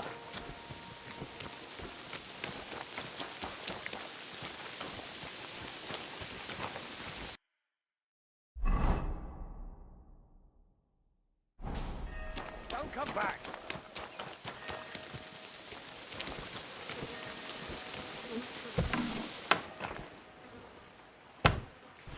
Don't come back. Right then. Where to begin?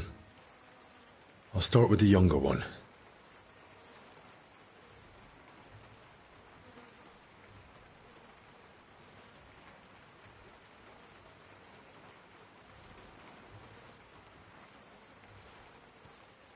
Muscle stiff, but the body looks supple. What's that in his hair?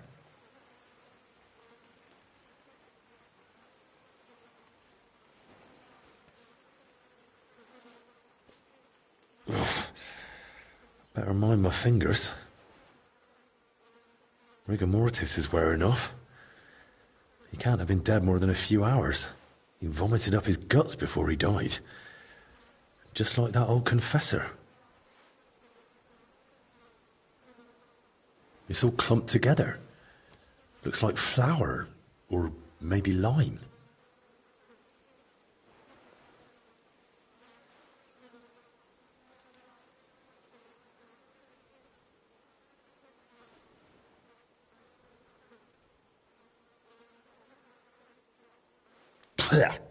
Yeah, it's flour. Ugh.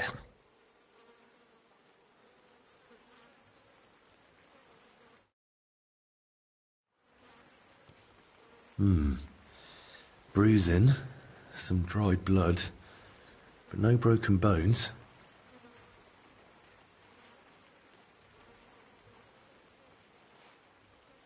He's young, but his hands are a mess. Covered in scars, nails broken, looks like hard labour. And 2 workers did go missing. That can't be a coincidence. Those bruises are odd. Regular. Almost perfectly circular. Looks like cupping marks. Someone might have tried to ease a fever or pain. I don't see anything odd here. Ribs intact, belly soft. No sign of violent death, just his back and hips are badly scraped. No blood, like he was dragged over gravel after he died. A few old scars, gravel embedded in both knees, and blood around the groin. Barely dried. Could it have leaked out after death? Mixed with bowel contents. Bloody diarrhea. Like with the infection. Now for the older one.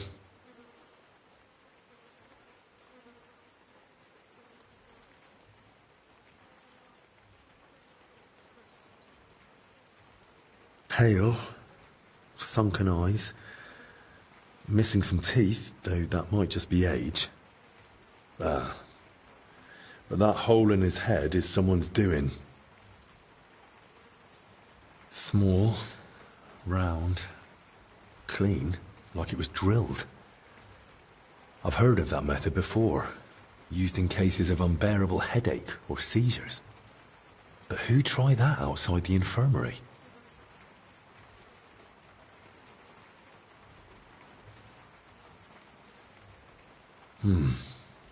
Completely stiff.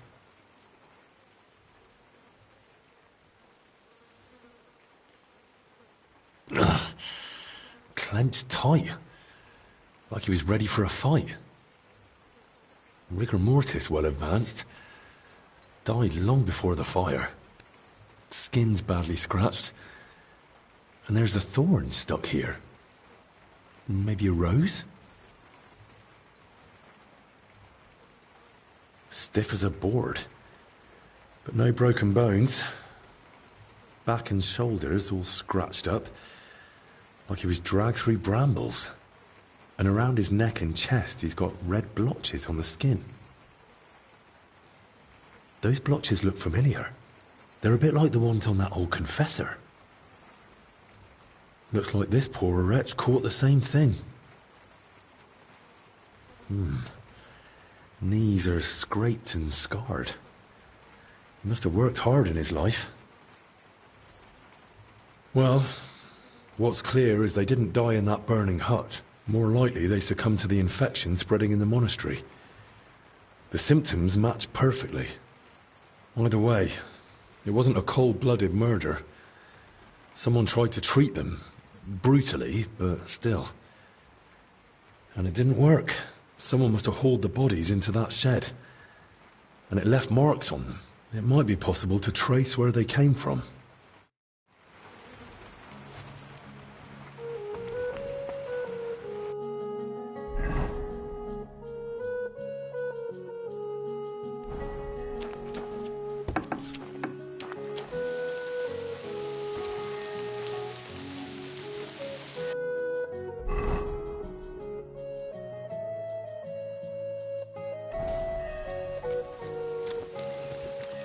You're not allowed in here.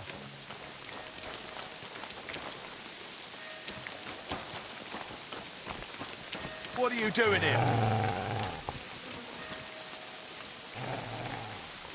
Now you're not getting anything. Bugger off!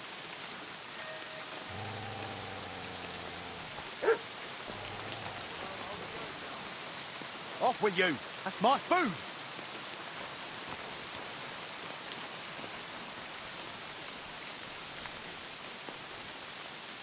Bloody flea-ridden mutt.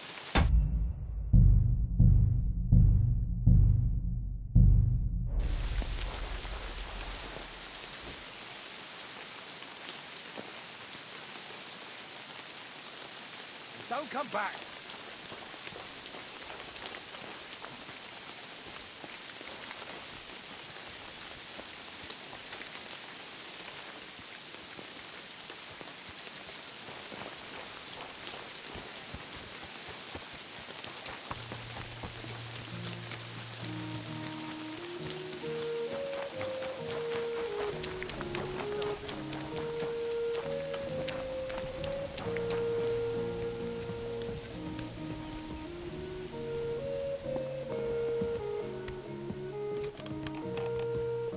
Where did the monks go? No, really. Where are they? And they're not.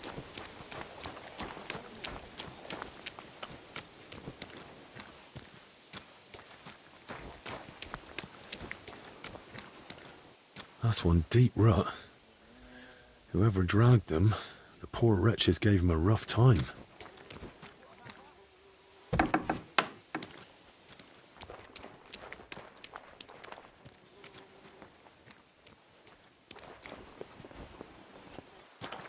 A torch? Damn, this wasn't an accident. Someone torched the shed to cover their tracks. At least this grill is here.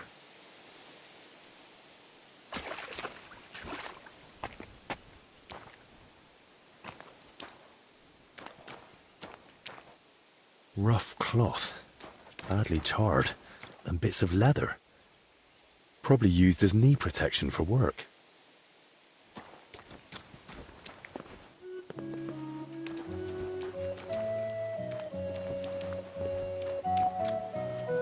Oil. It burns like the devil. No wonder there's barely anything left of the shed.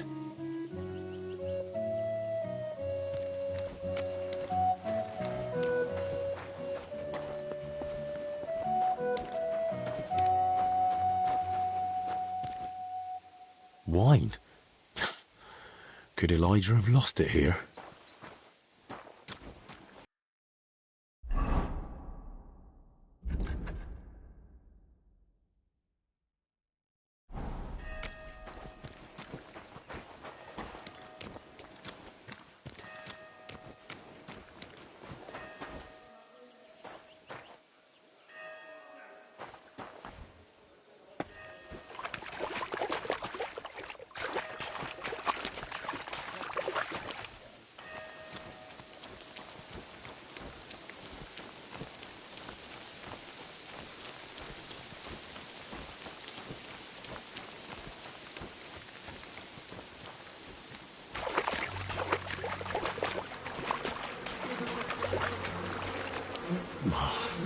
Now I get what Elijah was talking about.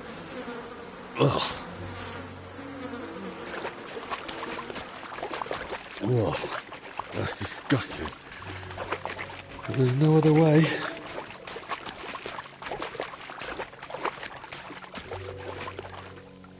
A cart and rose bushes. If he dragged them through the ditch, no wonder they were in such a state.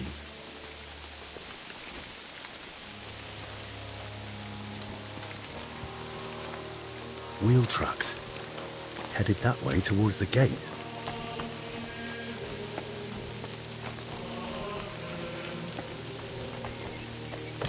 This way won't work. I'll have to find another route.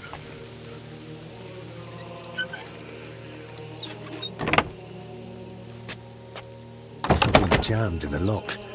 There's no way I can pick it.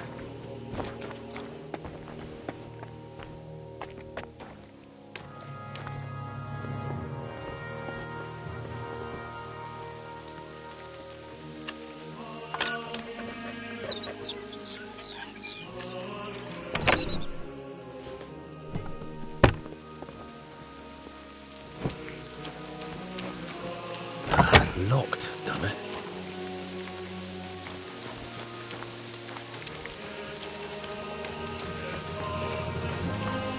The tracks are clear. That cart was bloody heavy.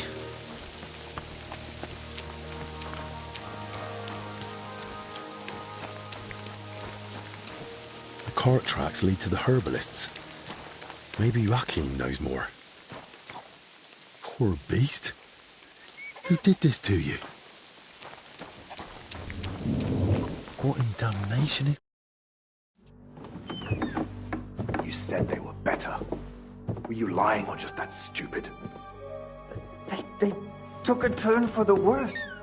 It came out of nowhere. And there was no saving them. And those books I got for you. You've half the monastery's library in here. Did you even bother looking at them?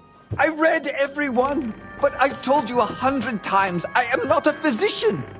I don't know what you all expected from me. You were supposed to use your head, damn it. Now everyone and their dog is sniffing around here. I couldn't just... I thought I made myself clear. They stay here, you don't leave, and nobody must know a thing. But what was I supposed to do? Your master... provided you with everything you needed and paid you generously. Or am I wrong? What about that fire? Were you just covering your ass, or planning to rat on us too? They were infected. For the sake of everyone in the monastery, I did what had to be done. Doing what has to be done. For everyone's sake. Dennis!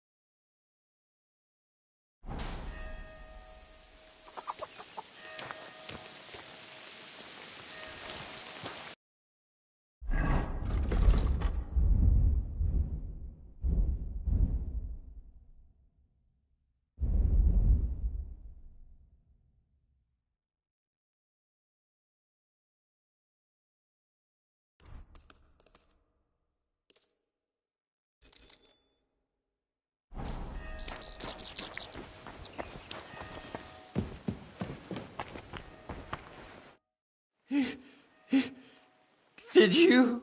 He's gone. Hold on. I'll fetch help. Don't trouble yourself, son. But please, stay. No. No, I'll run for Albi. Pray with me. The Lord will soon welcome me.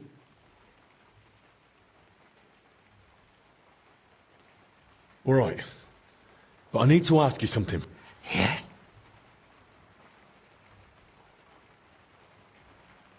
Did you try to treat those poor souls yourself? I did my best, but either the sickness had advanced too far, or I simply lacked the knowledge. Why did you set the shed alight? Get rid of them? No. But should they rot under my roof? All right. And now the prayer. Our Father, who art in heaven. Oh, Christ above. Go with God. Amen.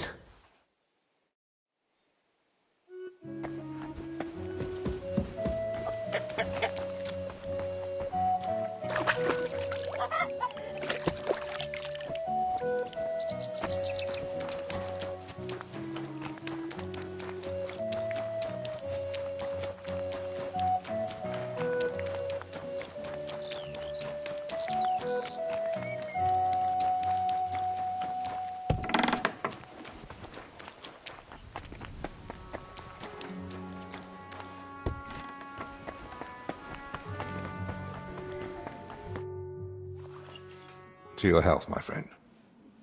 Hopefully the worst is behind us. May not a drop go to waste.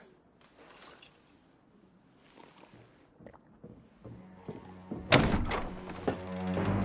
rats! Henry!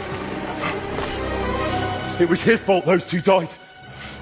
He was the first to know about the epidemic, and he tried to keep everything hushed up. He blackmailed the herbalist to hide them and treat them at his place. And when those bodies were found, what did he do? He sent that lackey of his to get rid of him. Joachim is dead. And that Dinesh of yours, too. So now you kill me? Give me just one more reason.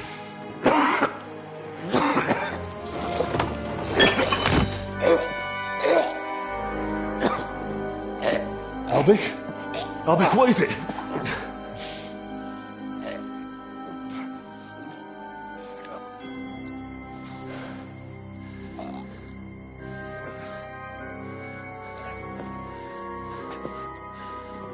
If I were you, I'd hold back a while. For everyone's sake.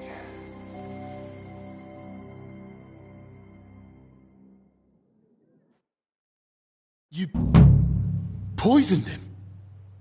Why? Calm down. He's still breathing. What do you mean, still? Whether he survives is up to you, and whether you're finally willing to cooperate. I thought you and Albic were friends. He never did anything to deserve this. Albic may not realize it, but half his shining reputation is thanks to me. Next to someone young and inexperienced, it's easy to look like a master. You saw it yourself. Even the Right Reverend didn't trust me. Me, royal physician to King Sigismund. But once Master Albic showed up, suddenly everything was different. And all he had to do was repeat the same things I'd already said. So you only pretended to be his friend? All the while you looked down on him? You're mad. You want me to help you? Now, after all this? If you're looking for someone to blame, try yourself. None of this would have happened if you hadn't kept getting in my way. Don't try that on me. Speak, traitor. What do you want from me? I want Albic's closely guarded records on the treatment of King Wenceslas. What? Why? Don't play dumb. Albic spent a lot of time with him. I want to know what he wrote down. So, it was you who turned our chamber upside down? Me? No, that was Dinesh. You swine. Albic confided in you that he had them, and you poisoned him so that... I was hoping to frighten him. Maybe he'd give them to me for safekeeping. But the mad old fool went and hid them somewhere. So I need you to find them. And if I bring you the records, you'll give me the antidote? Not so fast. There's one more thing. Something King Sigismund himself would greatly value. Apparently, somewhere in this monastery, there's a relic from the Holy Land, brought here years ago by a knight. And that's what those workers were after. But they failed. Morons. You mean the relic of the knight Boleslav Bavor? So you've already found it? I might have known. Those idiots searched wherever they could, and all they managed was to open those plague-ridden graves. And where is it now? How did you even hear about it? If the legend of Bavor was so well known, someone would have found the relic long ago. Coincidence, my friend. A stroke of good fortune. I'm not your... Not long ago, some of Bavor's king came to King Sigismund. They wanted to search for the relic and begged him for the means. The king showed interest, of course, but wanted it for himself, and threw those poor sods out without a second thought. As it happens, I was in Buda reading Bavor's travel records, and I knew his grave was somewhere here in Sedlitz. That gave me the chance to serve His Majesty. Touching tale. So I'll ask again.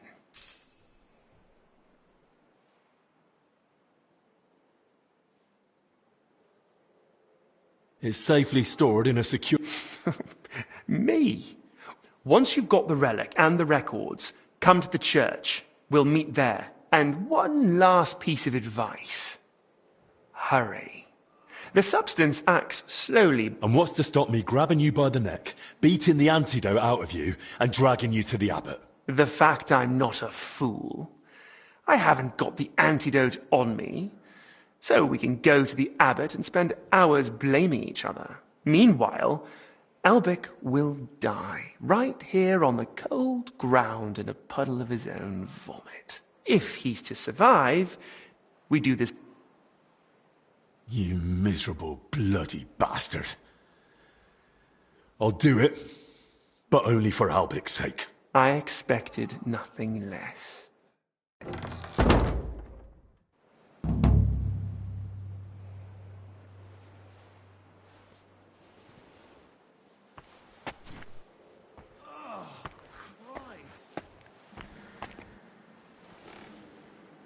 Henry, the records, they're behind the scales. What? What scales? Albie!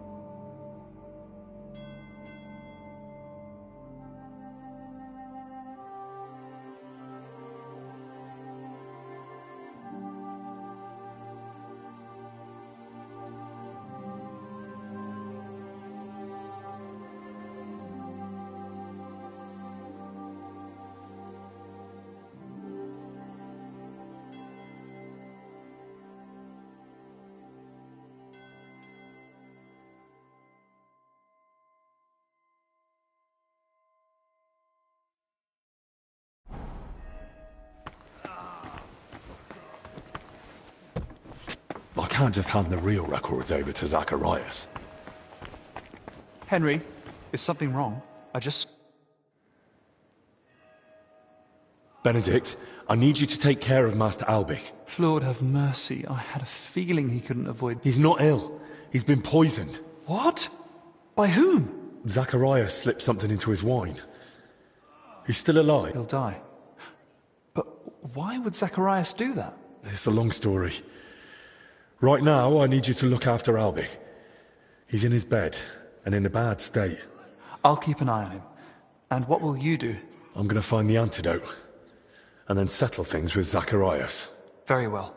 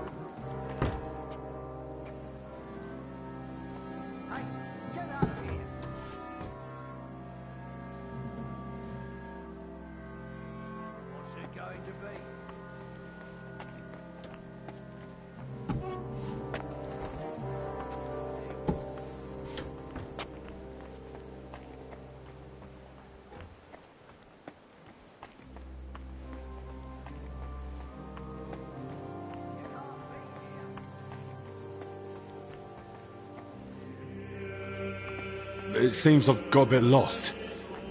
Just take me away.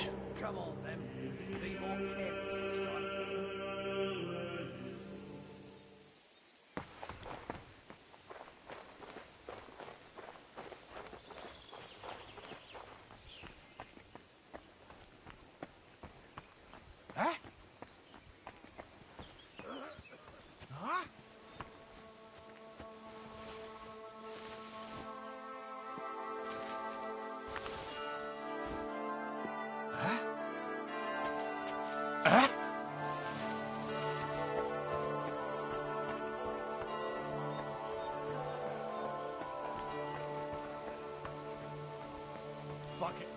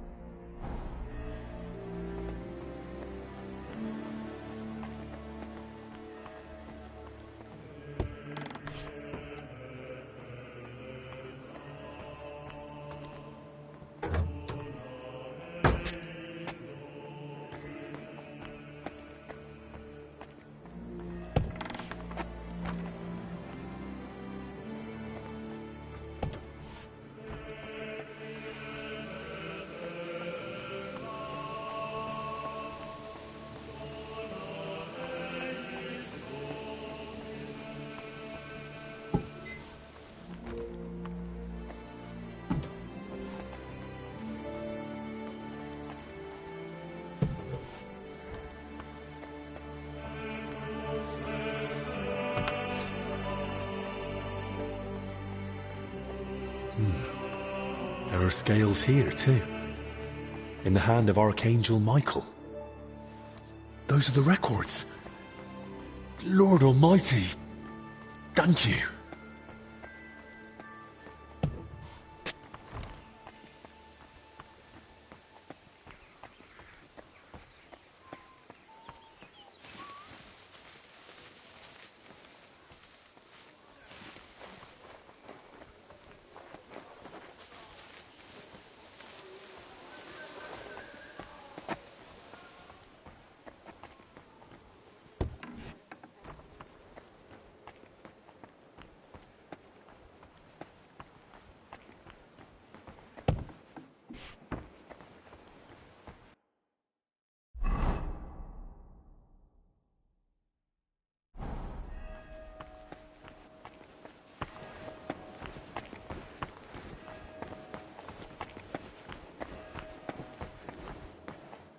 Kitty! Kitty!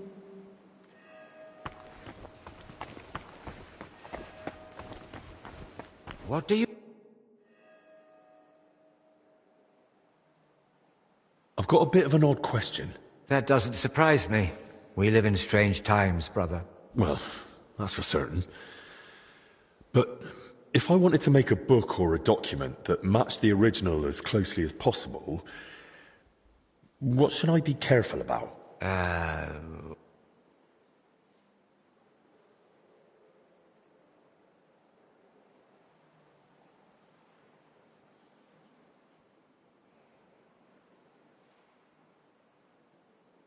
To be honest, if I don't do it, the whole country might learn the true state of King Wenceslas's health. And worse still, Sigismund might use it to his advantage.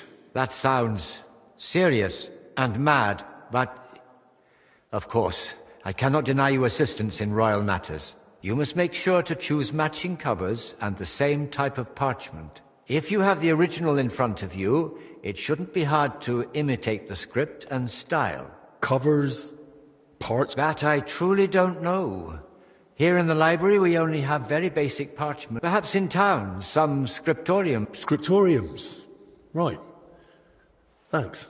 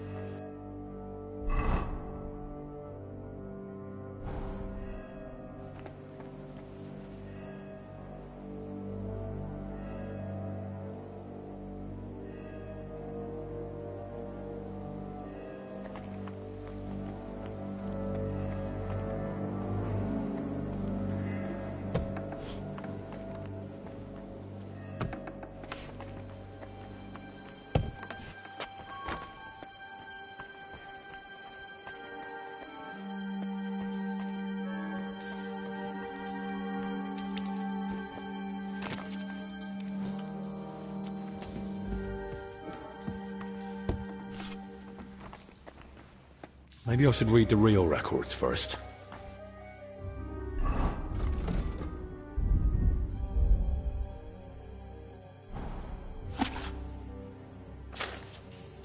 Goodness. No wonder Albic guarded them so closely. There's a lot here that could be used against the king.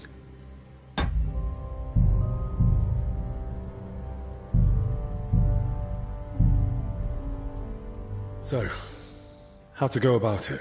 These records should definitely resemble the original as closely as possible, so they look right at first glance.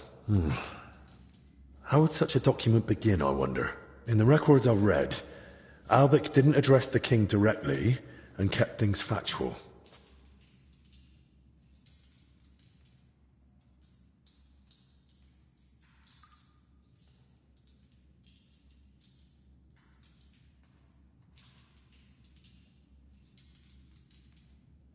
There's no greeting. Albic just goes straight into advising the king.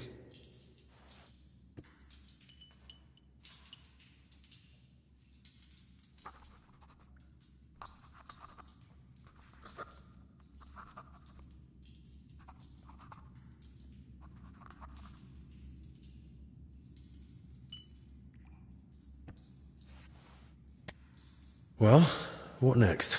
I suppose I should get straight to what's troubling the king. But what might that be? The records mention headaches and stomach pain.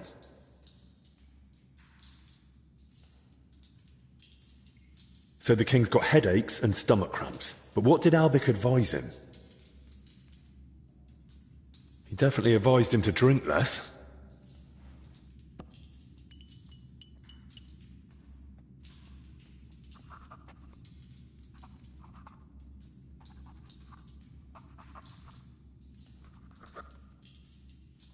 Right, that's about halfway.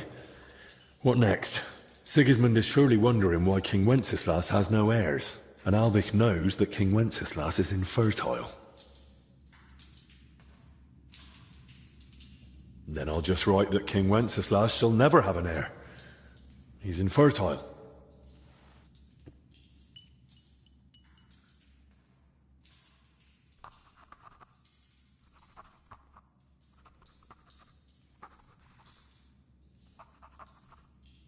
Right, that's sorted. And how to end it? Maybe some general recommendation?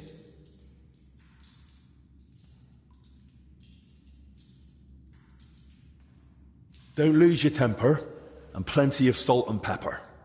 That's advice.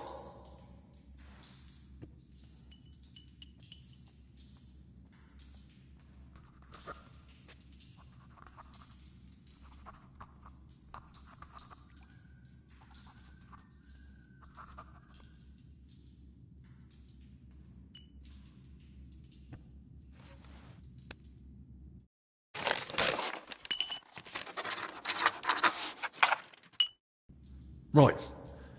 That looks good.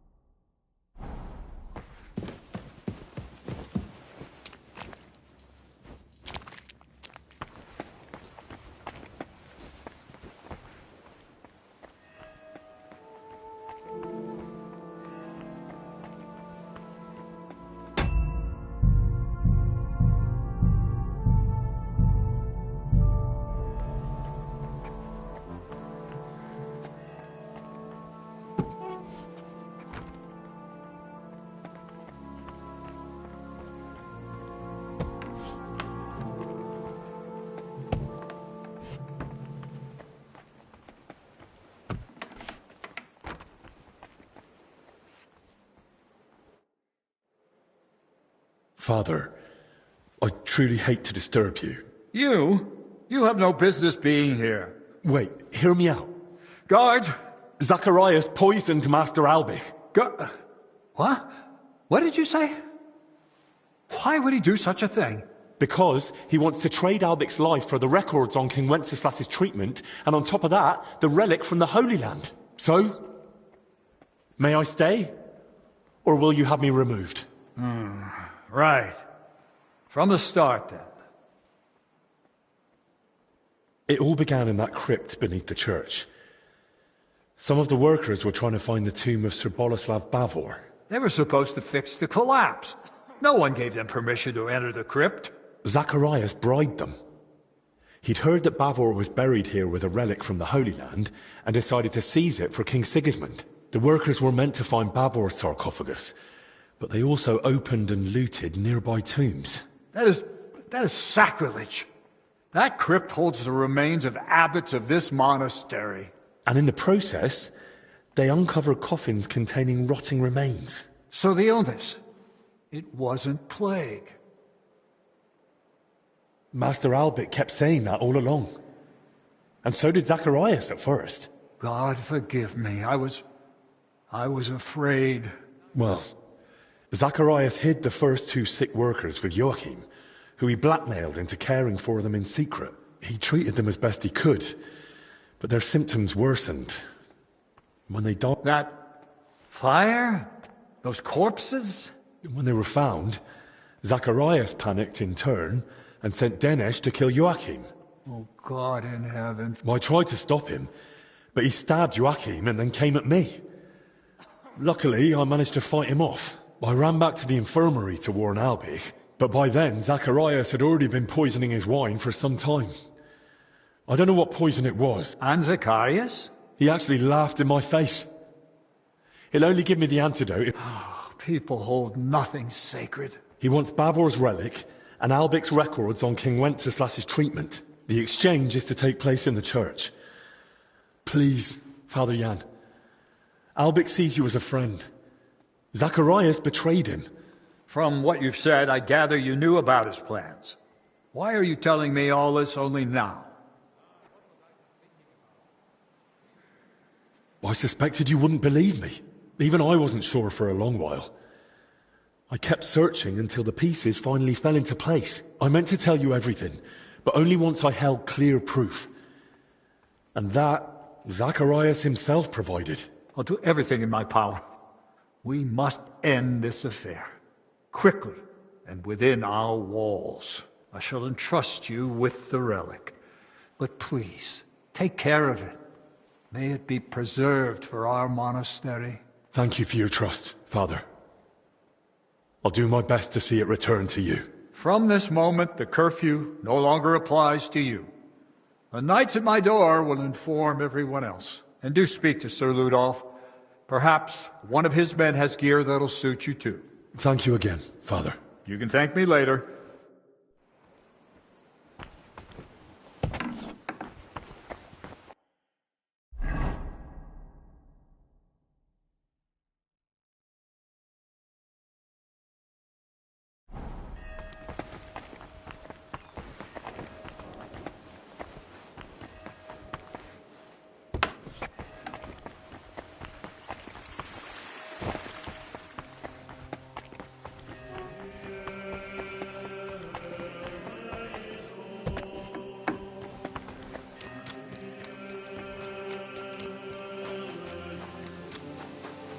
You're not supposed to be here.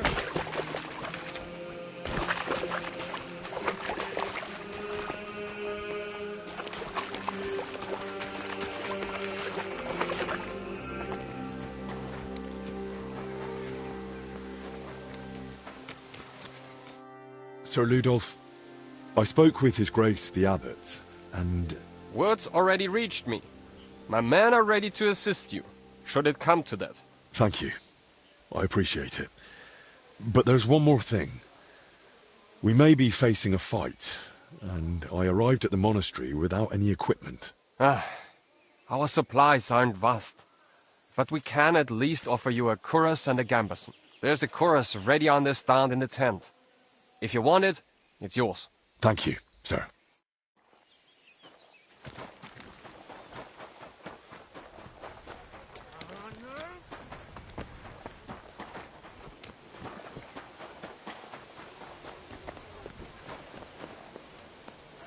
Aye. This could come in handy. Well... You're still here. Yes, Zacharias has a hand cannon hidden somewhere. Rudolph told us about what's going on.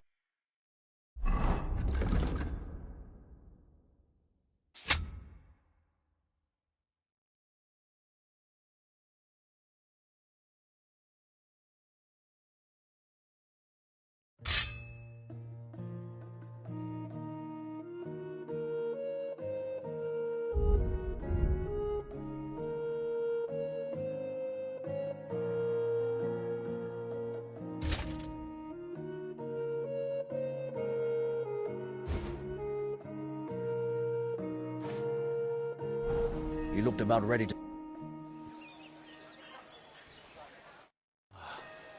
I'm so tired.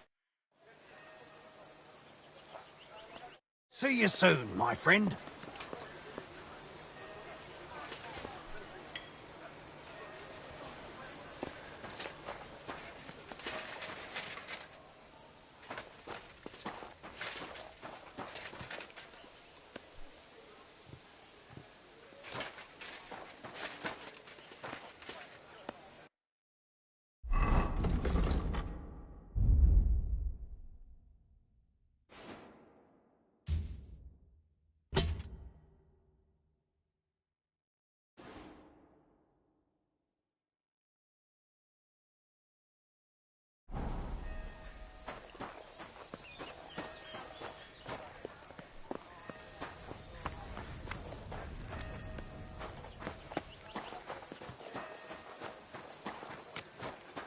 You're not supposed to be here.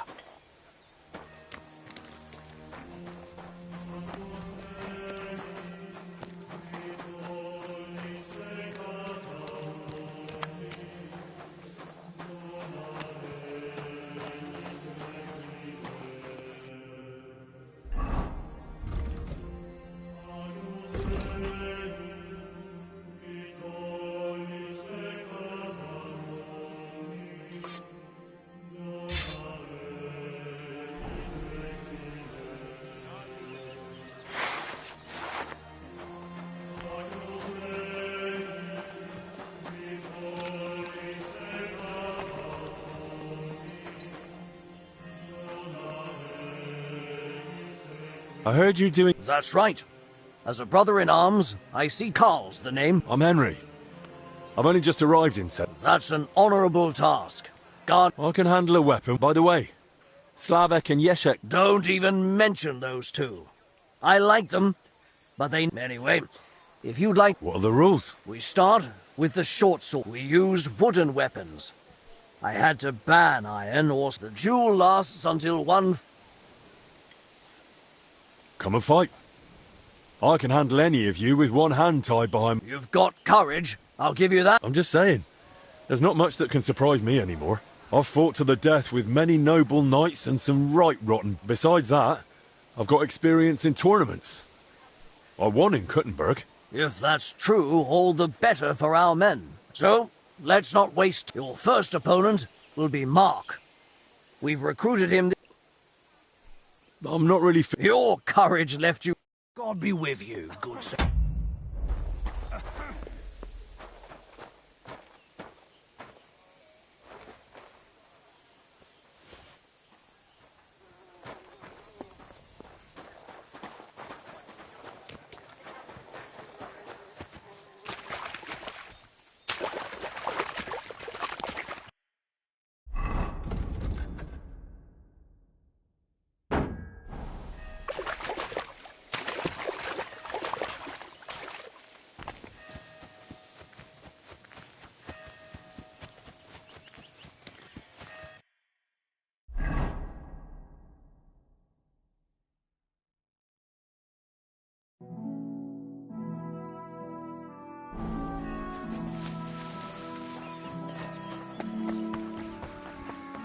Wait, wait! Show me that weapon! Hey! That's mine, you crook! Surrender, now! All right! You caught me. I surrender.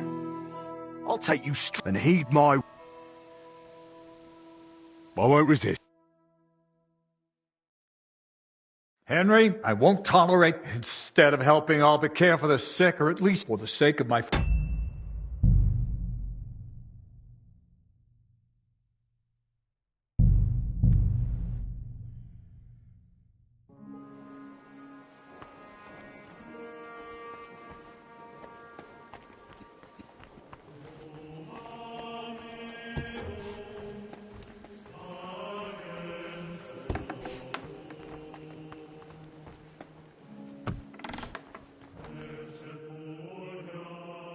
You wait, Zachariah, because so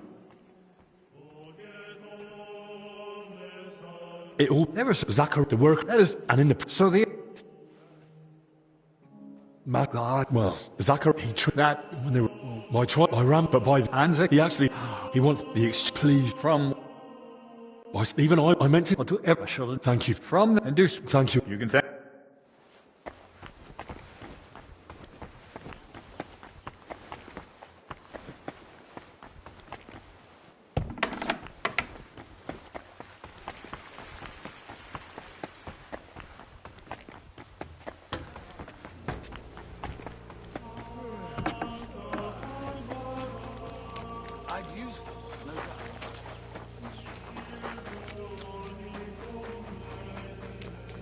God be with you.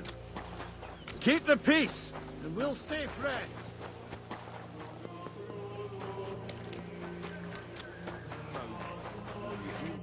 Sir Ludo. Well, thank you. There's a... Thank you.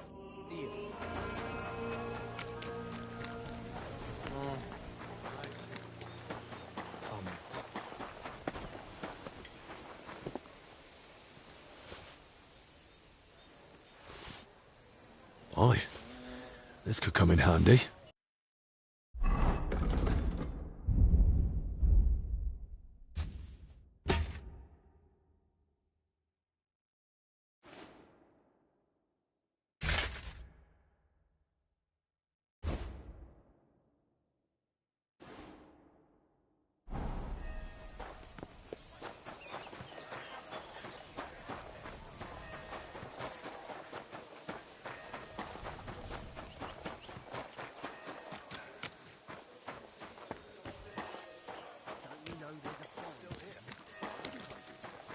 Ludolf told us about what's going on.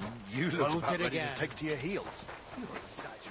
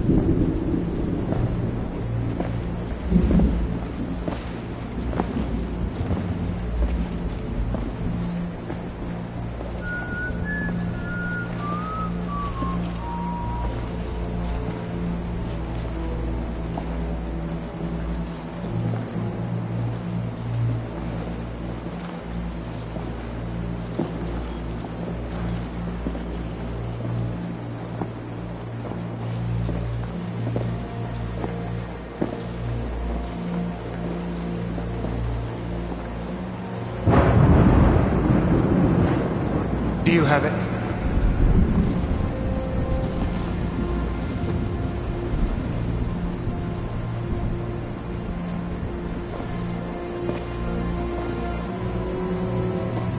It's good to see you keep your word. I hope you'll do the same.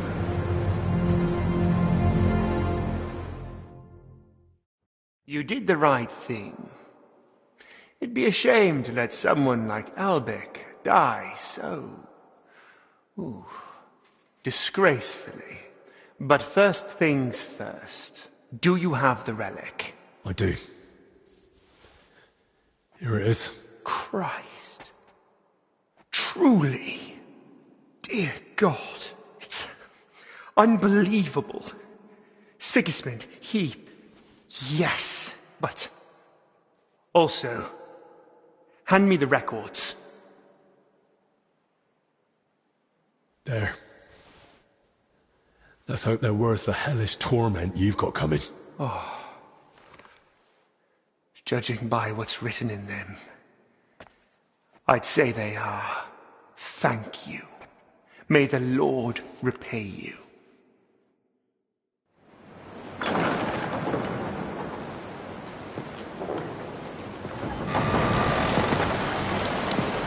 Anna!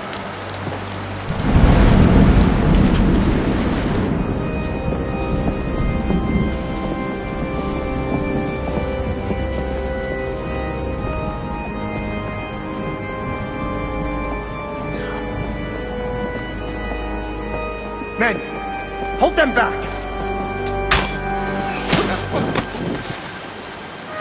Stop this madness! This is the house of God!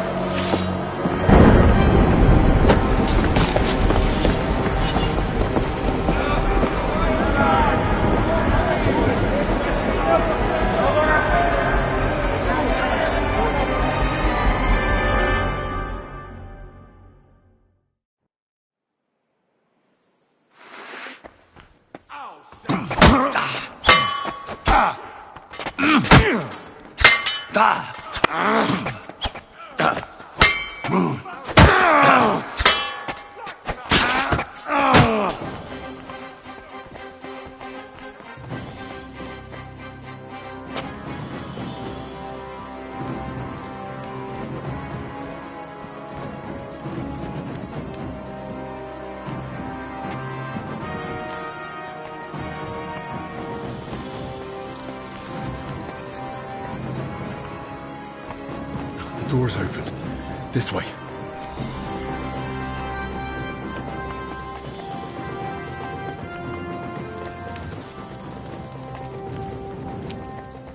Die! Die! Now you're gonna... Damn! Locked. But where am I supposed to find the key now?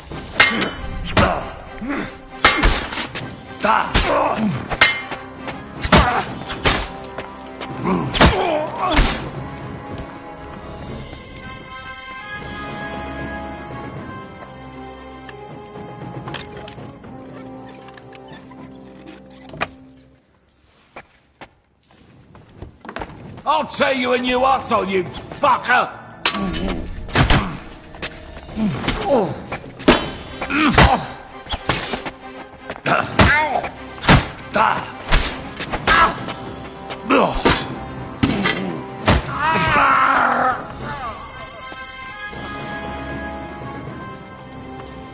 Damn it! Where now?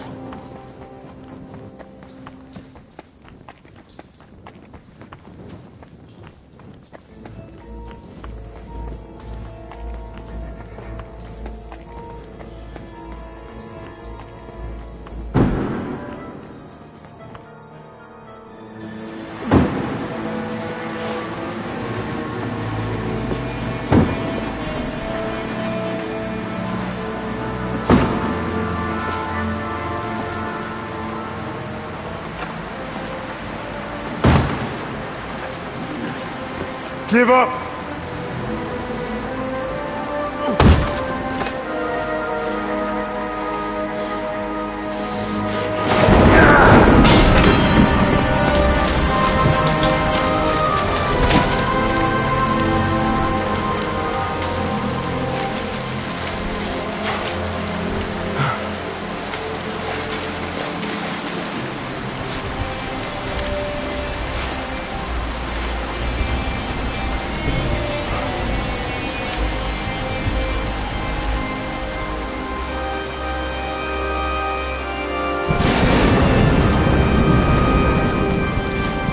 It's over. You. If it wasn't for you, none of this would have happened! But what? And we can still fix this. We can still help everyone! I don't believe a word you say. Give me that antidote and surrender. And then what? You take the only thing you need, and then you kill me, like you did Dinesh. Or you arrest me, and you hand me over to Sigismund. You know very well what you'll do to me. This has to stop. Enough people have died already. Now give me that antidote.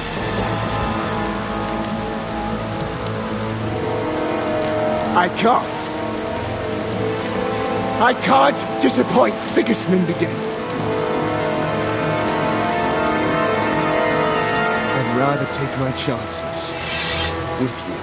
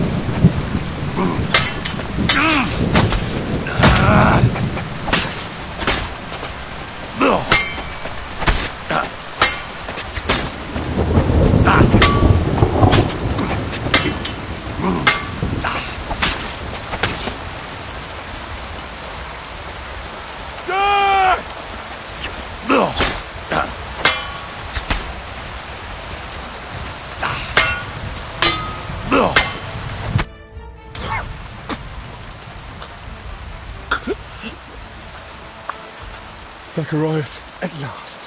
Peace. Ironic, don't you think? Why?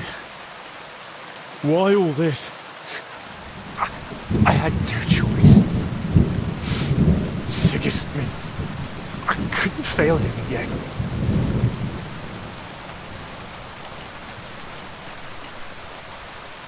You don't have to obey Sigismund blindly. There's always a choice. You talk like a child. If you had the misfortune of serving Sigismund, you'd speak differently. I know full well what kind of man Sigismund is. Do you? Then how can you tell me I had a choice? Hmm? You know nothing. What was it you couldn't help Sigismund with? That's between me, His Majesty, and soon, God. Don't you want to ease your conscience? And what would be the point? So you could finally leave it all behind. But that wouldn't ease my conscience. Maybe not. But aren't you tired of all the secrets? Don't you want to be rid of them, once and for all? Oh. There's something to that. So,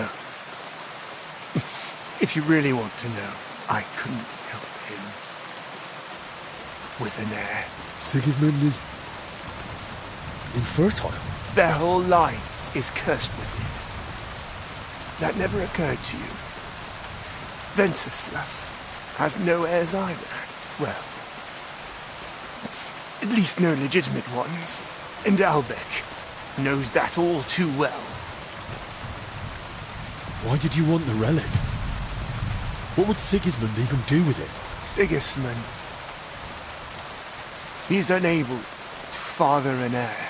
I tried to treat it somehow, but it was all in vain.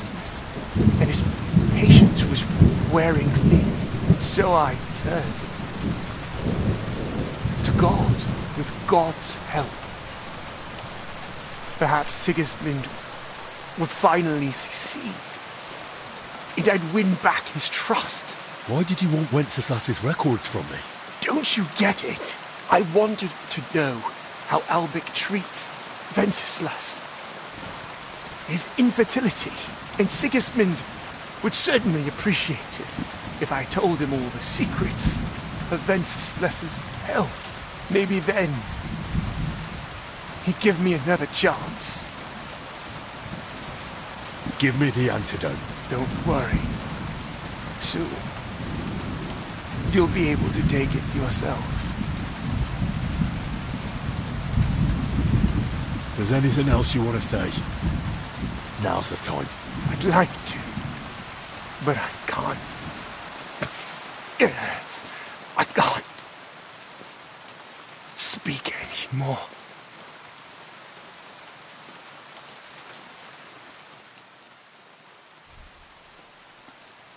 Here. This'll ease the pain.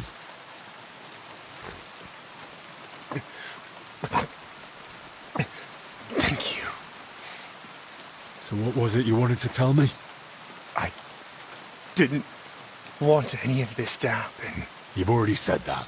I mean all of it. Even before the Sigismund, I was so happy when he made me his court physician. I was so grateful to Elbec. But then, when he found out I knew about poisons, at first it was just once. But then he kept asking for more. And then he didn't ask. He ordered. I didn't want. I didn't want to be a wicked man. Why are you telling me this? So you'll live better than I did. So you'll always think carefully about who you serve. Your time has come, Zacharias. Rest in peace. Will you pray for me, please? Our Father, who art in heaven, hallowed be thy name. Thy kingdom come, thy will be done on earth as it is in heaven. Give us this day our daily bread, and forgive us our trespasses, as we forgive those who trespass against us. And lead us not into temptation, but deliver us from all evil. Amen.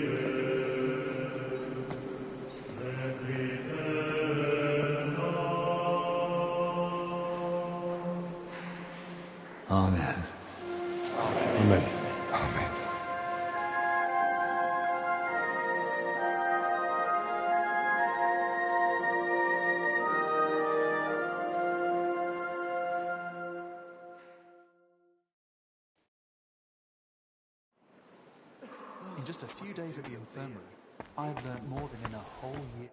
Henry. Everyone standing here is here thanks to you. Oh, your words please me. But you're wrong. I may have helped Hilden, but I wouldn't even be here myself without you. I can't imagine how it all would have turned out if not for you and your courage. I was glad to help. I owe you my life, and I'll never forget it. I only regret that we couldn't save Zacharias. How could I have been so foolish? Well, he was your friend, after all. You couldn't have known what he'd become, or what he'd be capable of. Did you really know him as well as you thought? Did I know him well? Do you know how Zacharias even got his position at court? It was I who recommended him to Sigismund to be appointed his personal physician. I handed Zacharias straight into the usurper's clutches. The venomous vipers writhing at the feet of the self-proclaimed king surely influenced him.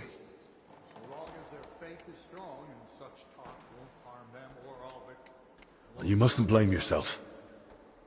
Zacharias deserved his fate, and never made any effort to atone for what he'd done. Time will tell. Right now, I don't even know what to think. What will you do now? Return to Kuttenberg? Yes, just as soon as I get that letter of recommendation from Father Jan to Sigismund, so I can visit King Wenceslas. I think he owes you that, after everything you've done for the monastery. You risked your own neck. Unwillingly. But it still makes a strong argument in my favor.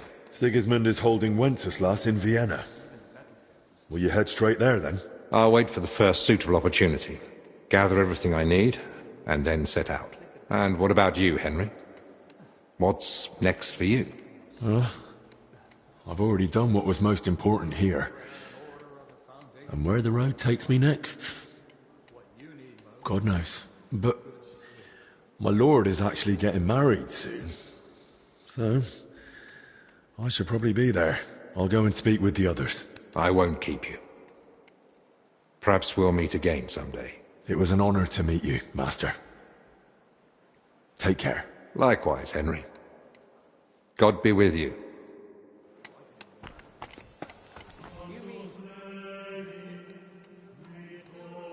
Sir. Yes? If it's nothing that would... I just wanted to ask, what brings you here? Into a situation like this? My journey to Bohemia originally had a different goal. The Order has interests all throughout Europe, and the Kingdom of Bohemia is no exception. We are seeking support, capable men and supplies for our eastern border, where tensions with Poland and Lithuania continue unabated. I had plans to deal with certain nobles as well as Sigismund himself instead of diplomatic negotiations, and so that we can support the abbot and prevent the infection from spreading. The monks seek order and discipline in their faith and work. Sir, does that mean I could join you if I wanted? Ha ha! It's not that simple. First of all, you must be from Germany. Or at least... Well, I understand.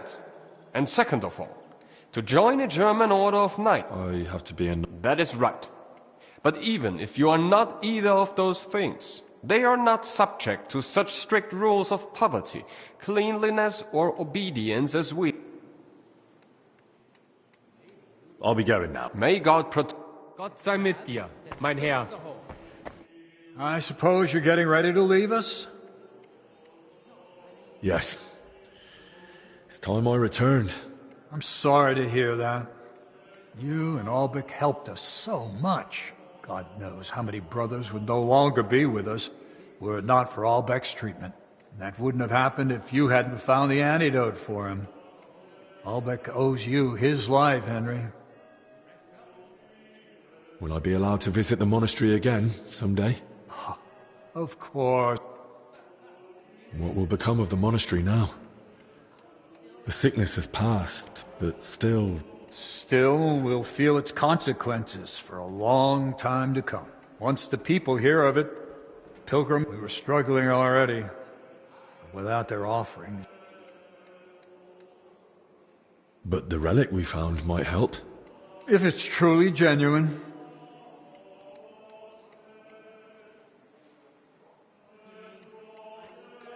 Zacharias. Believing and wanting to believe are two. I don't want to make the same mistake. Suppose I'll be going now. Hopefully we'll meet again soon. In just a few days at the infirmary, I've learnt more than in a whole year. In hardship, a man finds how much strength he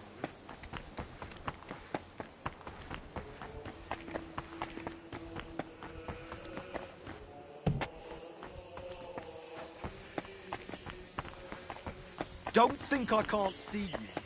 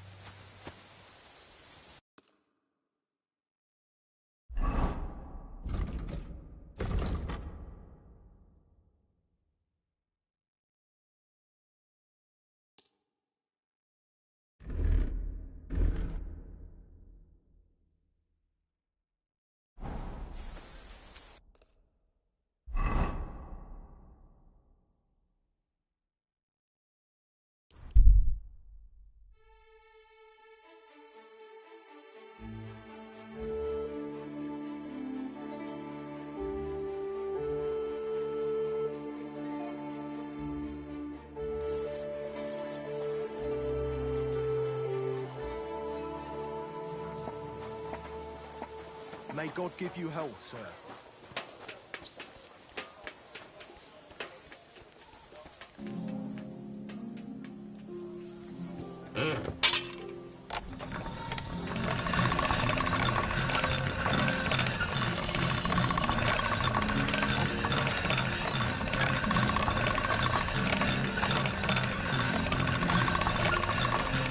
All done.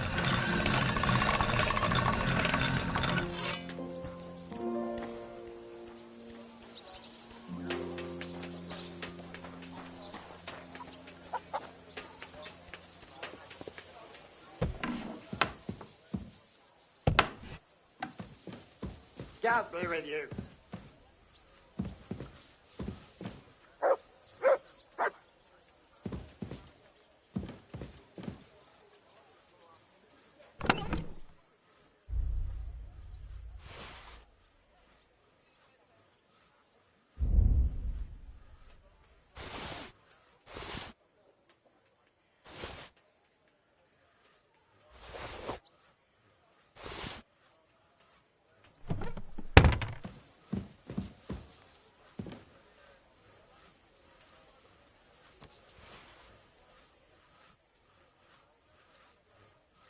Happy Christmas.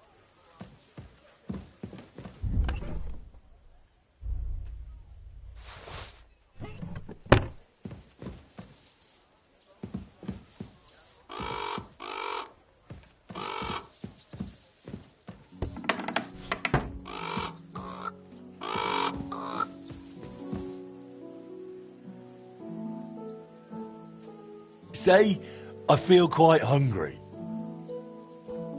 I'm hungry.